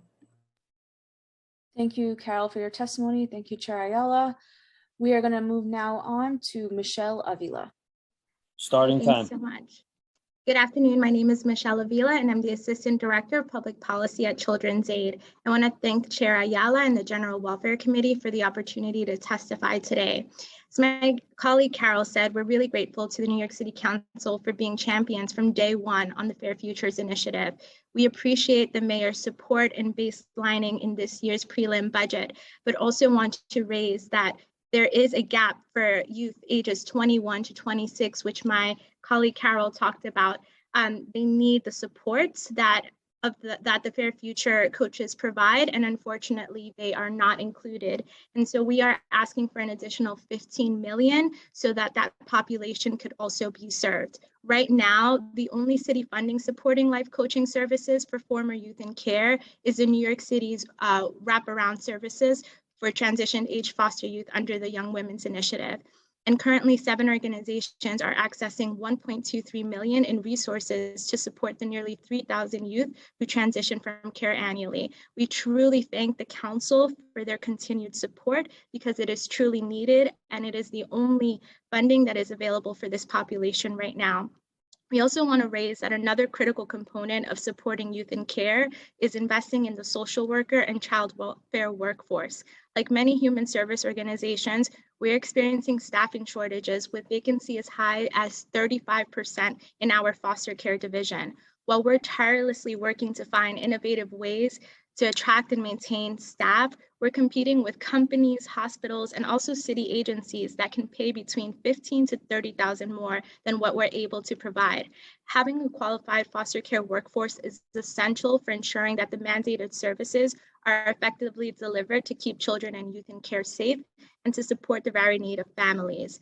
To stem the tide on the challenges that foster care providers are experiencing with workforce shortages, we ask the City Council to stabilize and invest in the child welfare system workforce, which is predominantly female and people of color, by eliminating the pay disparity and increasing the city's child welfare and human services contract funding. Thank you so much for the opportunity to testify today. Thank you, Michelle, for your testimony. Now going to move to Deidre Nesbitt. Starting time. Good afternoon. My name is Deidre Nesbeth, and I am the Director of the Fostering Youth Success Alliance. We would like to thank Chair Diana Ayala, Chair Justin Brannon, and the members of the Finance and General Welfare Committees for the opportunity to testify today. FISE is a statewide group promoted to responsive policies that improve the lives of young people with a foster care background. We are housed at and managed by Children's Aid. While our signature initiative focuses on providing young people with a foster care background every support they need to thrive in college, we must provide young people with support well before this. As proud Fair Futures supporters, we are again grateful for the support of the council and the mayor on this initiative. As my colleague stated, the current funding level leaves nearly 3,000 young people without the support of a Fair Futures coach. Between 10 and 20% of young people become homeless as they age out of foster care. When we add in the young people who are on the verge of homelessness, this number raises to as much as 25%. As such, we really ask that the city fully fund Fair Futures and baseline an additional $15 million in the city budget to serve young people during this particularly difficult time. As of now, the only funding to support coaching services for this age group is the City Council's wraparound supports for transitioned age foster youth. This is truly needed, and we thank the council for continuing to fund this initiative. It makes it possible to support young people as they transition out of care. Additionally, we would like to thank the council for including time spent in care towards qualifying for City FEPS vouchers. Both the YWI funding and City FEPS voucher initiatives create opportunities for youth to successfully navigate their transition to adulthood. FISE is committed to ensuring all young people with a foster care background have every opportunity to overcome barriers and excel in life. We thank you again for the opportunity to testify today and your ongoing support of both funding and programs to support youth from care. Lastly, we thank the council for your support of our annual Shadow Day event and look forward to continuing this partnership. Thank you so much. Thank you, Deidre, for your testimony. Now I'm going to call on our next panel. Our next panel is going to be in the following order: Komal Gumani, Lorraine Sanchez, Ashley Jabbar, and Dr. Sophine Charles. I'm now going to call on Komal Gumani. Time starts now. Good afternoon. Thank you for the opportunity to speak today. My name is Komal Gumani, and I am the Fair Futures Coordinator and Senior Coach at New Alternatives for Children. I am here today to share my story and ask for your support in funding Fair Futures. Fair Futures has allowed our team of education and housing specialists, as well as coaches, to support youth with their academic, professional, and housing goals for the past few years, and the results have been significant. Our students have greatly benefited from tutoring services from the New York Foundling and Tier Tutoring, and have developed very close relationships with their tutors. With Fair Futures funding, we're able to ask every child who is eligible if they would like tutoring services. We're also able to engage youth in groups that meet weekly, where they're able to join a community of youth in care, as well as those in other programs at NAC. Last year, we received a grant and expanded our NAC Futures program to support transition-aged youth between the ages of 21 to 24. Through this grant, we have been able to reconnect with many youth who are not involved with NAC anymore, but still needed support as they navigated school or entered the workforce. However, there needs to be additional resources for those who choose to leave care at 18 until they turn 21. Some of those youth have reached out to us for support, but there's not much we can do for them until they turn 21 and can join our transition age youth program. This gap needs to be filled. We urge the city to build on the mayor's investment and baseline a total of $35 million in this year's budget to fully fund Fair Futures so that foster youth can receive the educational, vocational, housing, and emotional support they need. Thank you again for the opportunity to speak today. Thank you so much for your testimony, Komal. We're now going to move to Lorraine Sanchez. Time starts now. Good afternoon. Thank you, Chairperson Diana and the General Welfare Committee members. I appreciate this opportunity to speak to you today. My name is Lorraine Sanchez, and I am the Chief Operating Officer of the New York City Child Welfare Programs at Cayuga Centers. As an evidence-based provider, we commend the mayor's budget for prioritizing youth and specifically foster youth, which is one of the central populations our agency serves. Our agency currently has foster care programs in Councilmember Diana Ayala's District 8, and I can attest to the baselining the funding for 100,000 summer jobs for city youth will have a tremendous impact on the youth we serve.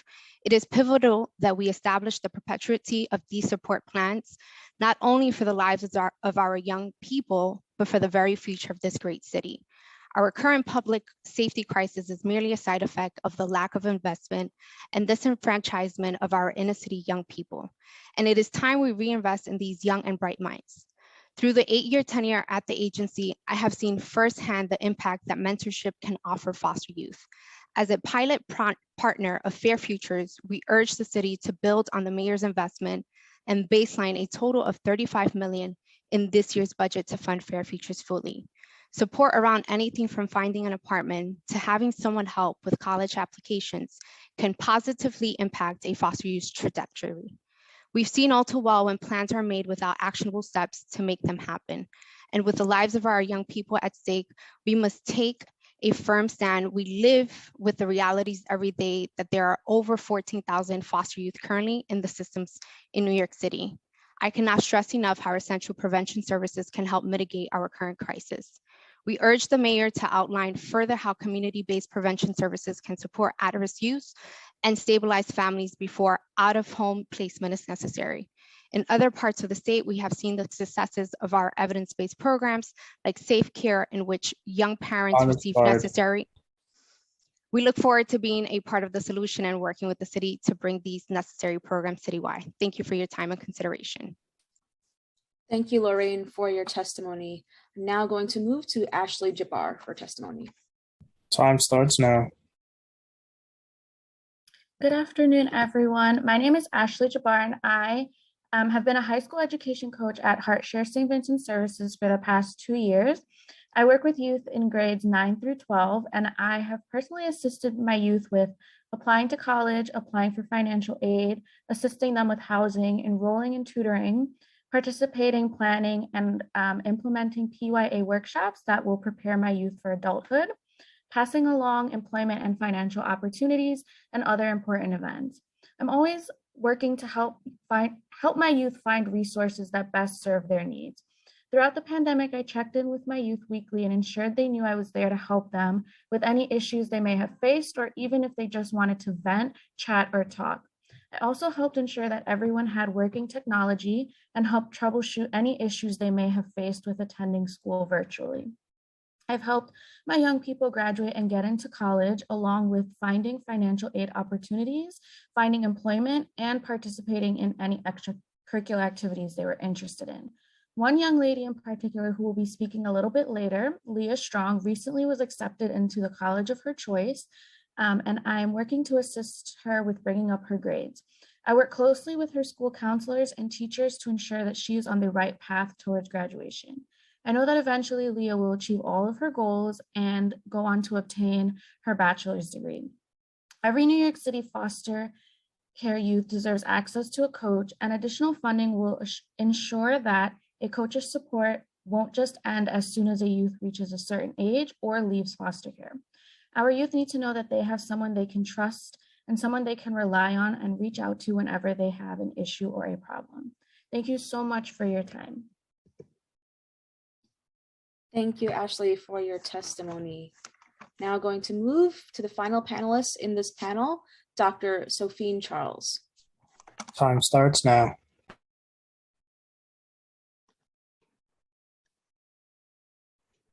Good afternoon. I'm Dr. Sophine Charles, Associate Executive Director Downstate for the Council of Family and Child Caring Agencies, also known as CAFCA. Thank you, Councilperson Ayala and members of the council for inviting us to submit testimony on behalf of the child welfare provider community. CAFCA represents over 50 New York City child welfare agencies, the organizations that provide foster care, juvenile justice, and child maltreatment prevention services to thousands of families. Our members range from large multi-city agencies to small community-based prevention agencies across the city. Thank you for allowing us to outline what we know will be great benefits for the human services workforce. The foundation of our testimony is simple. It's about workforce, workforce, workforce, and workforce. And it's within this context that we ask and seek a fiscal year 2023 budget that includes an annual cost of living adjustment, a living wage for child care frontline workers and all human services workers, pay parity for city contracted agency workers, and professional development supports for education and career advancement.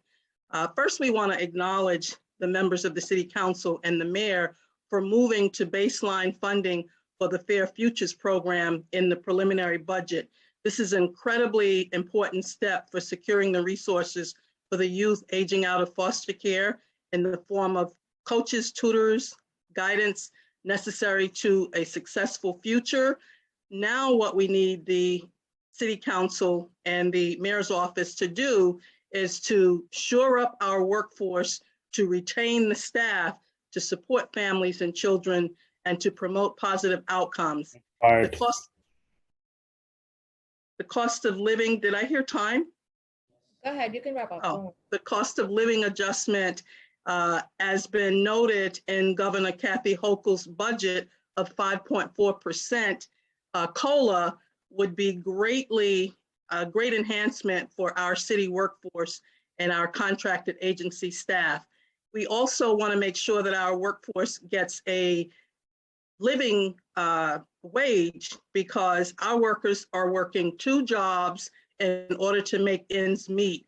And it is a heavy lift for them to continue to provide the services needed for the populations we serve and be able to take care of their families and make ends meet for their families. We also would like to see pay parity for the contracted workers. Most of the state and government jobs they offer benefits and packages that are beyond what our contracted agencies can compete with. And in order for us to hire, retain, and recruit staff, we need to have some equity in the pay scale. So we urge the City Council to see that the workforce is taken care of in the form of a living wage. And we also need to make sure that we have a well-trained professional workforce in order to produce the quality outcomes that we want to see with our children and families. So we urge you to put enhancements in the budget for salaries, for pay parity, and to make sure that we have a COLA and a living wage for our staff. And we also support the Human Services Council Just Pay Rally campaign. And we certainly sign on all of the advocacy for our Fair Futures programs. We thank you for the opportunity to testify, and we look forward to following up on any questions or answers that you might have. Thank you. Thank you. And just as another reminder, please let's try to keep it to the 2-minute mark, you guys, because there are a lot of your colleagues on that would also like the opportunity to testify before 10 p.m. tonight. So any assistance is really appreciated. Thank you, Dr. Charles, for your testimony. I'm now going to call the next panel, and I'll also announce the following panel as well, so people can be prepared. The next panel in the following order will be Anaya Baker, followed by Pride Acevedo, followed by Saroya Friedman Gonzalez, followed by Tracy Jenkins. And the panel after that will be Jennifer Pinder, Michelle Lyles, Stephen Morales, Jimmy Marr, and Cristobal Gutierrez. So we will now begin with Anaya Baker. Time starts now. Hi, my name is Anaya Baker, and I am a youth resident at Macaulay's House with Mercy First Agency. I would like to share my experience having a Fair Future coach. My assigned coach is Miss Akita, and from the jump, she has been really supportive. Miss Akita has always went above and beyond, reaching out to me consistently and even visited me at my residential. She has always made herself available and was considerate of my school schedule, as well as having to take care of my child. One time, she even came with me to the bank and helped me to open a savings account for my child as well. She is always willing to help me in different areas of my life that is geared towards my future. I am very grateful to have Miss Akita as a support system and for the help that she has given. That'll be all. Thank you, Anaya. Thank you, Anaya, for your testimony. We're now going to move to Pride Acevedo. Time starts now. Hi, my name is Jason Grabber. I'm going to be reading on behalf of Pride Acevedo. I'm a life coach from Mercy First. So Pride says, my name is Pride Acevedo, and I am from Mercy First. Personally, my foster care experience has fortunately been a pleasurable one. With hopping into the system for the first time, I met my Fair Futures coach, Jason, around August of 2021, and he has been a great help in every way he possibly can be. I can't put into words how much I appreciate him. Since the first time we met up until today, we've been meeting almost every other week, if not every week. The meetings are extremely consistent. Given that I am also a little older than most kids I've met from foster care agencies, Jason has always made me feel comfortable. He's done his part as a Fair Futures coach and has always respected my final decision. Never have I been forced into anything. It has always been, quote, Pride. Now that we've talked it through, what would you like to do going forward, end quote, which I greatly appreciate. Thank you for all you have done, Jason. Please fully fund Fair Futures. Thank you so much for reading that testimony. We're now going to move to Saroya Friedman Gonzalez. Time starts now. You're still muted. You're muted, Saroya. You're muted. Okay, There you go. great. Okay.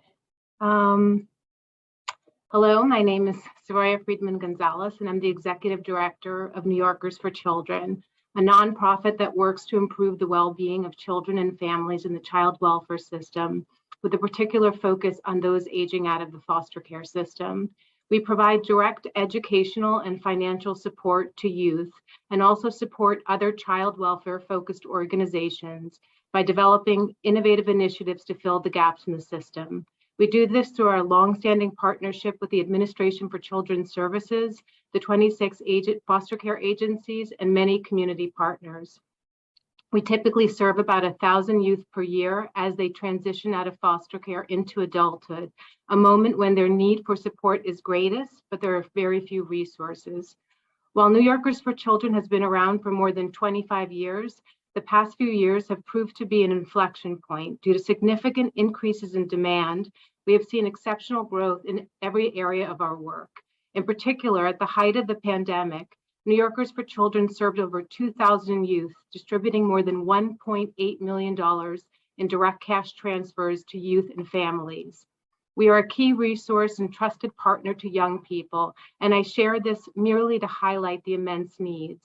Beyond our direct services work, New Yorkers for Children designs, pilots, and manages citywide initiatives. Since our founding, New Yorkers for Children has served as a longstanding partner to ACS, managing multiple grant projects that spur innovation and improve the child welfare system. We've launched several community partnerships for transformative initiatives supporting over 14 other child welfare organizations, big or small. We commend many of the existing investments. We support Fair Futures, and we believe that additional investments are needed. Thank you so much for taking the time to listen to my testimony, and I'm hopeful that with support from City Council, we will be able to build a stronger child welfare landscape in New York City. Thank you. Thank you, Soraya. We're now going to move to Tracy Jenkins. Time starts now.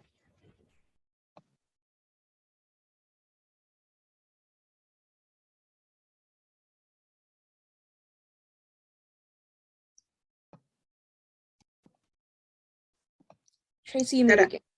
Good afternoon. Thank you for this opportunity. Today, I am speaking on behalf of Ronald E. Richter, JCCA CEO. I am Tracy Jenkins, JCCA's Vice President of Leadership, Education, and Achievement Pathways. I have worked at JCCA for 13 years in various roles. During the pandemic, caseworkers performed their role as first responders, ensuring the safety of families and providing food, housing assistance, and other essentials such as diapers, formulas to at-risk families. Despite their heroic work, it was a struggle for JCCA and other agencies providing child welfare services to maintain a fully staffed workforce. Government and DOE positions pay significantly higher salaries and provide better benefits for similar positions. We at JCCA have experienced the Great Resignation across virtually all of our divisions as trained employees leave for higher paying jobs, sometimes our partner agencies at the city. It is pivotal that New York City fund the 5.4% COLA and commit to future COLAs. The mayor's budget should also include a comprehensive wage and benefit package schedule for contracted human services workers that is comparable to salaries made by city employees. We ask the city to provide tuition assistance, loan forgiveness, and internship funding to people who currently live in underserved neighborhoods or commit to work in health or human services providers serving underserved populations.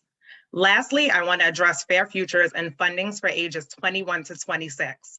I am proud to say that as JCCA's Vice President of LEAP, I am privileged to see the daily work of the Fair Futures staff who help thousands of our young people thrive.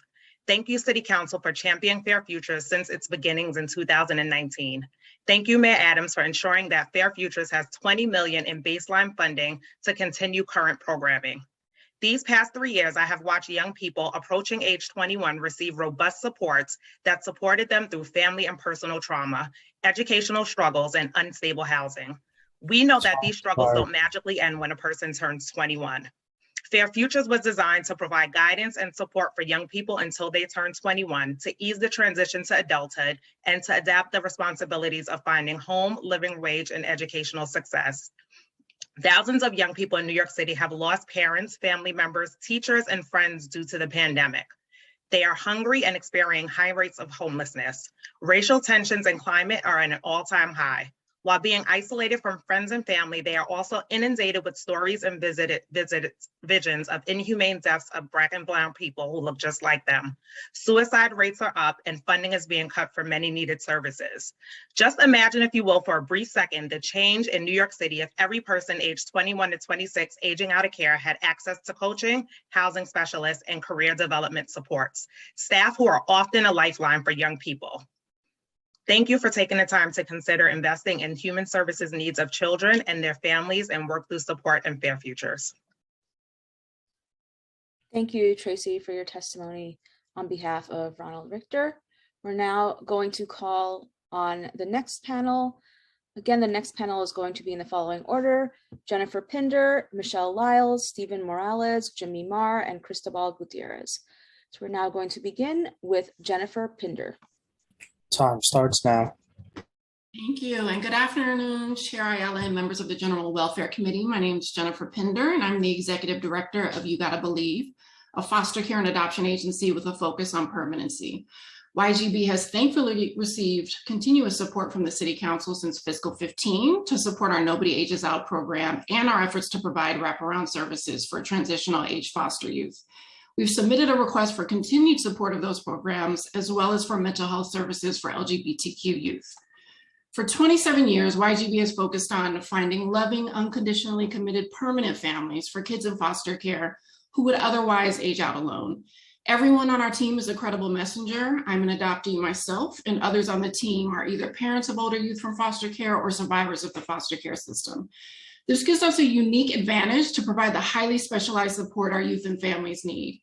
We've also recently launched a mental health program that allows us to provide adoption competent therapy for our families free of charge.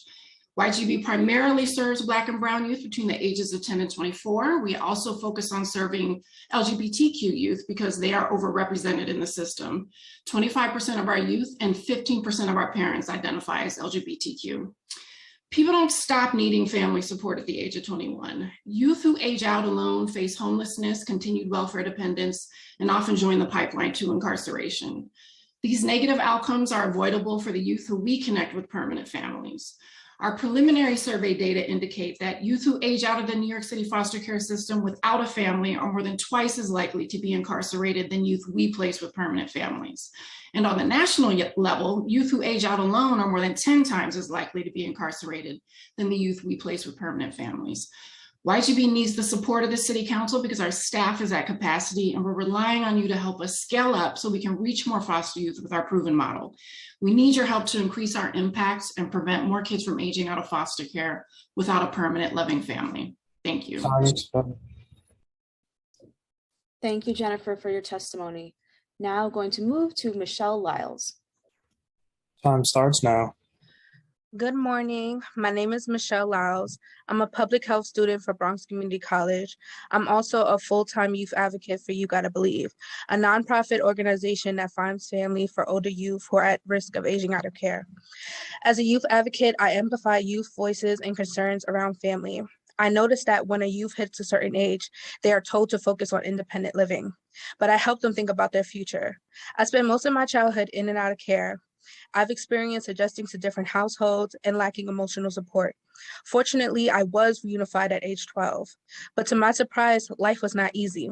My family and I had trauma to unpack, and by the time I was in high school, I was skipping class and drinking, but my family was there to help me switch schools and move from a toxic environment. My need for family didn't stop after graduation. At 20, I was failing college and living with an abuser. At 23, I experienced my first manic episode and was hospitalized 5 times that year. Through all, my parents were there financially, emotionally, by housing me, paying bills, visiting me in the hospital. Their support for me has helped my family. We realized the importance of therapy, and our relationship grew stronger through each adversity. My parents' unconditional support is why I'm here today and able to make a difference at You Gotta Believe. You Gotta Believe has a Nobody Ages Out program composed of the employment of former foster youth who have made effective change. We empathize with our youth and make them feel comfortable to share their stories, in which we use to help them reconnect with family and friends. Through our workshops on permanency, we open their idea of what permanent support systems look like and returning home or being adopted by a YGB trained family. We also support the youth in communicating their feelings, addressing their concerns and emotions throughout the process of reunification, kinship, or adoption. Though we have multiple methods, our mission remains the same: connect youth with at least one adult who will be there for them throughout the inevitable unpredictability of life. YGB needs the support of the City Council to continue to work with older youth who are about to face the worst outcomes. YGB knows that we find loving families, and as a foster youth myself, an employee of You Gotta Believe, I support their efforts and hope the council will do the same. Thank you guys for your time. Thank you so much, Michelle, for your testimony. And now move to Stephen Morales. Time starts now. Thank you. Honorable council members, my name is Stephen Morales. I'm the New York Policy Director at All Our Kin. All Our Kin is a nonprofit organization that supports over 400 home-based family childcare educators in the Bronx and across New York City as business owners and as educators. I'm here to talk about the importance of investing in home-based family childcare. Family childcare educators are a crucial piece of our childcare system. They make up 37% of the city's licensed childcare capacity and care for 58% of infants and toddlers in subsidized care.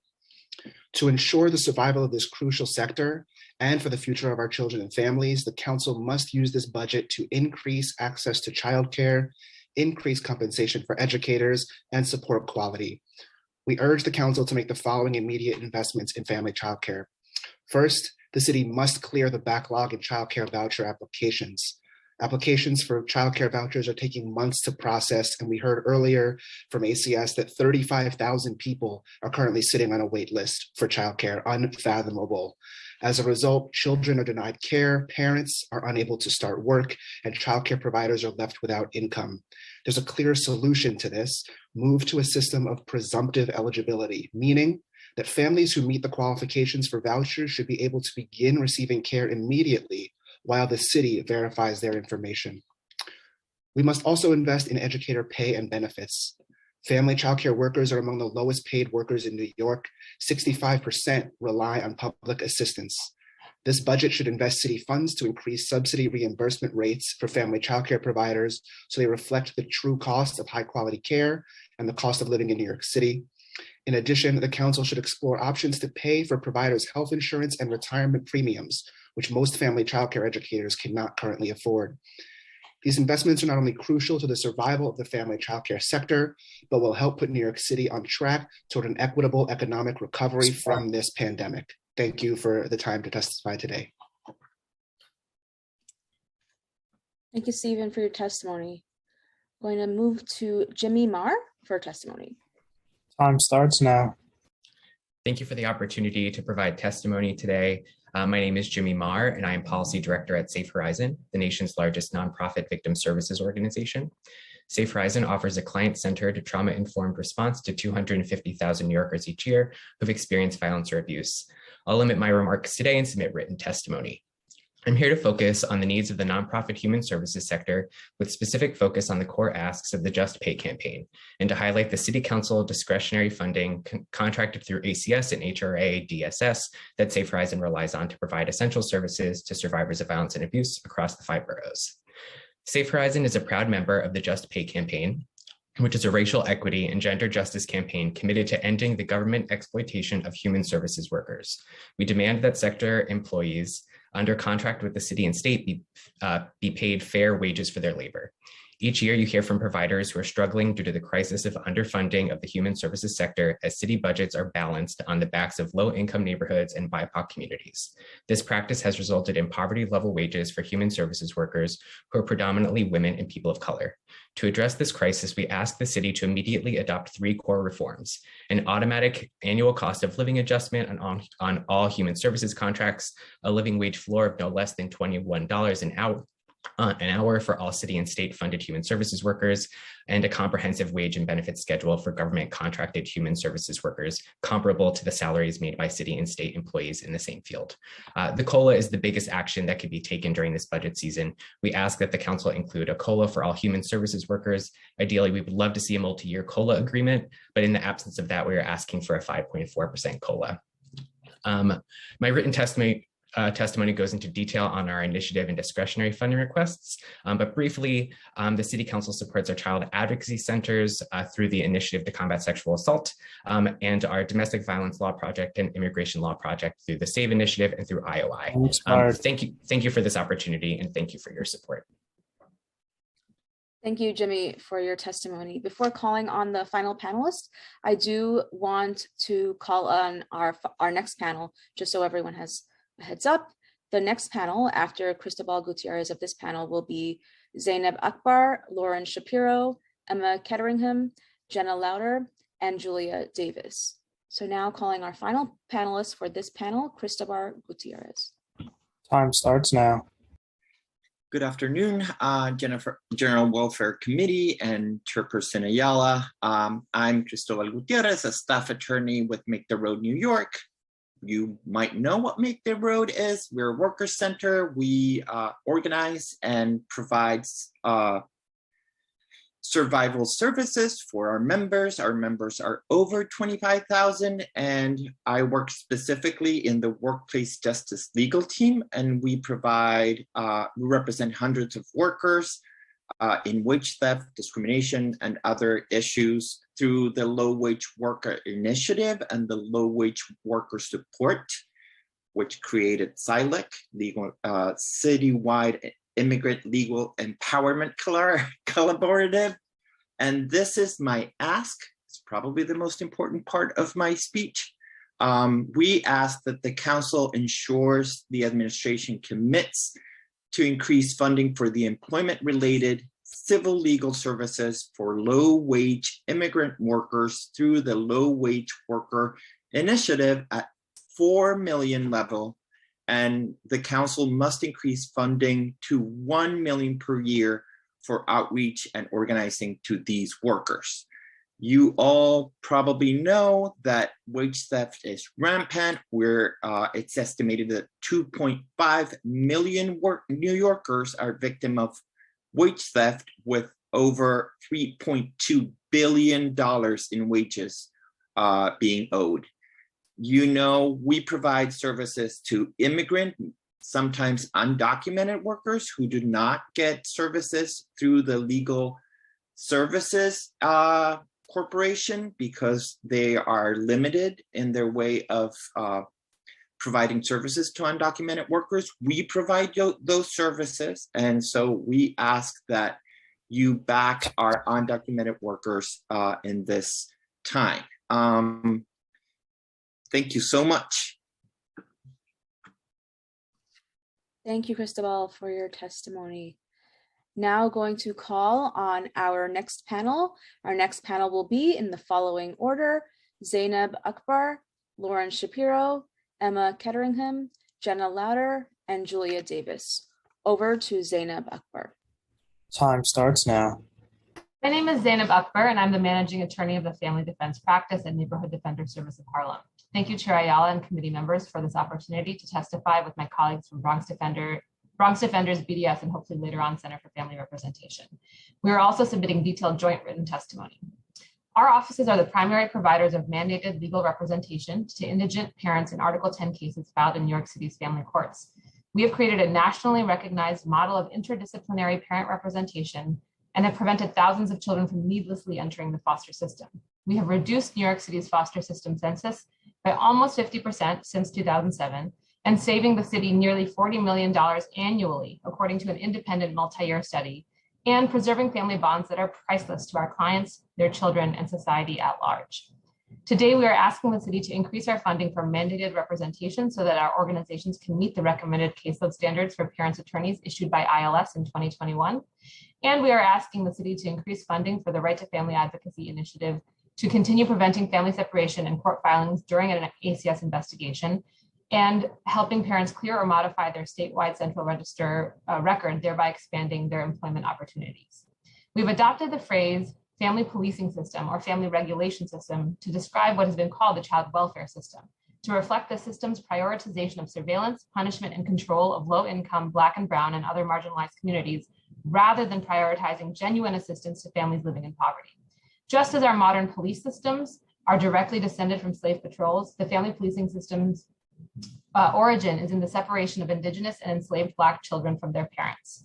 Indigenous, Black, and Brown families are disproportionately represented in reports, investigations, and prosecutions by the family policing system, as well as in the foster system.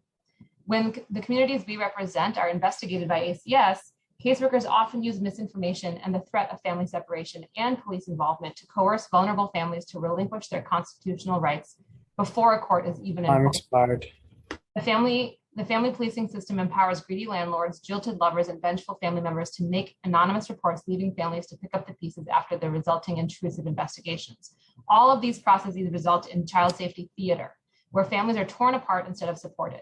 Just as the city could not function without the important work of our public defender colleagues in criminal court, the work we do to provide representation to parents in family court and as part of the City Council's Right to Family Advocacy Initiative is an essential service for the most vulnerable of New York City's families, and we urge City Council to fully fund the initiative. Thank you.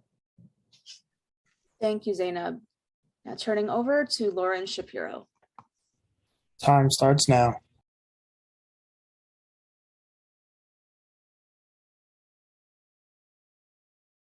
Sorry, I didn't realize I had to mute myself. Unmute. Good afternoon. I am the Managing Director of the Brooklyn Defender Services. The Family Defense Practice at the Brooklyn Defender Services. 15 years ago, the Mayor's Office of Criminal Justice made a groundbreaking decision to fund interdisciplinary representation for parents in family court facing the loss of their children to the foster care system. At the time, there was very little data about how long these cases would last, how many cases, supplemental cases would be filed, what effective staffing model should be, and what are manageable caseloads. Today, our programs have become national and state models of representation, as Zainab mentioned, and they have a proven track record of vastly improving the quality of representation for parents and reducing the time children spend in foster care. Yet the city continues to underfund parent representation contracts, resulting in unmanageable caseloads and limits on how much our representation can achieve in helping families who are targeted by ACS. Our contracts have never been allocated the funding needed to right-size our budget based on what we've learned about the work and the data we now have and continuously share with the city. Instead of right-sizing our budget, the mayor has reduced our budget each year since 2016, and we've had to fight just to maintain our budget at the same amount. The underfunding of our contracts has now been documented by the state's Office of Indigent Legal Services, a state agency with a legislative mandate to analyze and set standards for indigent representation. In 2021, ILS promulgated caseload standards for parent representation work. Applying those standards to our current staffing, we have determined that the city's budget covers less than half the staff required to meet these standards. This means that the city's budget for this work must double in order for the city to meet these caseload standards. And we are requesting an increase of $40 million across our organizations in order to meet the caseload standards. The city can I'm almost done. The city can no longer continue to ignore the crisis in parent representation, which was documented by Judge DeFiore's Commission on Parent Representation in 2019. Just as the state has corrected the deficiencies in the funding of criminal representation through an influx of new funding to reduce criminal attorneys' caseloads, the time is now for the city to increase funding for parent representation to reduce caseloads so that the positive outcomes of interdisciplinary representation can be achieved. Thank you. Thank you, Lauren. Now turning it over to Emma Ketteringham for testimony. Over to Emma. Time starts now.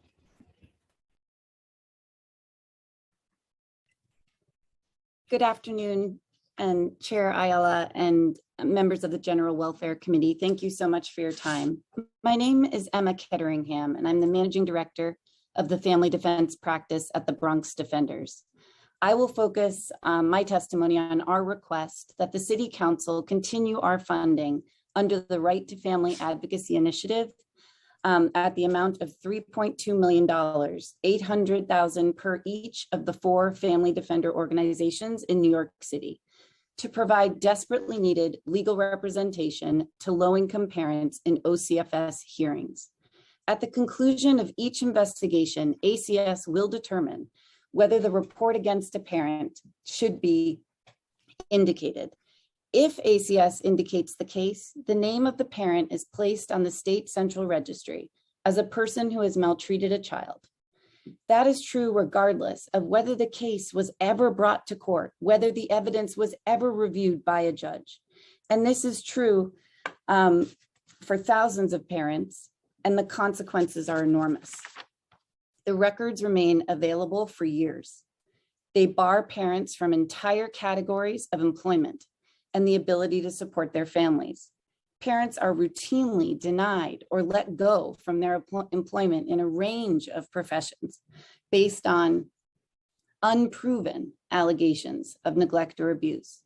Listing on the SCR can also bar individuals from becoming the custodial parent of their children in a custody proceeding, and they can bar relatives from becoming caregivers to children who need them because parental care is unavailable. The only way off the SCR is to challenge the listing of one's name through an evidentiary hearing. Under current law, parents have no access to counsel in these hearings unless they're wealthy and can afford their own. Inspired. Funding us through this initiative gives access to low-income parents that wealthy parents already enjoy. And representation by an attorney is critical for the hearing to be fair. ACS is always represented by counsel, and the hearings require legal expertise. And furthermore, providing access to attorneys in OCFS hearings through this initiative is an issue of racial justice. For every SCR report regarding a white child, 6.6 are made for Black children, and 4.8 are made for Latinx children. It is Black and Brown New Yorkers who are disproportionately impacted by the SCR process. Funding this initiative addresses that disparity and adds fairness to these high stakes legal proceedings where parents have so much to lose. Thank you very much. Thank you, Emma. Now going to turn over to Jenna Louder for testimony. Time starts now. Good afternoon, and thank you for your time. My name is Jenna Louder, and I'm testifying on behalf of the New York Civil Liberties Union. The NYCLU has long viewed state intervention in the family as a civil liberties issue, and it has been involved in matters relating to the child welfare system for nearly 50 years. We continue to work in coalition with impacted parents and direct service providers to advance reforms on the city and state level, including the ACS Accountability Act, portions of which the City Council passed last year. The child welfare system is more aptly described as a system of family regulation, given its intrusive and punitive character. Like the criminal legal system, the family regulation system is designed to surveil and punish rather than rehabilitate and support. Both systems drain resources from marginalized communities and increase impacted individuals' risk of negative life outcomes like homelessness and future incarceration. Parents and children in communities disproportionately targeted by the family regulation system know these costs all too well. Last October, parents testified to the State Assembly Committee on Children and Families about the trauma they experience at the hands of ACS. They view ACS as a threat rather than a lifeline. The vast majority of ACS cases arise from alleged neglect, which largely results from circumstances related to poverty. But ACS is ill-equipped to provide the constructive material support low-income families need to thrive. Parents reported for issues like their child's poor nutrition, lack of supervision, or unstable housing would likely benefit from support in the form of cash assistance to purchase groceries, free childcare, or affordable housing. However, ACS's primary support offering to parents are ineffective and burdensome services such as parenting classes or anger management training, which are rarely tailored to a parent's circumstances and fail to meet families' immediate needs. Perversely, these services can further destabilize families when they require parents to take time out of their already busy days to travel to in-person sessions, forcing them to jeopardize employment and spend money on transportation and childcare. Time expired. Almost finished. Moreover, families are fearful of ACS, and funneling supports through the same system that regulates and separates them discourages them from seeking help. Instead, the city council should shift resources to community-based supports that families can use to meet their basic needs. The city council should also adopt measures to reduce ACS disruption of families, which can cause further destabilization and lasting harm. This includes Intros 1718 and 1736, which would provide ACS agents to provide parents with their rights in a child protective investigation at the first point of contact, as well as Intro 1426, which would require ACS to report on investigations stemming from a positive drug test at a New York City public hospital. In conclusion, the family regulation system is designed to investigate and separate families and is therefore ill-suited to simultaneously provide the basic resources that are fundamental to family well-being. Thank you. Thank you, Jenna, for your testimony.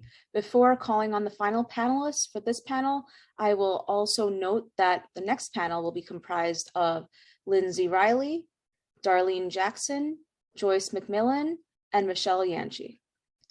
And now I will call on Julia Davis as the final panelist for this panel. Time starts now. Thank you, Chair Ayala and committee members. I'm Julia Davis. I'm the Director of Youth Justice and Child Welfare at the Children's Defense Fund, New York. I appreciate the opportunity just to uplift 4 things today as part of the preliminary budget. First, that I really appreciate you, Chair Ayala, and the Commissioner for addressing the need to narrow the front door to the child welfare system, which is something that you've heard from a number of people today. And the acknowledgement that CPS investigations are traumatizing for children and parents, and really look forward to working with you around how we support children and families in the communities with the investments in the budget that we're going to get done this year. The second is that we fully support the Fair Futures expansion, especially the expansion into close to home. That is a space where meeting the needs of young people in contact with the juvenile justice system is a critical opportunity to provide the coaching and the other services that you've heard about from so many young people and coaches today. The third is that this is the right time to right size close to home. The success of Raise the Age has meant that we don't need all these beds. And this is an opportunity to reinvest and to think much more expansively about what young people need. And so this is the time to really reduce the footprint of that program. And finally, we support the moving of the alternative to detention programs from MOCJ to ACS, which also manages the alternative to placement and close to home programs. This is also a moment for us to really start to coordinate in a different way the types of services that young people who have come into contact with the court system need. And I want to acknowledge just finally, Chair Ayala, your recognition of gun violence and young people, and the fact that we need to respond to that in the budget with a public health approach, really grounded in what young people need in communities and not a punitive response. So thank you very much for the hearing today. Appreciate you. Thank you, Julia. Now going to call on our next panel. Our next panel in the following order again will be Lindsay Riley, Darlene Jackson, Joyce McMillan, and Michelle Yanchi. Over now to Lindsay Riley. Time starts now. Good afternoon to the council and all the attendees of this important committee meeting. My name is Lindsay Riley, and I'm an impacted parent working with JMAC for Families to keep families intact with proper supports, not punishment and judgment. I have been a parents' rights activist for about 9 years now. I have seen the city pour billions of dollars into funding evidence-based solutions, preventative care, parental terminations, and literally everything but the obvious solution. These evidence-based solutions do not keep families intact as much as they claim to. Rather, they can separate and isolate parents during a very traumatic time. We need to uplift families' voices, not profit from destroying them. Parents need an active role in the practices that impact them and their children and their families. There are not enough funds allocated for birth parent perspectives, parent advocacy, community resources. We deserve a seat at the table.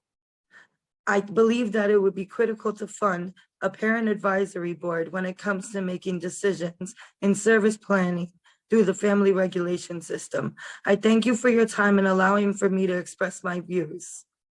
Please help and consider to invest in parent and community power and family power. Thank you.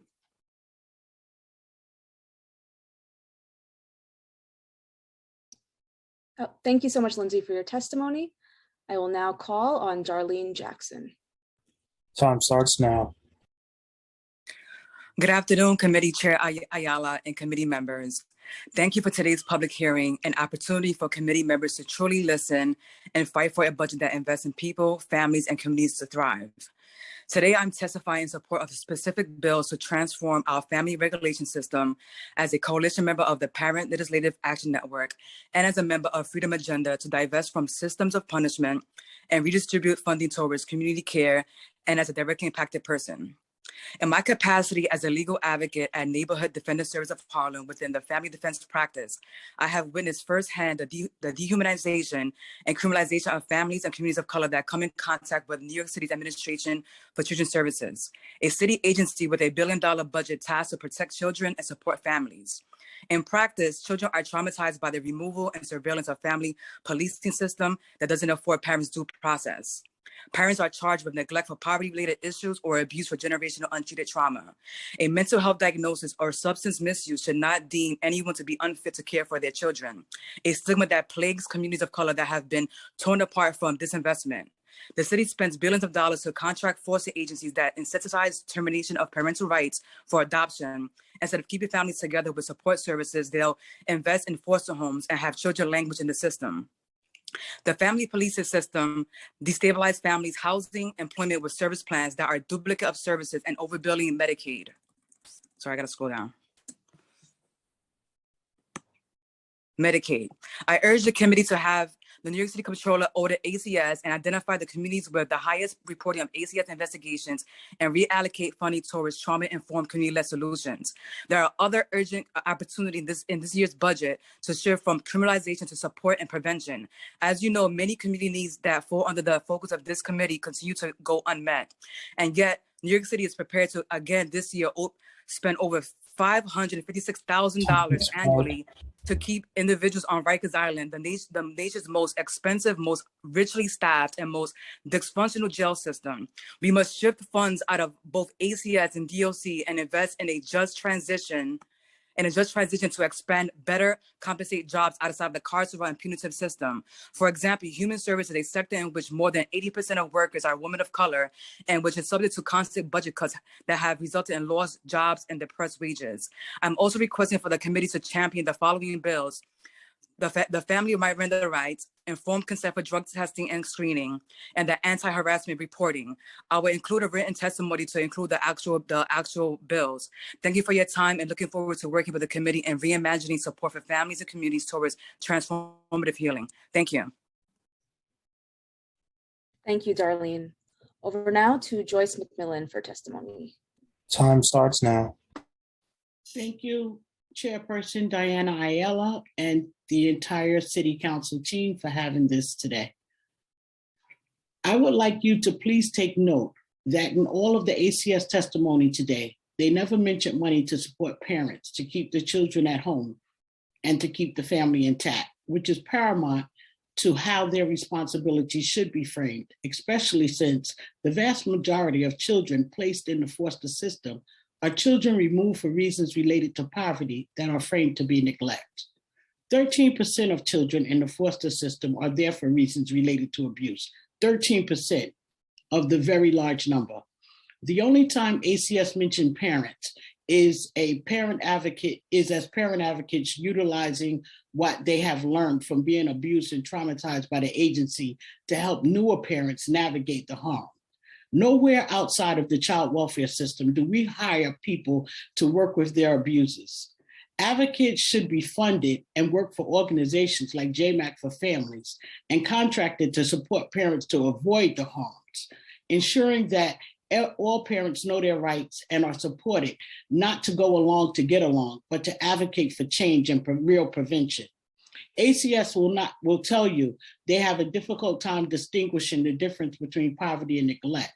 So the two are often conflated, which leads to the overrepresentation of Black and Brown children in the system. But there are no offices outside of areas that have high poverty rates, which says it's intentional. There are no offices in Battery Park or Soho.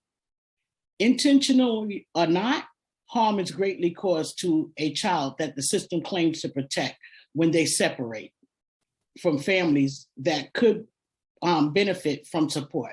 Separation is not support. Separation is trauma, fear, uncertainty, confusion, frustration, anger, and broken family bonds. I'm hoping by testifying today, I can influence and discourage monies being given to the Administration for Children's Services via any budget to support the work being done to separate and surveil families via their newest model, prevention, that doesn't prevent anything. Throwing money behind fancy words doesn't create change. It's harm by a different name. Under New York state law, when a parent is financially unable to provide a child with adequate food, clothing, shelter, medication, before filing a petition for neglect, the government is supposed to offer the parent financial or other reasonable means to provide those things. But ACS doesn't do that. So I question why we investigate and prosecute parents instead of assessing the needs of family. Assessments will help us to figure out how we can provide resources to support children and their families, even though the family may be experiencing food insecurities, lack of car fare to take their children to school, rent arrears, homelessness, and subjectively, the dirty homes that they claim they see, and other nonsense reasons used to remove children from their homes.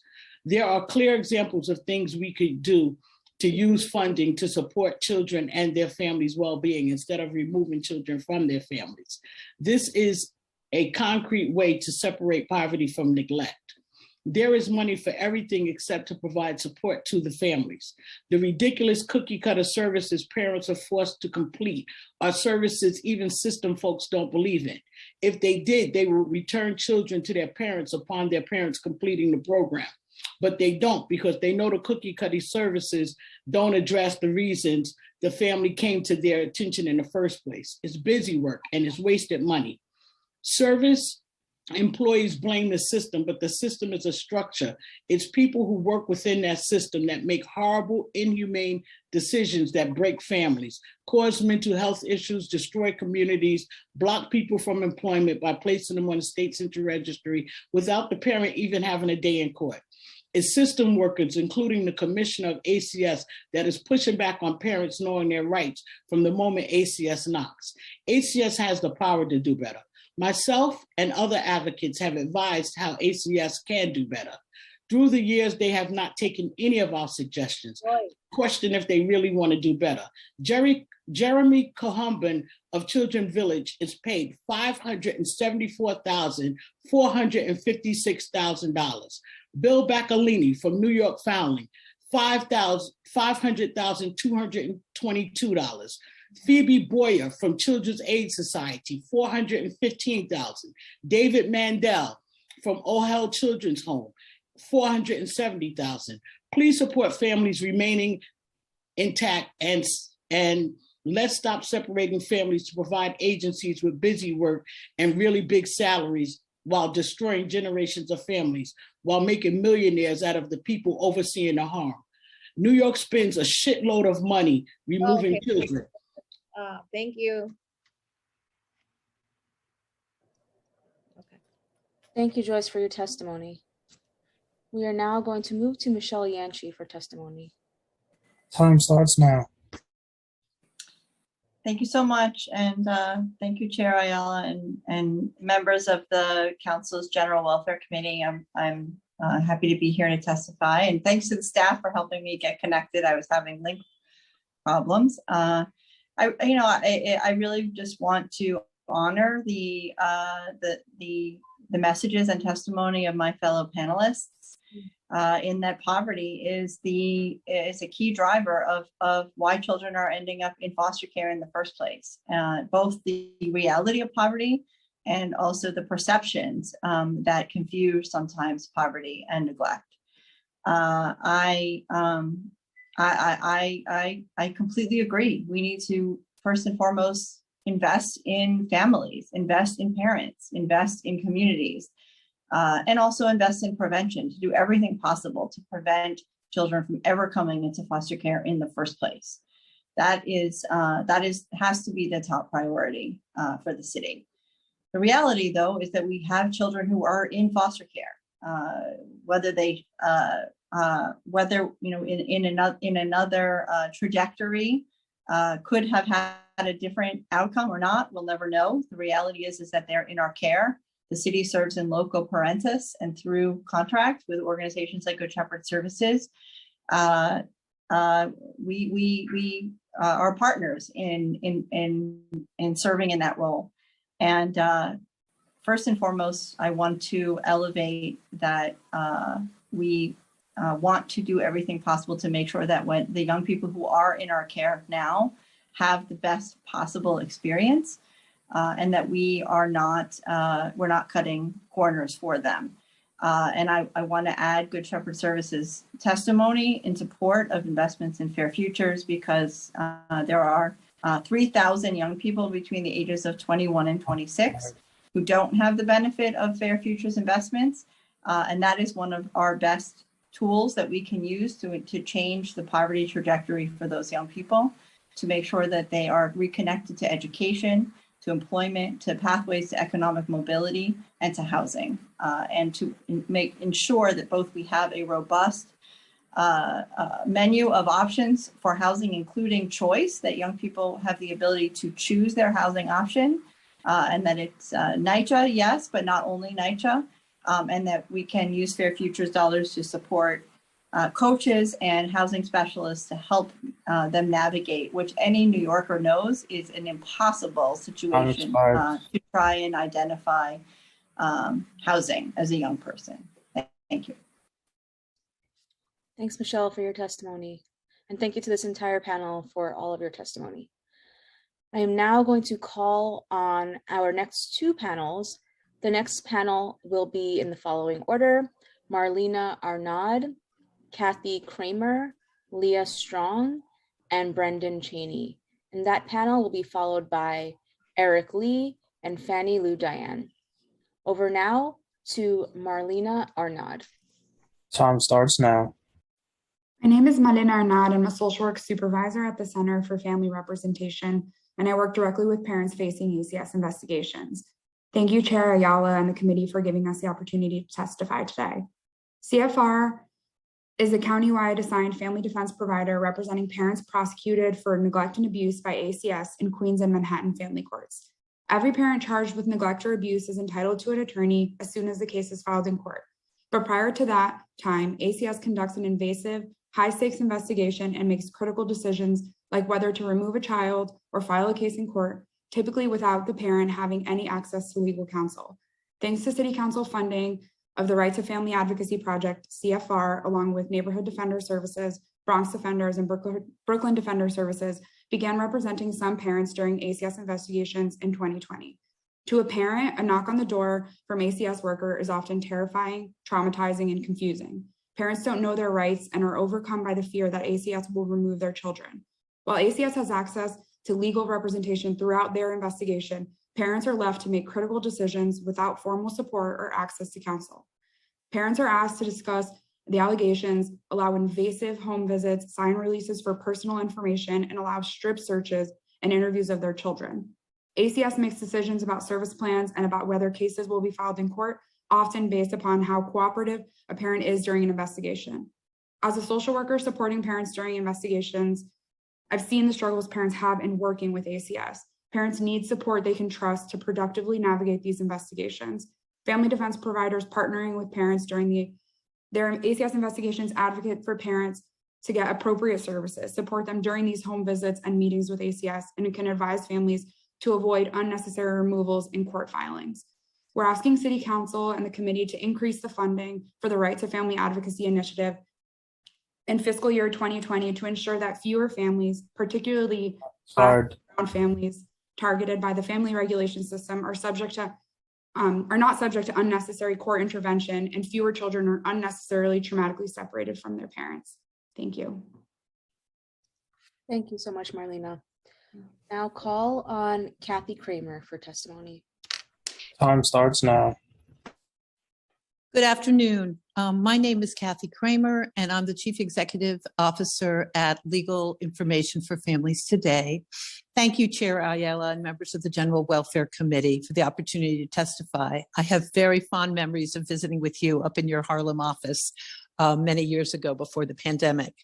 LIFT's mission is to increase access to justice in New York State Family Court. We combine legal guidance, easy to access technology, and compassionate support to help unrepresented parents and caregivers self-advocate on critical family law issues. We primarily work on cases of child support, custody, and visitation, and domestic violence. Even before the pandemic, the New York City family courts were overburdened and under-resourced, hearing over 100,000 cases per year. 80% of litigants who come to family court come without a lawyer. Unrepresented litigants are disproportionately low income and from communities of color, including undocumented immigrants. Because the family courts are understaffed, there's a real justice gap for many of these litigants. These issues have worsened during the pandemic. At the beginning of the pandemic, the court was only hearing emergency cases, and as a result, LIFT had a record-breaking number of requests for help on our helplines. Over 24,000 people called us in 2021, as compared to 14,000 people calling a year, which was our typical number. Our legal advice consultations grew by 185% during that period. We could not have done so well without the council's support. Now the courts are beginning to hear more virtual and hybrid cases, but there's still many issues for unrepresented litigants. Problems with connectivity. If people are 5 minutes late, possibly due to a connectivity problem, hearings are adjourned or at worst dismissed. Our attorneys spend so much time recalendaring cases for clients who had technology problems. We have opened a tech hub in our Brooklyn office to provide much needed tech support to clients.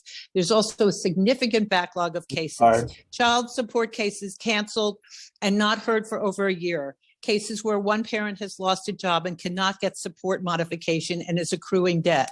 Parents who cannot visit with their children because they've been relocated or kept from parents in violation of a court order. As the recent New York City Bar Association on Family Court showed, the functioning of the family courts was particularly hurt, and the courts are just getting back on its feet. With ongoing deep support from the City Council, LIFT can be part of the solution and improve the general welfare of our great city. Now is not the time to cut back. We need to be part of the future and part of court reform. Thank you so much for your time and your continued support. Thank you, Kathy, for your testimony.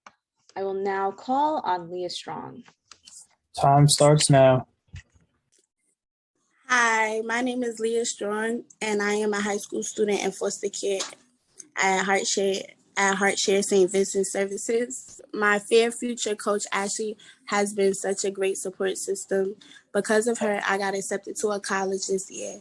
She is always helping me and pushing me to strive for excellence. She teaches me not to give up. Ashley has even worked with my education counselor at school to ensure I was on the right track. As a young person in care, it is necessary to have someone to push you to achieve what you may or may not know. Sometimes we feel that we can't achieve specific goals as youth in care, and we need someone to get us and help us get motivated. You may not think you want to go to college or know how to apply, but at the end of the day, when you figure it out and get in, you'll be proud of yourself for your achievement. Ashley was persistent even when I wasn't responsive. When you have that consistent help, it becomes effortless to navigate anything. Fair Futures deserves to be fully funded. I don't know where I'd be without Ashley.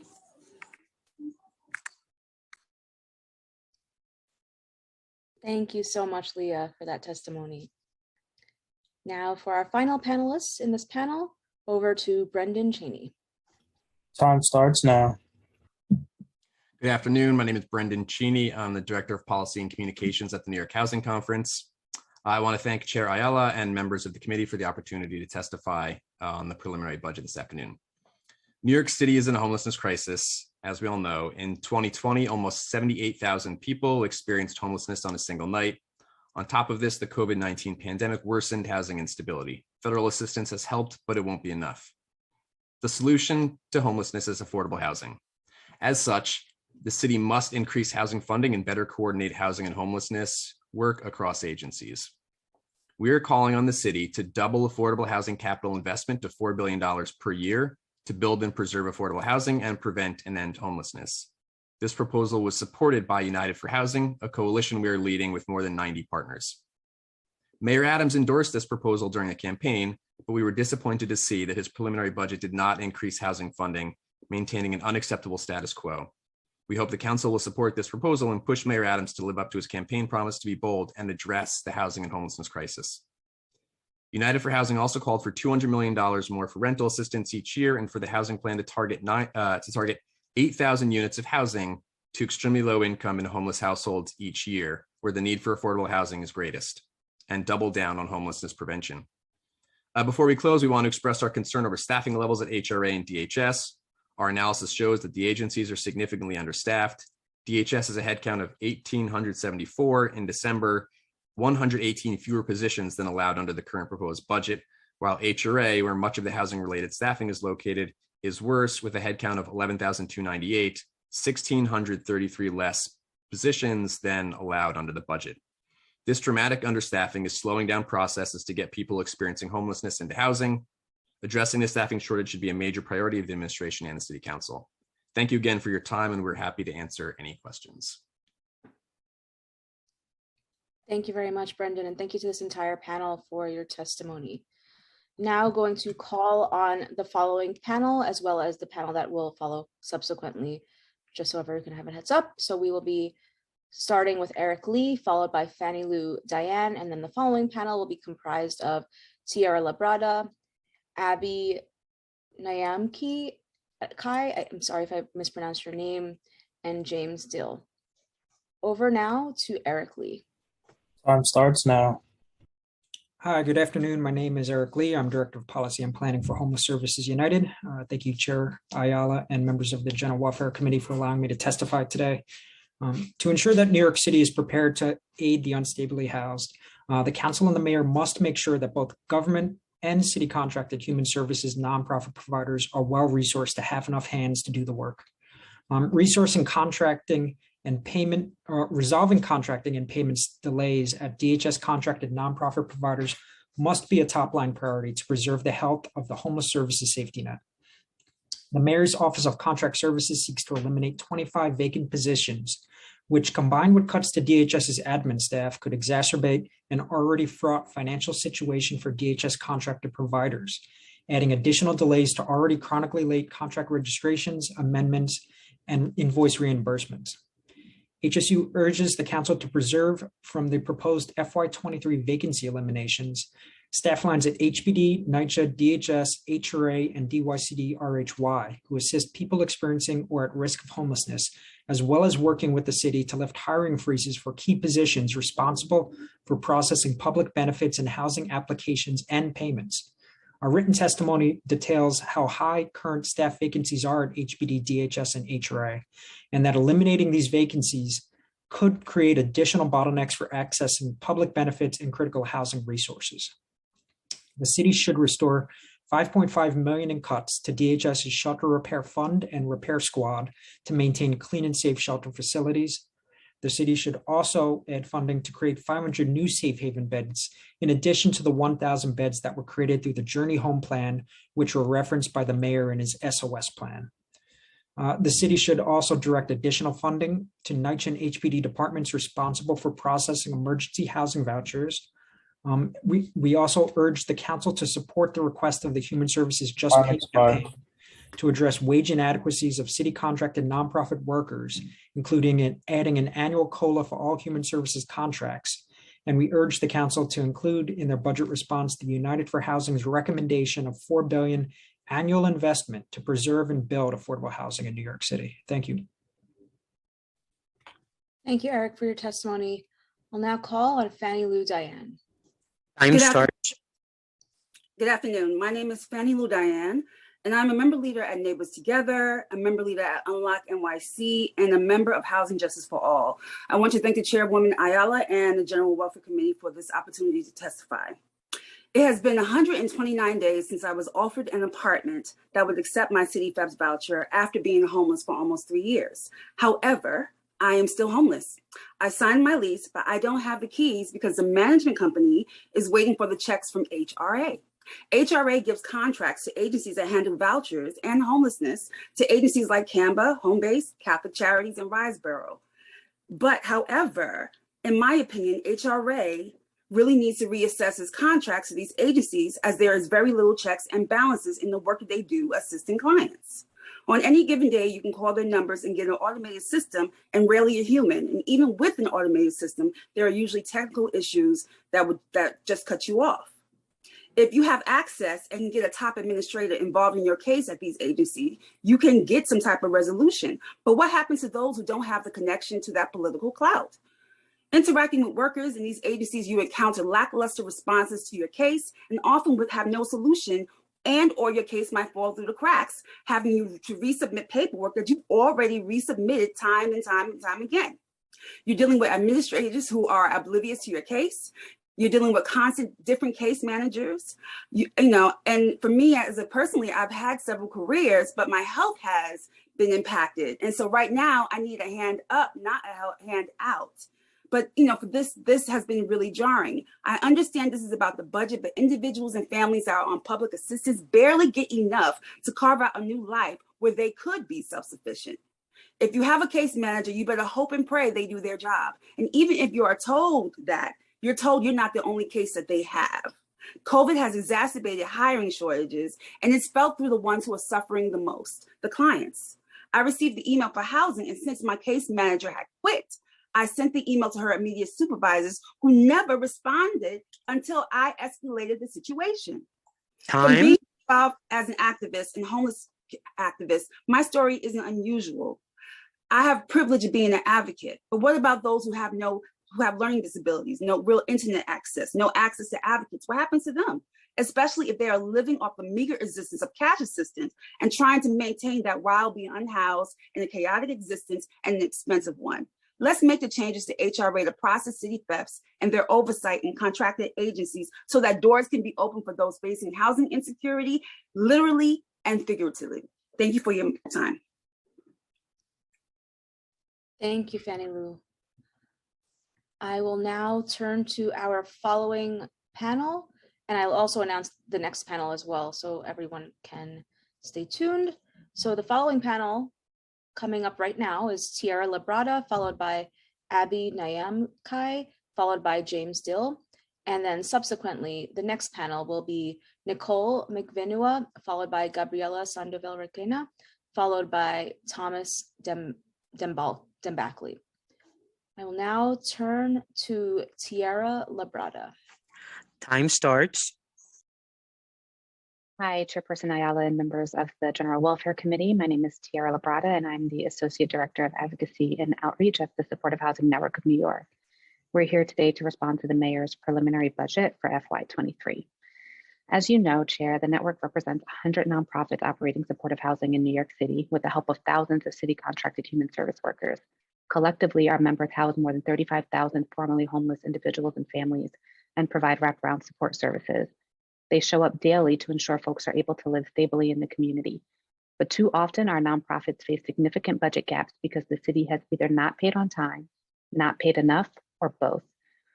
Although our sector suffered no major cuts in the Mayor's preliminary budget, there was no movement to address the chronic underfunding of the sector with any significant investments. Today, we're asking the Council to include the following in its budget response. First, support our workforce. Long-term underfunding of our sector has resulted in a staggering 20% staff vacancy rate in the supportive housing community. We are proud members of the Just Pay campaign, which calls on the city to do the following. Establish, fund, and enforce an automatic annual cost of living adjustment on all human service contracts. For FY23, the COLA should be at least 5.4% to match the state's current commitment, and that totals approximately $108 million. Second, set a living wage floor of no less than 21%. $21. And then 3, create, fund, and incorporate a comprehensive wage and benefit schedule for government contracted human service workers. Second, increase funding for scattered site contracts. A recent City Limits article detailed the negative impacts on the health and well-being of tenants relying on underfunded scattered site contracts. Some DOHMH contracts have combined rental and service budgets of just $16,000 a year, which is $5,000 short of covering fair market rent for a studio apartment, let alone being able to provide adequate support services and operating services. This leaves tenants in dangerous and substandard housing and nonprofits operating at a deficit. The state is proposing an increase of $104 million over 2 years, starting with $65 million in FY23 for mental health housing programs on top of the 5.4% COLA. The city should match this commitment. Current scattered site rents should be raised to meet the FMR, and service dollars should match that of the 1515 congregate housing. Additionally, NYC 1515 scattered site service rates are well below the congregate rate at $10,000 as opposed to $17,500 for single adult households. These should be upwardly adjusted as well. Almost done. Third, support the agencies and systems responsible for referrals and placements. The city has doubled its supportive housing production over the last 5 years, yet HRA has not increased their internal capacity to keep up with production. A fall 2021 survey conducted by the network saw that our respondents reported a 10% vacancy rate within their supportive housing portfolio. This approximates to at least 2,500 vacant units, while there are at least 8,000 homeless New Yorkers with approved applications. This is unconscionable. The city should increase their staff capacity and immediately assemble a team to reduce vacancies and move people from homelessness to housing as quickly as possible. Additionally, the city should match the federal investment into the coordinated assessment and placement system. If the city invested in building out the system, then confirming vacancies, scheduling interviews, and getting people placed would be much more efficient. We'll happily answer any questions you may have, and we look forward to working together to solve this crisis. Thank you. Thank you, Tiara. Now call on Abby Nayamkai. Time starts. Hi, good afternoon, members of the General Welfare Committee and colleagues. My name is Abby Nyamichak. I'm Chief Administrative Officer for the Center for Urban Community Services, a nonprofit that employs 600 human service workers. We provide housing, health, and case management services that help New Yorkers exit homeless and live healthy and vibrant lives, live the healthy and vibrant lives they deserve. We are longtime partners with New York City, funded by city and state dollars. We want to echo our colleagues' call for better pay and livable wages for human service workers. Many of us have programs funded by both state and city dollars, and it's a real challenge to have a state-sponsored COLA of 5.4% without a match from the city.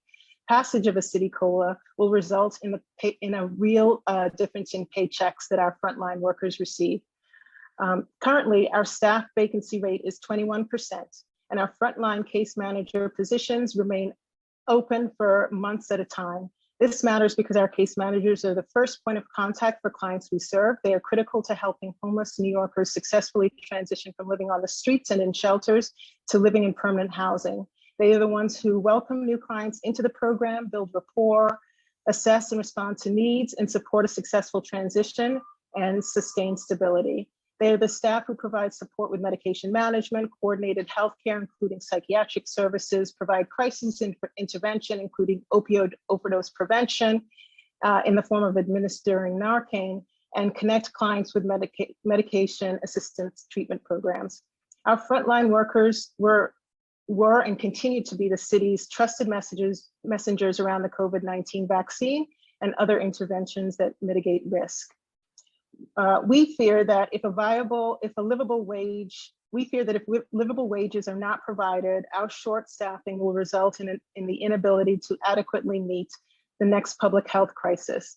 Nonprofits like ours are our city's safety net with longstanding collaborative relationships with communities and city agencies. We are providing critical services that benefit the overall health and well-being of all New Yorkers. And for that reason, we do ask for equity in pay in the form of compensation and benefit schedules that match those that are received by folks who are hired directly by the city and by the state. Thank you. On behalf of all of our workers, we appreciate your time. And we hope that the city considers adopting the COLA and adopting a benefit and compensation schedule that matches that of city workers. Thank you, Abby. Thank you for your testimony, and I apologize again for mispronouncing your name. I'll now call on James Dill, the final panelist in this panel. Time starts. I'm Jim Dill, Executive Director of Housing and Services, Inc. We provide permanent supportive housing to about 720 New York City households. We support all of Supportive Housing Network's advocacy points for this meeting, but I will focus on the immediate and dire need to build HRA capacity for the referral process to permanent supportive housing projects. Due to the lack of HRA capacity, our projects that rely on contracted HRA shelter referrals now have vacancy rates in excess of 10%. I have neither the time today nor the words to describe the human cost to homeless individuals whose shelter stays are being needlessly prolonged due to the lack of capacity. However, I can speak to the financial costs of both providers in the city. Our Kenmore project on East 23rd Street has 325 housing units and an annual residential rent of approximately $4 million. At Kenmore, during the pandemic, it has taken an average of 72 days from referral request to a tenant move-in. At 72 days for a move-in, tenants are leaving at a faster rate than the new ones coming in. For calendar 2021, Kenmore's vacancy rate was 6%. For February 2022, it was 11%. With no solution to the capacity problem, Kenmore's 2022 vacancy loss could approximate $500,000. It is well documented that the city's annual cost for a homeless person in shelter approximates $30,000. These costs are needless and must be cured with an immediate investment in HRA capacity to stop the suffering of homeless individuals languishing in the shelter while thousands of permanent supportive housing units remain vacant. I thank you for your attention today and look forward to submitting written testimony. Thank you, Jim, for your testimony. I'll now call on our next panel. Our next panel will be in the following order: Nicole McVinua, followed by Gabriela Sandoval-Requena, followed by Thomas Dembackley. And then the next panel, just so everyone is aware, will be comprised of Greg Silberman, Joel Berg, Kathleen DePerna, and Mahtab Khan. So now we will begin with Nicole McVinua. Time starts. Good afternoon, Chair Ayala. My name is Nicole McVinue, and I am the Director of Policy at Urban Pathways. Thank you for the opportunity to testify this afternoon. Urban Pathways is a nonprofit homeless services and supportive housing provider that has been serving the New York City community since 1975. We assist single adults through a unique combination of street outreach, drop-in services, safe havens, extended stay residences, and permanent supportive housing. We serve about 3,900 New Yorkers annually. The last 2 years have been extremely challenging in the face of the COVID-19 pandemic for our organization, our staff, and the people that we serve. Despite the commitment of our staff, they receive poverty-level wages under our city contracts. This leads to high staff turnover, and we are currently facing a critical staffing shortage across our organization with a 30% staff vacancy rate. So with that, I would like to echo my colleagues who came before me in asking for a 5.4% cost of living adjustment, which mirrors the state COLA that was included in the governor's executive budget. Similar to Abby, we are also funded by OMH, so to have a COLA at the state level and not at the city level would create a really complicated situation for our organization. Another major concern facing Urban Pathways is timely contract registration and timely payments. There's a chronic problem of contracts being registered late by DHS and thereby delaying payments to service providers. We should not be providing services for months on end without a registered contract. We would also like to highlight the importance of focusing efforts on the creation of more drop-in centers and safe haven beds, particularly in light of the mayor's subway safety plan. We wholeheartedly agree that nobody should be living on the subway, but we need to ensure that there are services that have a low barrier of entry, which are drop-in centers and safe havens where people can simply walk in off the street or can be placed directly by a street outreach worker into a bed. Time. I will submit written testimony with the rest of our concerns, and thank you very much for your time today. Thanks so much, Nicole. Now going to turn to Gabriella for testimony. Time starts. Good afternoon, Chair Ayala, members of the Committee on General Welfare. Thank you for your leadership and the opportunity to testify on behalf of New Destiny Housing. My name is Gabriela Sandoval Requena, and I am the Senior Policy Analyst of New Destiny. Our mission is to end the cycle of abuse and homelessness for domestic violence survivors. We do this by developing supportive housing for homeless survivors, by assisting those who are fleeing abuse to obtain subsidies and find apartments, and by advocating for more housing resources. New Destiny is also a co-convener of the Family Homelessness Coalition. We are concerned that with the budget cuts across city agencies, especially HRA, and the impact that these cuts will have on staffing, capacity, and programs. HRA is facing a significant increase in check processing requests due to the federally funded emergency housing vouchers, the expected increased use of city FEPs now that it is a usable rent subsidy, and the increase in one-shot deal requests. If HRA cannot increase their headcount to meet this demand, there is a potential for a huge bottleneck, delaying moves, increasing shelter entries, and prolonging shelter stays. Also, we are concerned with the amount budgeted for city FEPs vouchers. According to a report released yesterday, IBO expects the cost of city FEPs will exceed the current budgeted amounts. City FEPs must continue to be a priority for City Council and City Hall, and we urge the administration to allocate the appropriate funding in the budget. Additionally, the city has at least 2 budget-neutral opportunities to increase access to housing resources. The administration should open HPD homeless set-aside units and city-funded supportive housing units to domestic violence survivors and their families. These administrative modifications do not cost the city anything and would help families move out of shelter faster and reduce shelter costs. On behalf of New Destiny, I would like to thank the council and Councilmember Ayala for the opportunity to testify at this preliminary budget hearing. We are submitting written testimony, and we look forward to working together, and I'm happy to answer any questions. Thank you. Thank you so much, Gabriella. Now for our final panelists in this panel, I will call on Thomas Dembackley. Time starts.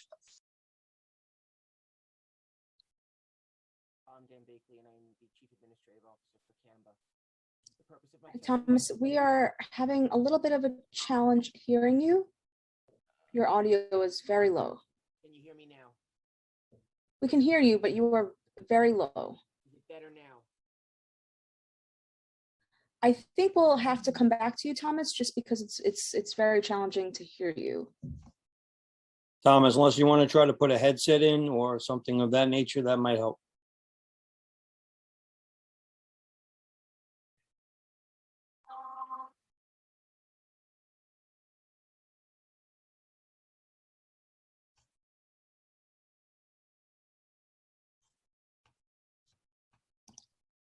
Thomas, while we figure out your audio situation, I am going to call the next panel.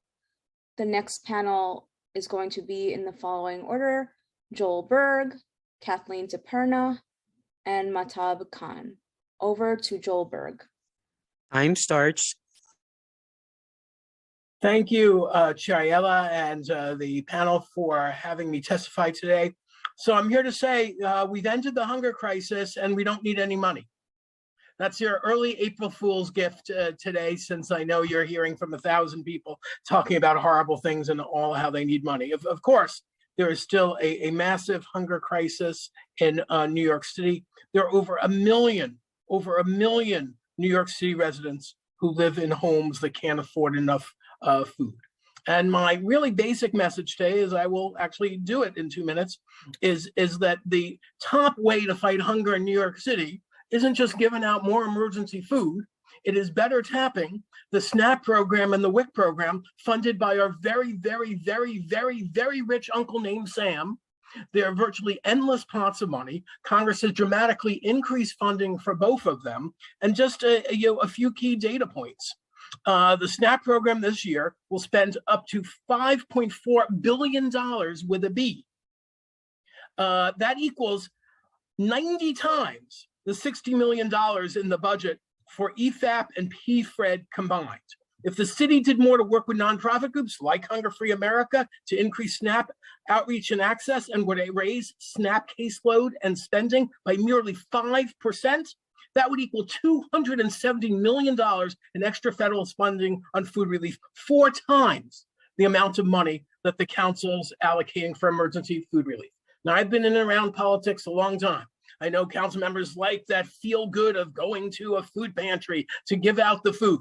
But I ask people to really consider, we need those to fill in the gaps, but we have a far more cost-effective way to spend city funding. Every dollar we spend on benefits access of city money generates $60 of federal benefits to fill people's grocery carts. I hope you fund pantries and kitchens and food banks, but also adequately and permanently fund benefits access work. Thank you. 1 minute to spare, 1 second to spare. Thank you very much, Joel. I'm now going to call on Kathleen DePerna. Time starts. Good afternoon, Chair Ayala, council members and staff. Thank you for the opportunity to testify today on Rethink's efforts to combat food insecurity while addressing food waste and providing support to frontline community-based organizations and struggling restaurants. My name is Kathleen DePerna, and I'm the Director of Government Relations for Rethink Food, a New York City-based nonprofit with the mission to create a more sustainable and equitable food system, one where every New Yorker has access to dignified, culturally responsive, and nutritious food. We operate in 35 council districts across all 5 boroughs and have plans to expand to 40 council districts by fiscal year 2023.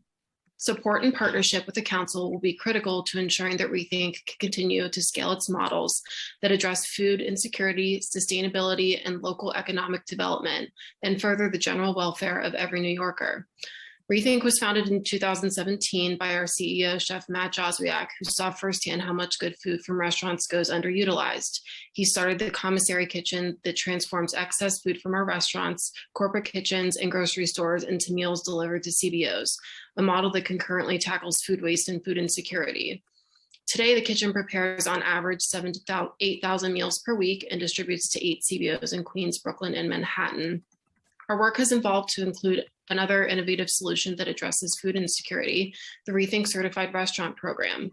Launched at the height of the COVID-19 pandemic, with food insecurity escalating and restaurants facing widespread closures, Rethink leveraged its experience to partner with restaurants to prepare meals for communities facing food insecurity. In exchange, we provide grants to support food operating and staffing costs. We've had the unique opportunity to distribute meals to vulnerable communities and help restaurants stay open and retain staff. In 2021, Rethink and its partners delivered nearly 3.3 million meals to 88 CBOs, invested $15.7 million into 76 restaurants, 75% of which were minority and or women owned, and recovered nearly 500,000 pounds of excess food. Time expired. Rethink services are greatly needed now more than ever across the city because nearly 1 out of every 4 New Yorkers is experiencing food insecurity. And due to the COVID-19 pandemic, the existence of up to 50% of New York City restaurants are endangered. We cannot continue to let our neighbors continue to wonder where their next meal will come from, allow restaurants to close when they're a viable conduit for feeding their community, all while perfectly edible food is continuing to be wasted. Thank you for the opportunity to testify before you today, and we look forward to continuing the conversation how in partnership through our discretionary requests, we can feed the most vulnerable New Yorkers. Thank you, Kathleen. Before calling on our final panelist, I would like to note that the next panel will be comprised of Kevin Jones, Carolyn Cohen, and Katie Bauer. I'll now call on the final panelist for this panel, Mahtab Khan. Time starts. Okay. Good afternoon, everyone. Thank you, Aminta, Chair Ayala, and other respected City Council members here today. My name is Mahtab Khan. My pronouns are he, him. I'm an organizer and activist from Jamaica, Queens. I'm also the operations director of Munna Social Services, who I am here on behalf of today. We're a nonprofit that helps distribute food and produce to the community. We have 14 sites across New York City and have been serving tens of thousands of people every month. folks from marginalized and low-income working class backgrounds, predominantly Black and Brown immigrant communities. These are folks struggling financially, especially because of the pandemic. Unfortunately, we haven't had any food distribution events these past 2 weeks for our sites because of the Pandemic Food Reserve Emergency Distribution Program, PFRED, not being able to continue. People from these communities have been continuously calling us about it and letting us know about their financial hardships and requesting that we bring this program back and how much it really means to them. For our nonprofit to continue, we need programs like PFRED to exist. I'm sure there are several other nonprofits in the same situation with asking the same request. New Yorkers deserve better, and we must continue programs like PFRED to address food insecurity issues we've been dealing with all across New York City. This hasn't been an issue that's been brand new or that started during the pandemic. It's been going on for a long time, and it's only gotten worse because of the pandemic. While minimum wage has remained a stagnant $15 an hour, rent has been unfairly skyrocketing even during a pandemic like this. We're also seeing private for-profit companies like Con Edison and National Grid taking advantage of low-income working class customers, charging them ridiculously high bills, especially during this past month. Again, we're living in a pandemic, which is exactly why we need public power and democratically controlled ownership of our energy system by having our city and state take over for-profit energy utilities. I'm asking everyone here today to fight for programs that are for the common good, serving the best interests of low-income working class people here in New York. Please look after these communities by continuing and expanding PFRED, as well as by supporting public power. Thank you. Thanks, Mahtab, for your testimony. I am now going to turn back to Thomas to see if your audio situation was rectified so that you can testify right now. Over to Thomas. Can you hear it all right now? You're still just as low. It's very, very hard to hear you, Thomas. I don't know if you have a headset that you can put on. That might help the situation. No, it's not. So we're gonna have to come back to you, Thomas. I'm now going to turn to Kevin Jones, followed by Carlin Cohen, followed by Katie Bauer. Over to Kevin Jones. Time starts. Great, thank you. Good afternoon, Chair Ayala and members of the Committee on General Welfare. My name is Kevin Jones. I'm the Associate State Director for Advocacy at AARP New York, representing 750,000 members of the 50+ community in New York City. So I want to thank you for providing me the opportunity to testify at today's hearing. New York City's older adult population is one of the fastest growing demographic groups and will continue to make up a greater share of the city's entire population in the years ahead.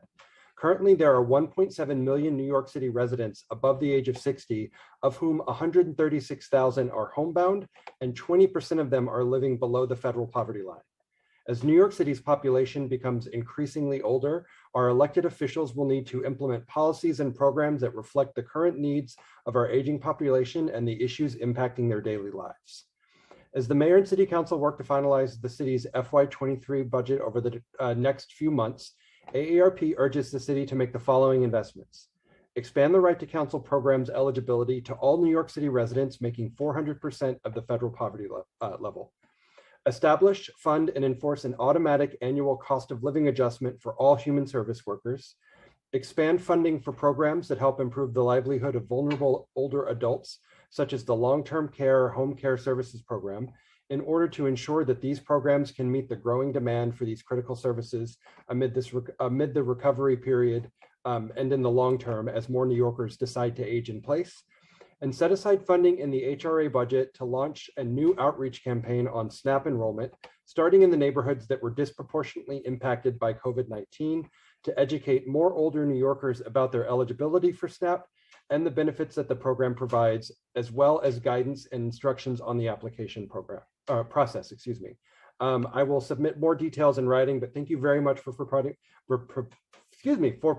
me the opportunity to testify, and I look forward to working with all of you in the coming year.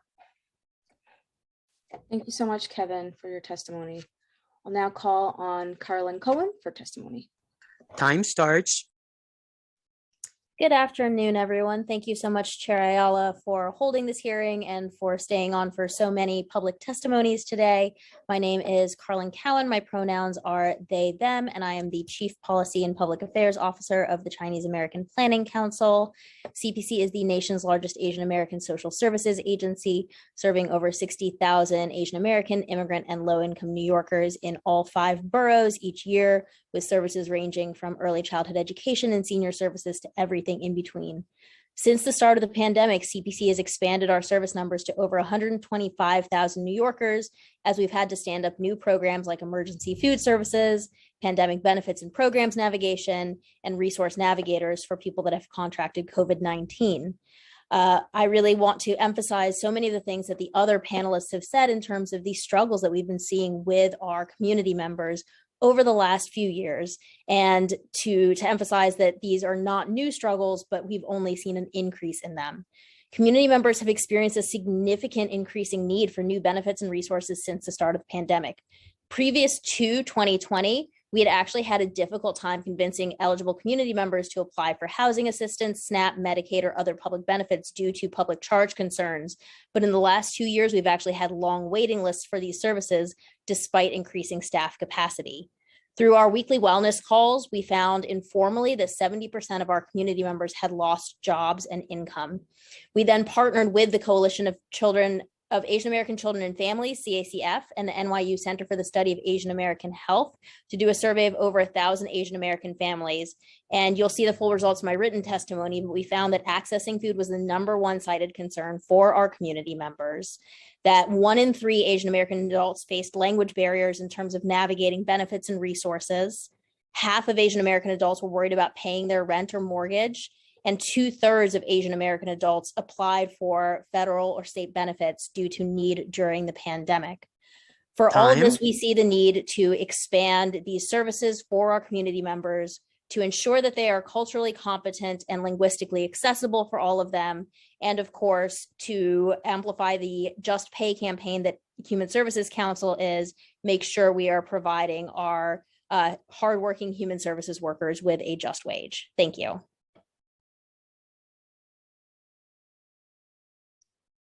Thank you so much, Carlin, for your testimony. Now going to call on Katie Bauer. Time starts. Good afternoon. My name is Katie Bauer, Vice President of Programs at Project Renewal, a homeless service nonprofit agency. I'm grateful to Chair Ayala and the entire City Council for your support of our programs. Project Renewal has more than 850 employees, the vast majority who work on the front lines of our city's homeless crisis at our shelters, housing programs, kitchens, medical programs, and workforce development programs. Despite some of the most important and challenging work, these frontline employees, like the rest of the human service workforce, are some of the lowest paid in our city's economy. Unfortunately, the hands of nonprofits are tied. Government contracts either directly set low salary levels or do so indirectly by establishing low rates for services. As a result, Project Renewal's turnover rate is 58%, and we currently have 80 staff vacancies. More than half of our employees are women, and 72% are people of color. So this issue is incredibly consequential to the fight for race and gender equity. This is why Project Renewal has joined with other nonprofits across the city to demanding changes outlined in the Just Pay campaign. This includes establishing an automatic annual 5.4 cost of living adjustment, setting a living wage floor of no less than $21 per hour, and creating a comprehensive wage and benefit schedule for government contracted human service workers. The second issue I want to talk about is housing. Funding for supportive and affordable housing in the mayor's preliminary budget falls short of what's needed. One example is scattered site supportive contracts, which have been underfunded for years, even as rents have risen. Rate increases for scatter site contracts would provide more financial stability and enable nonprofits to expand the pool of buildings from which we rent apartments. Furthermore, there's a 10% vacancy rate in the limited amount of supportive housing that does exist. The city can help address this problem by matching the federal investment into the coordinated assessment and placement systems, including adding staff to expedite the referral to move-in pipeline. Another cause of supportive housing vacancies has been the lag in referrals due to limited capacity at HRA. Currently, staffing shortages are making it difficult to fill the vacancies in the 1,000 supportive housing units that Project Renewal has. Thank you for this opportunity to testify. Thanks so much for your testimony, Katie. I'm now going to return to Thomas to see if your audio has changed and if we've rectified the technical difficulties.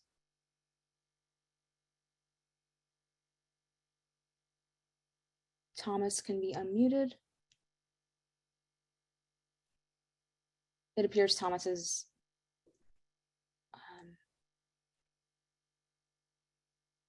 not available right now, so I am going to turn to the next panel. The next panel will be in the following order: Shelley Brenner, Zara Nasser, Diana Moreno, Patrick Boyle, and Alice Buffkin. And we'll begin now with Shelley Brenner. Time starts now. Thank you, Council Member Ayala and the committee for the opportunity to testify today. My name is Shelley Brenner, and I'm the Associate Deputy Executive Director at Goddard Riverside, a multi-service organization that serves over 20,000 individuals per year. The focus of my testimony today will be on two critical service areas: homeless outreach and legal services. Goddard Riverside provides 24 hours, 7 days a week of street homeless outreach in the borough of Manhattan. We provide services when it's raining, when there's a snowstorm, when there's a hurricane. At the height of the pandemic, we're out there. And our law project provides free legal services and tenant organizing support to low-income residents with a focus on eviction prevention. Given the critical issues that the city is facing as it relates to homelessness and the unhoused, I think it is imperative that the city and state engage with homeless providers like Goddard Riverside to address homelessness in the city, including the subway system. It is important to keep people safe on the subway, but when individuals are removed from the subway, they need a place to go. And those are the individuals that my outreach workers will be directly interacting with. However, no one from our agency was consulted on the subway safety plan. I think it is imperative that we're at the table prior to these policies being implemented. In order to do the important work that I've just outlined, we need to be funded adequately. There are 4 citywide initiatives related to addressing the needs of the homeless and those in jeopardy of being unhoused, which Goddard Riverside has applied for. These initiatives include Citywide Homeless Prevention Fund, Stabilizing NYC, Legal Services for the Working Poor, and Housing Court Answers.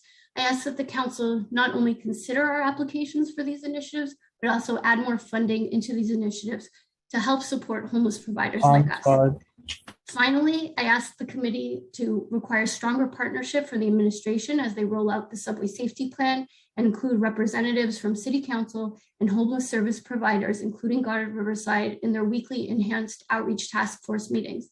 I mean, who's best to provide input and shape policies affecting our homeless population than those who are doing the work on the street? What does the committee plan to do to ensure engagement from providers like us on the subway safety plan and support increased funding for the 4 citywide initiatives? Thank you so much. Thank you, Shelley, for your testimony. I'll now call on Zara Nasir for testimony. Time starts now. Hi, Diana. Hi, Chair Ayala. So good afternoon, committee members and staff. My name is Zara Nasser. I use she, their pronouns, and I'm a deputy director at the New York City Anti-Violence Project. We appreciate the council's past support of our work with LGBTQ and HIV-affected survivors of violence. Today, I am going to be talking about some of the things that we're seeing as an organization that serves queer and trans people who face violence, and also some of the needs that that has created. During times of crisis, economic instability, and other forms of instability, many forms of violence increase. Right now, our work as AVP is more important than ever. We are the only LGBTQ specific victim services agency in the city. We operate a bilingual 24/7 hotline and provide legal services, counseling, community organizing, and advocacy. All of our services are free and confidential. We work with community members who are amongst the most marginalized and vulnerable in the city and have become even more so during the pandemic. Folks we work with have been trapped by increased economic and housing insecurity. Some clients are sheltering with people who cause them harm and are facing really precarious economic and housing situations. Reported violence against LGBTQ New Yorkers has also increased during the pandemic. In fact, 2021 and 2020 were the deadliest years in recent memory for hate violence, especially against Black trans women. Much of our city funding allows us to respond to growing caseloads and rising violence against marginalized LGBTQ communities. Of anti-bias incidents in the city, anti-LGBTQ incidents have the highest likelihood of being physically and more severely violent. To continue and better support survivors of violence, AVP is seeking funding for general operations, DOVE, outreach to people connected in the sex trades, initiative for immigrant survivors of domestic violence, legal services for the working poor, and hate crimes prevention initiative. We appreciate your support and look forward to working with you. Thank you. Thank you, Zara. I'll now call on the next panelist. Next panelist will be Diana Moreno. Time starts now. Good afternoon. My name is Diana Moreno. I'm the Interim Executive Director for New Immigrant Community Empowerment. Thank you so much, Chair Ayala, for having me, and same with the General Welfare Committee. I'm here as a proud member of SILEC. You heard from my colleague from Make the Road earlier. We are the citywide Immigrant Legal Empowerment Collaborative, quite the mouthful, so we call ourselves SILEC. And I'm here to testify in strong support of the Low Wage Worker Initiative and the Low Wage Worker Support Funding. Low-wage immigrant workers often do not know their rights or have little trust and barriers to access our legal system. And therefore, often they don't even attempt to obtain legal counsel when their rights as workers and as New Yorkers have been violated. That is what is so powerful about SILEC's Low-Wage Worker Support Initiative. It is that collaboration between legal providers such as Take Your Justice, who's also here to testify, and community-based organizations like NYCE, who have the trust and connection with the immigrant community. Over 60 workers come to our worker center every month with cases of wage theft. Immigrant workers unfortunately had their salaries stolen by corrupt employers at alarming rates before the pandemic. And unfortunately, the pandemic has only made matters worse, not only in cases of wage theft, but also in cases of worker discrimination, abuse, and exploitation. Therefore, bringing the demand for our case management services to an all-time high. Yet in the past 2 fiscal years, the low-wage worker support, which funds our case management work, was cut over 75%. And the low-wage worker initiative, which funds the incredible work of our legal service partners, was excluded from the executive budget before finally being restored. After 2 years of a devastating pandemic, which disproportionately impacted immigrant workers, it is imperative that City Council increases funding to our vital services to New York's low-income and immigrant workers so that they're not deprived of those services. These are workers whose labor helped all of us survive the pandemic. These are the delivery workers, cleaning care workers, and day laborers who did not have the privilege to work from home or have a Zoom meeting like the one we're having right now. We urge our allies in City Council to demonstrate their commitment to some of the most exploited workers by funding its low-wage worker support initiative at $1 million this fiscal year, and by calling on the Adams administration to baseline the low-wage worker initiative at $4 million. Thank you very much. Thank you, Diana. We'll now call on Patrick Boyle. Time starts now. Hi, thank you. My name is Patrick Boyle. I'm with the Volunteers of America of Greater New York. I want to thank Chair Ayala for the opportunity to provide this testimony and for her leadership on so many of these issues that we've been hearing about today. As we come out of this pandemic, it's certainly our perspective that this budget really has to prioritize those workers. And I want to just echo what the last speaker said. I mean, these were people, including our staff and all those in the human services sector, who really were on the front lines of dealing with this pandemic and dealing with people and continue to be.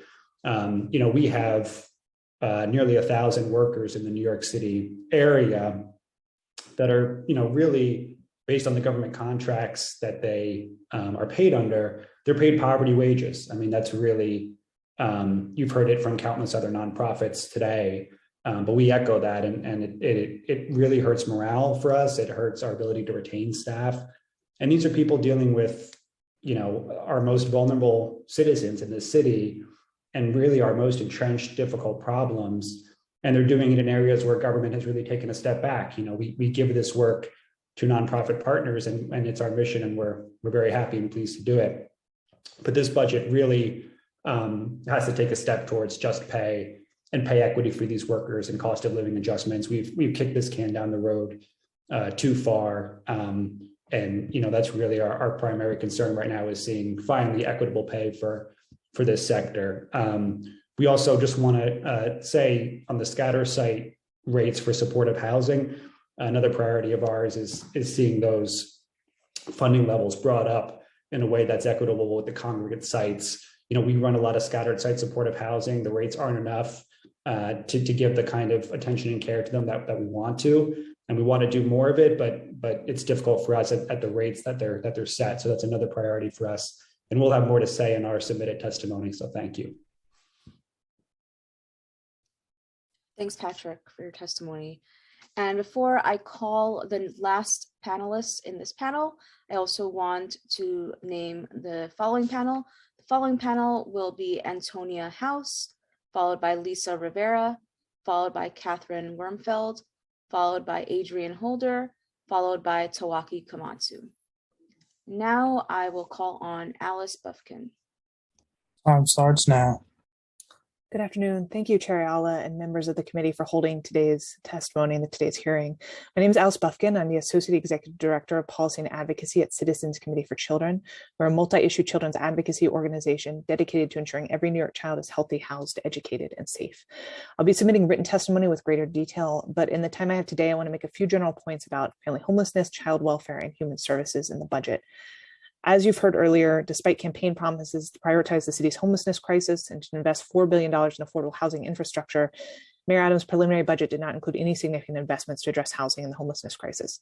CCC, in partnership with the Family Homelessness Coalition, calls on the City Council and the Mayor to develop a plan to address family homelessness in New York by improving existing prevention programs and expanding access to affordable housing. We first urge city leaders to take the following steps to improve upon city prevention programs. First, expanding availability for city FEPs by doing away with the requirement of an eviction filing or shelter history. Increase staffing at community-based organizations that provide prevention services to families at risk of housing instability. Sufficiently invest in aftercare programs that help ensure families do not return to shelters. It's also critical that the city increase access to affordable and stable housing. We're advocating the city do so by increasing staff capacity of city agencies to properly administer emergency housing vouchers. Enforce the mandate to set aside at least 15% of HPD-funded housing projects for people experiencing homelessness, and expand access to supportive housing for families with children. And finally, we join other partners in urging the city to increase supports, community coordinators, and transportation funding for students in temporary housing. To ensure full and equitable recovery from this pandemic, we must invest in primary prevention and child welfare and youth justice. We know the child welfare system too often punishes families for poverty. This pandemic has worsened economic hardships for families. In a recent study by CCC and Kafka, providers named the top needs for families they work with as childcare, cash assistance, mental health counseling, and housing. These findings reinforce the needs for prevention and investments in families.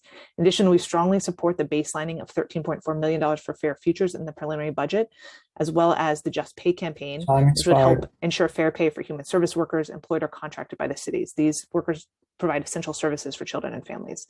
I'd ask that you see our written testimony for additional recommendations related to youth justice, food insecurity, and the importance of establishing a birth to 5 year-round childcare system. Thank you. Thanks, Alice, for your testimony. Now call again on Thomas Dembackley to see if your audio has been. Can you hear me now? Yes, we can now. All right, awesome. Excellent. Third time's a charm. Good afternoon. My name is Tom Dembackley, and I'm the Chief Administrative Officer for CAMBA. The purpose of my testimony today is to discuss the severity of the scatter site housing funding crisis, the breadth of the problem, and how deeply it affects nonprofit human service agencies such as mine. CAMBA has contracts with both HRA, HASA, and DOHMH to provide scatter site services throughout the city. Currently, we administer 723 scatter site units citywide through both of those funding agencies. This housing serves people who have experienced homelessness, have physical and mental health diagnoses, and need additional supports to maintain stability in the community. The city needs more supportive housing, but the low funding for the scatter site programs jeopardize existing units and the tenants they serve. Agencies like ours, whose mission it is to service the most fragile of populations, continue to fund these programs with money that we do not have. The situation has now reached a critical mass where we cannot function without receiving some relief.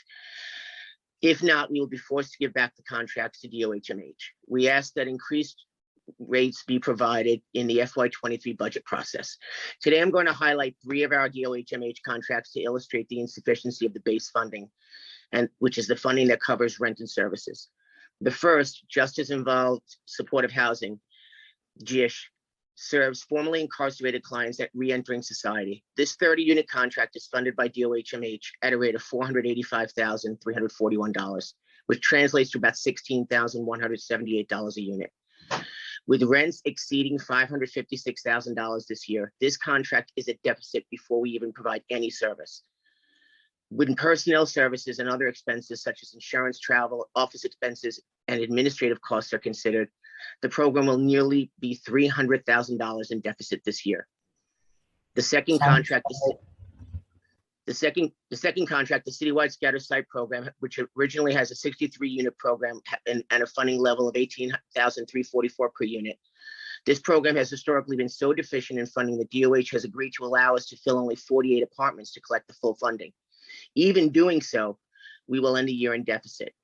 The final contract, the 932 supported housing contract, is a 65-unit contract with funding at about $23,000 per unit.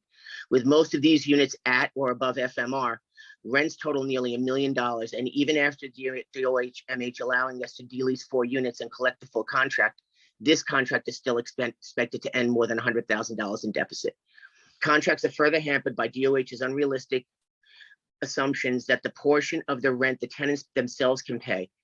In the 3 contracts that I've analyzed, a total of $363,000 was supposed to be paid towards the rent by the tenants directly.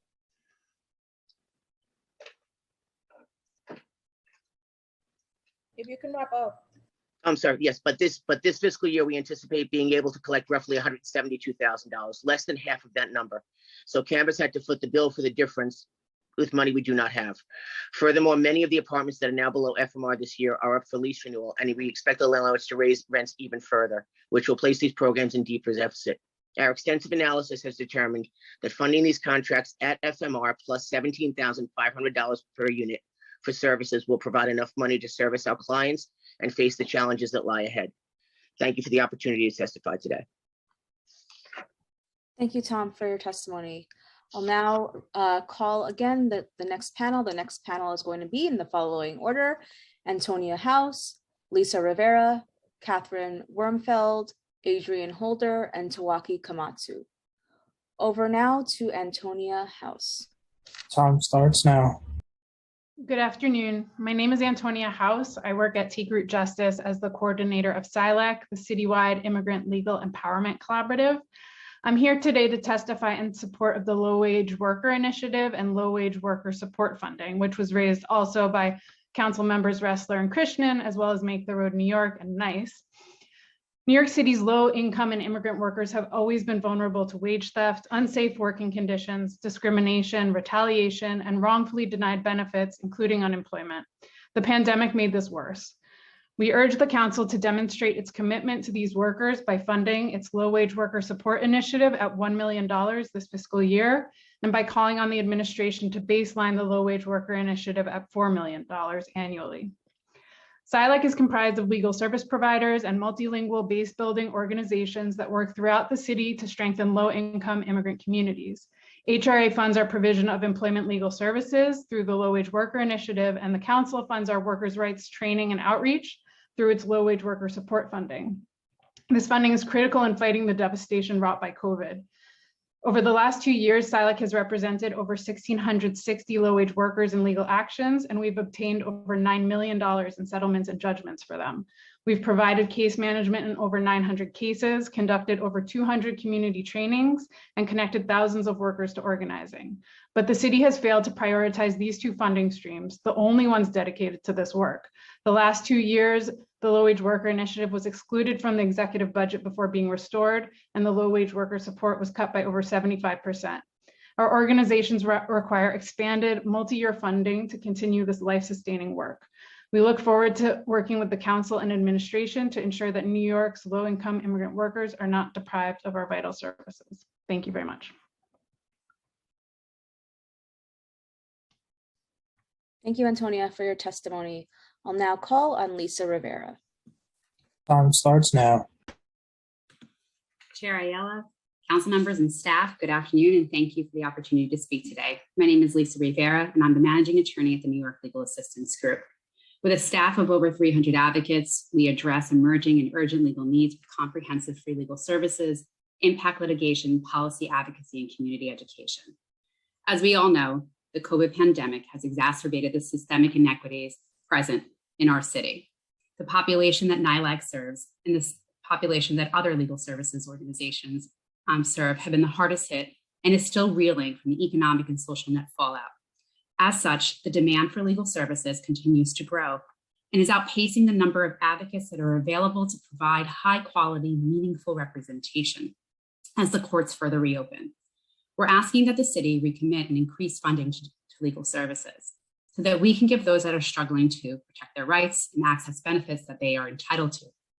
NYLAG and other legal service providers are experiencing the deluge that we have been predicting for the past 2 years once the various moratoria ended and the courts reopened.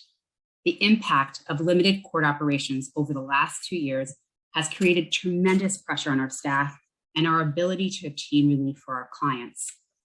I'm going to give some examples of the areas of law that are most impacted. Our domestic violence practice. There are significant delays in obtaining relief for our clients because of the backlog of cases that were not addressed for many months of the pandemic. And other areas such as immigration, hearings, many without due process, are being scheduled at such a fast rate that it is overwhelming. Our workers' rights attorneys are flooded with requests for assistance in various areas, including in unemployment compensation hearings. And significantly, our housing attorneys providing representation under right to counsel for individuals facing eviction are at or nearing capacity.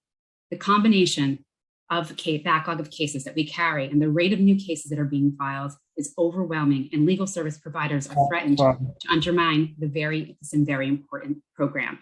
If the trend continues, it will impair our ability to provide representation for those facing eviction.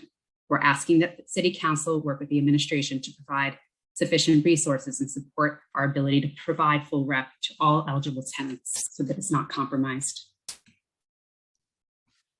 Thank you, Lisa, for your testimony. I'll now call on Catherine Wormfeld. Time starts now.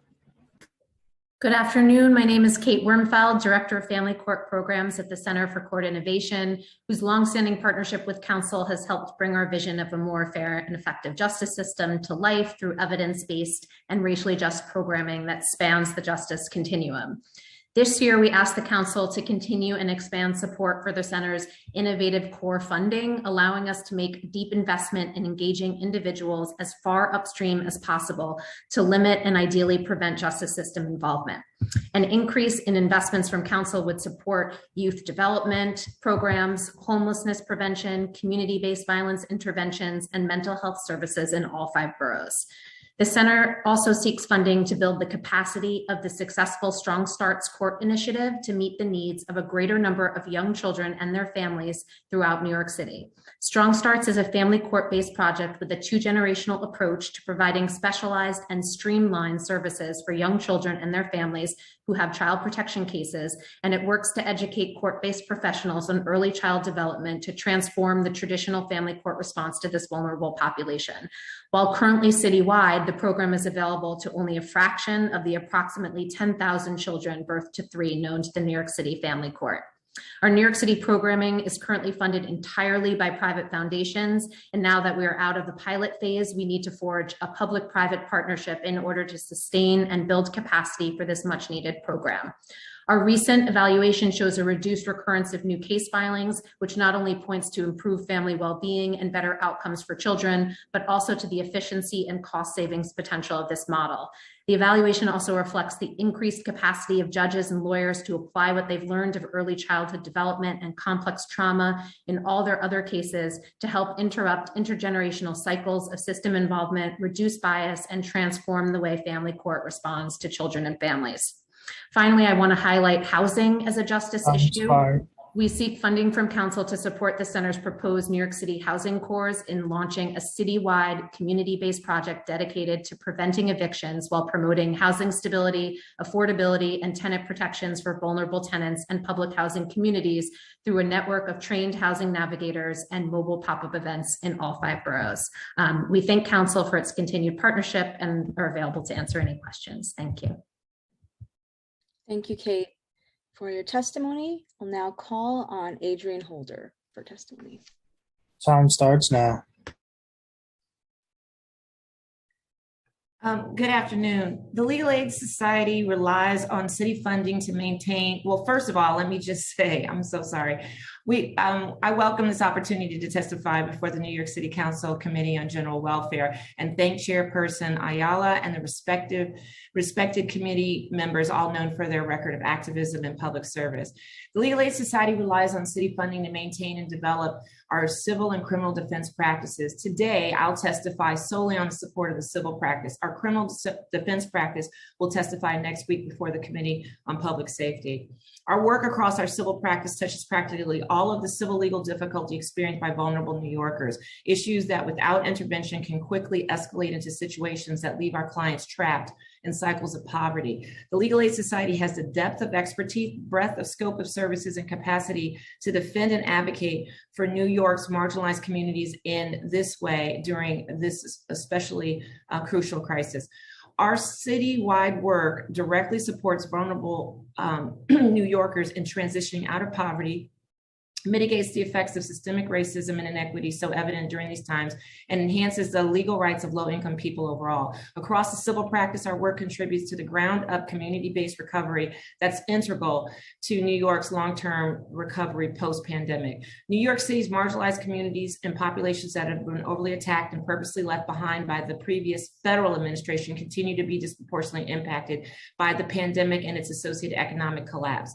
And it's vital that the city centers these communities, and we respectfully request that New York City Council maintain its long-standing support for the following citywide initiatives: legal services for low-income New Yorkers, I'm running out of time, the New York Immigrant Family Unity Project, NYFOB, which has represented detained immigrants facing deportation since 2014, and for the Unaccompanied Minor Children and Families Initiative, UMFI, which is providing free legal assistance to unaccompanied adults with children fleeing economic, gang violence, and domestic violence. I thank the council for your longstanding support for both the Legal Aid Society's essential criminal defense and civil practice programs. And we thank you for the value you place on our role as first responders and as servants to all of our communities here in New York City. And thank you for this opportunity to testify before you. Thank you, Adrian, for your testimony. I'll now call on Tawaki Komatsu for testimony. Time starts now. Can you hear me? Yes, we can hear you. you. Can you hear me? Yeah, we can hear you. So a few things here. There's been discussion today about wage theft. I have an oral arguments hearing against a company called NTT Data that HRA is doing business with. That oral arguments hearing is on March 29th. I'm trying to get legal representation for that. Also, while this hearing was underway, I found out that Urban Pathways, a slumlord from my building, it's suing me for a third time after I whipped it in court. So basically, Bronx Housing Court Judge Stephen Weissman dismissed the original case. I got legal aid for it. I asked Judge Weissman to have a subpoena issued against HRA. He instead dismissed the case. Also, there was a public hearing on February 24th about a new contract for Urban Pathways for $15 million. The door handle from my front door of my building fell off yesterday. So the question is, why am I continuing to face frivolous lawsuits by Urban Pathways while the city's rewarding it? At the same time that Frederick Schack, the CEO of Urban Pathways, he was a member of the Mayor Adams Advisory Committee. So, Ms. Ayala, we've had conversations about this previously. You told me to reach out to your office. I was also advised to reach out to Mr. Salamanca's office.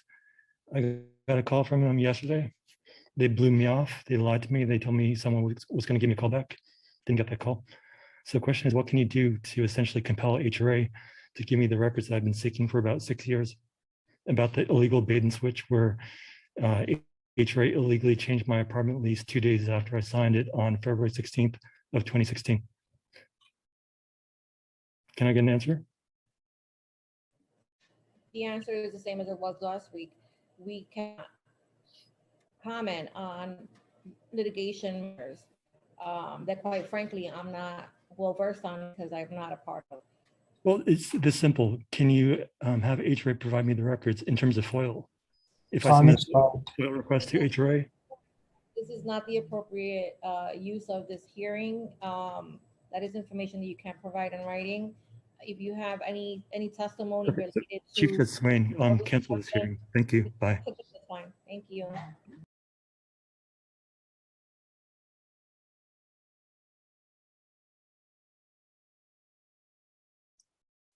Thank you, Tawaki, for your testimony.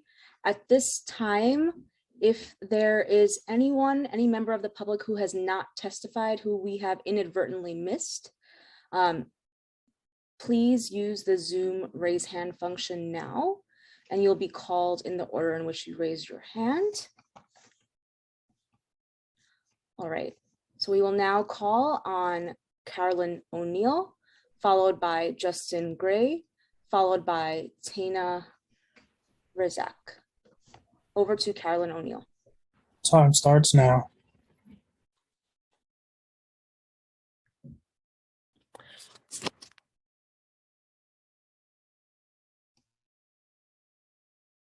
Good afternoon. I'm Carolyn O'Neill. I'm the program director with Generation Citizen New York. Last year, Generation Citizen served over 1,700 students in 70 classrooms through our Action Civics curriculum, in which secondary school students apply social studies learning to the real world by studying and advocating for an issue of importance to their communities. As an example of our work, 8th grade students at the Urban Assembly Academy for Future Leaders in Harlem decided they wanted to do something about youth homelessness. They were concerned by how many of their peers experience homelessness and had noticed the large number of shelters in their neighborhood. These 8th graders studied the root causes of the problem and identified a lack of affordable housing. They contacted fellow students, neighbors, and Manhattan Borough President Mark Levine, asking for action on this issue. This experience gave them a glimpse into how government works and how committees like this one can address issues that they care about. This year, Generation Citizen has embarked on an ambitious programmatic expansion from 70 classes to over 170, serving more than 4,000 students. We've achieved this through systemic partnerships with school districts and networks, specifically District 5 in the DOE, Harlem Renaissance Education Pipeline, District 24, the Urban Assembly Network of Schools, New Visions for Public Schools, and CUNY Medgar Evers. We are thankful for the Council's $500,000 investment this year in our programming through the Civics Education in City Schools initiative.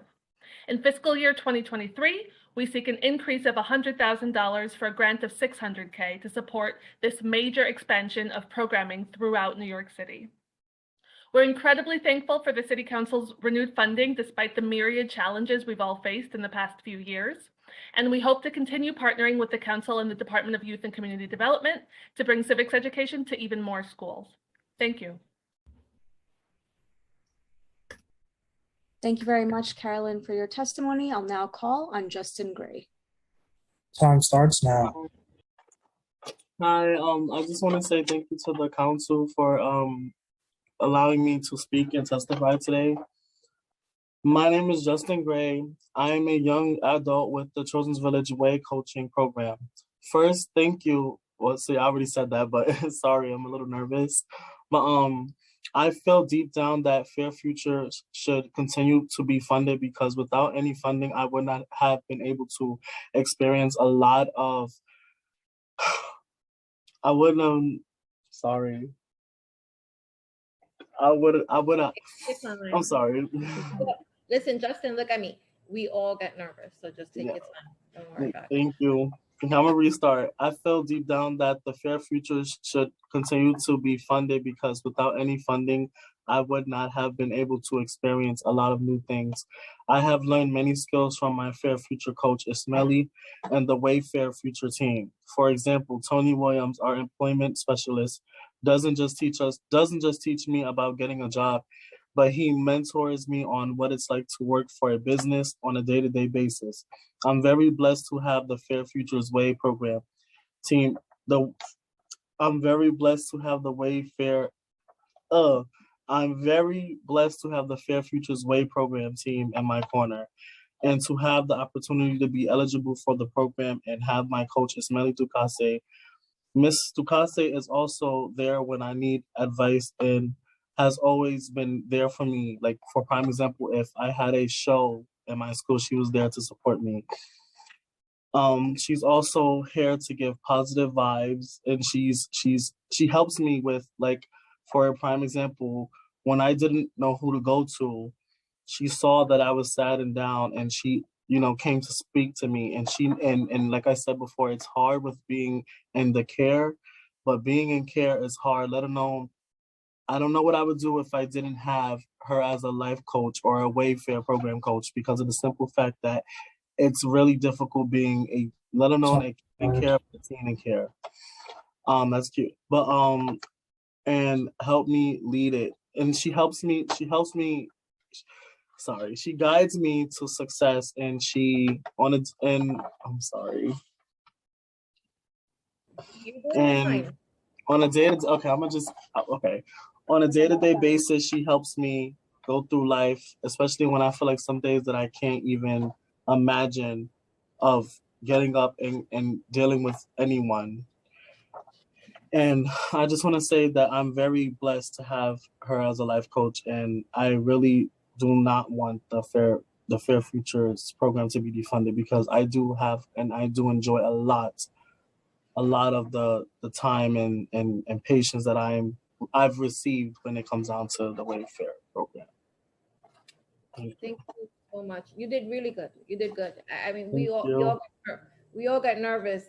Even I get nervous and I stumble through words. But the important part of all of this is that you were here and that you were able to speak for all of your cohorts in really speaking to the importance of this program. And I'm really proud of you. We're all really proud of you. Thank you. This is why we do what we do, is because we want to make sure that that you have these resources available and that you have somebody to talk to that you feel comfortable with. So again, I am really, really proud of you. You did such a good job today. Thank you. Thank you.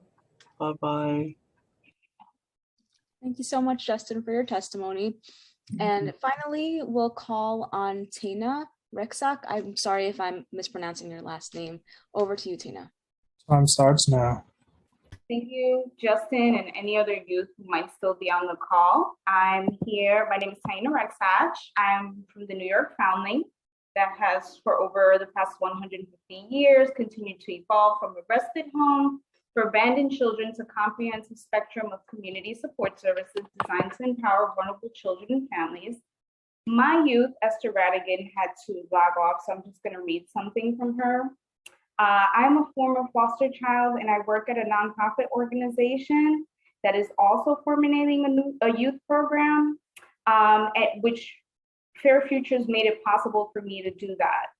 So basically, not going to take the whole time, just going to say Fair Futures needs, basically what we're asking for now more than ever, it's critical that we fully fund Fair Futures and Baseline for an additional $15 million in the city budget to serve young people after they've aged out from 21 to 26 who are in or have left foster care. So that's it. Thank you so much, Taina. Having seen no other hands raised, Chair Ayala, I think we have concluded public testimony, so I'll turn it over to you to close out this hearing. So before I close, I just want to thank you all for sticking it through. I know it's been a long hearing, but I think it's been a very informative meeting and an opportunity to really get to hear from each other. So thank you. And I specifically want to thank all of the young people who were brave enough to come before this body today and just reiterate how proud I am of all of you. And with that, this hearing is closed.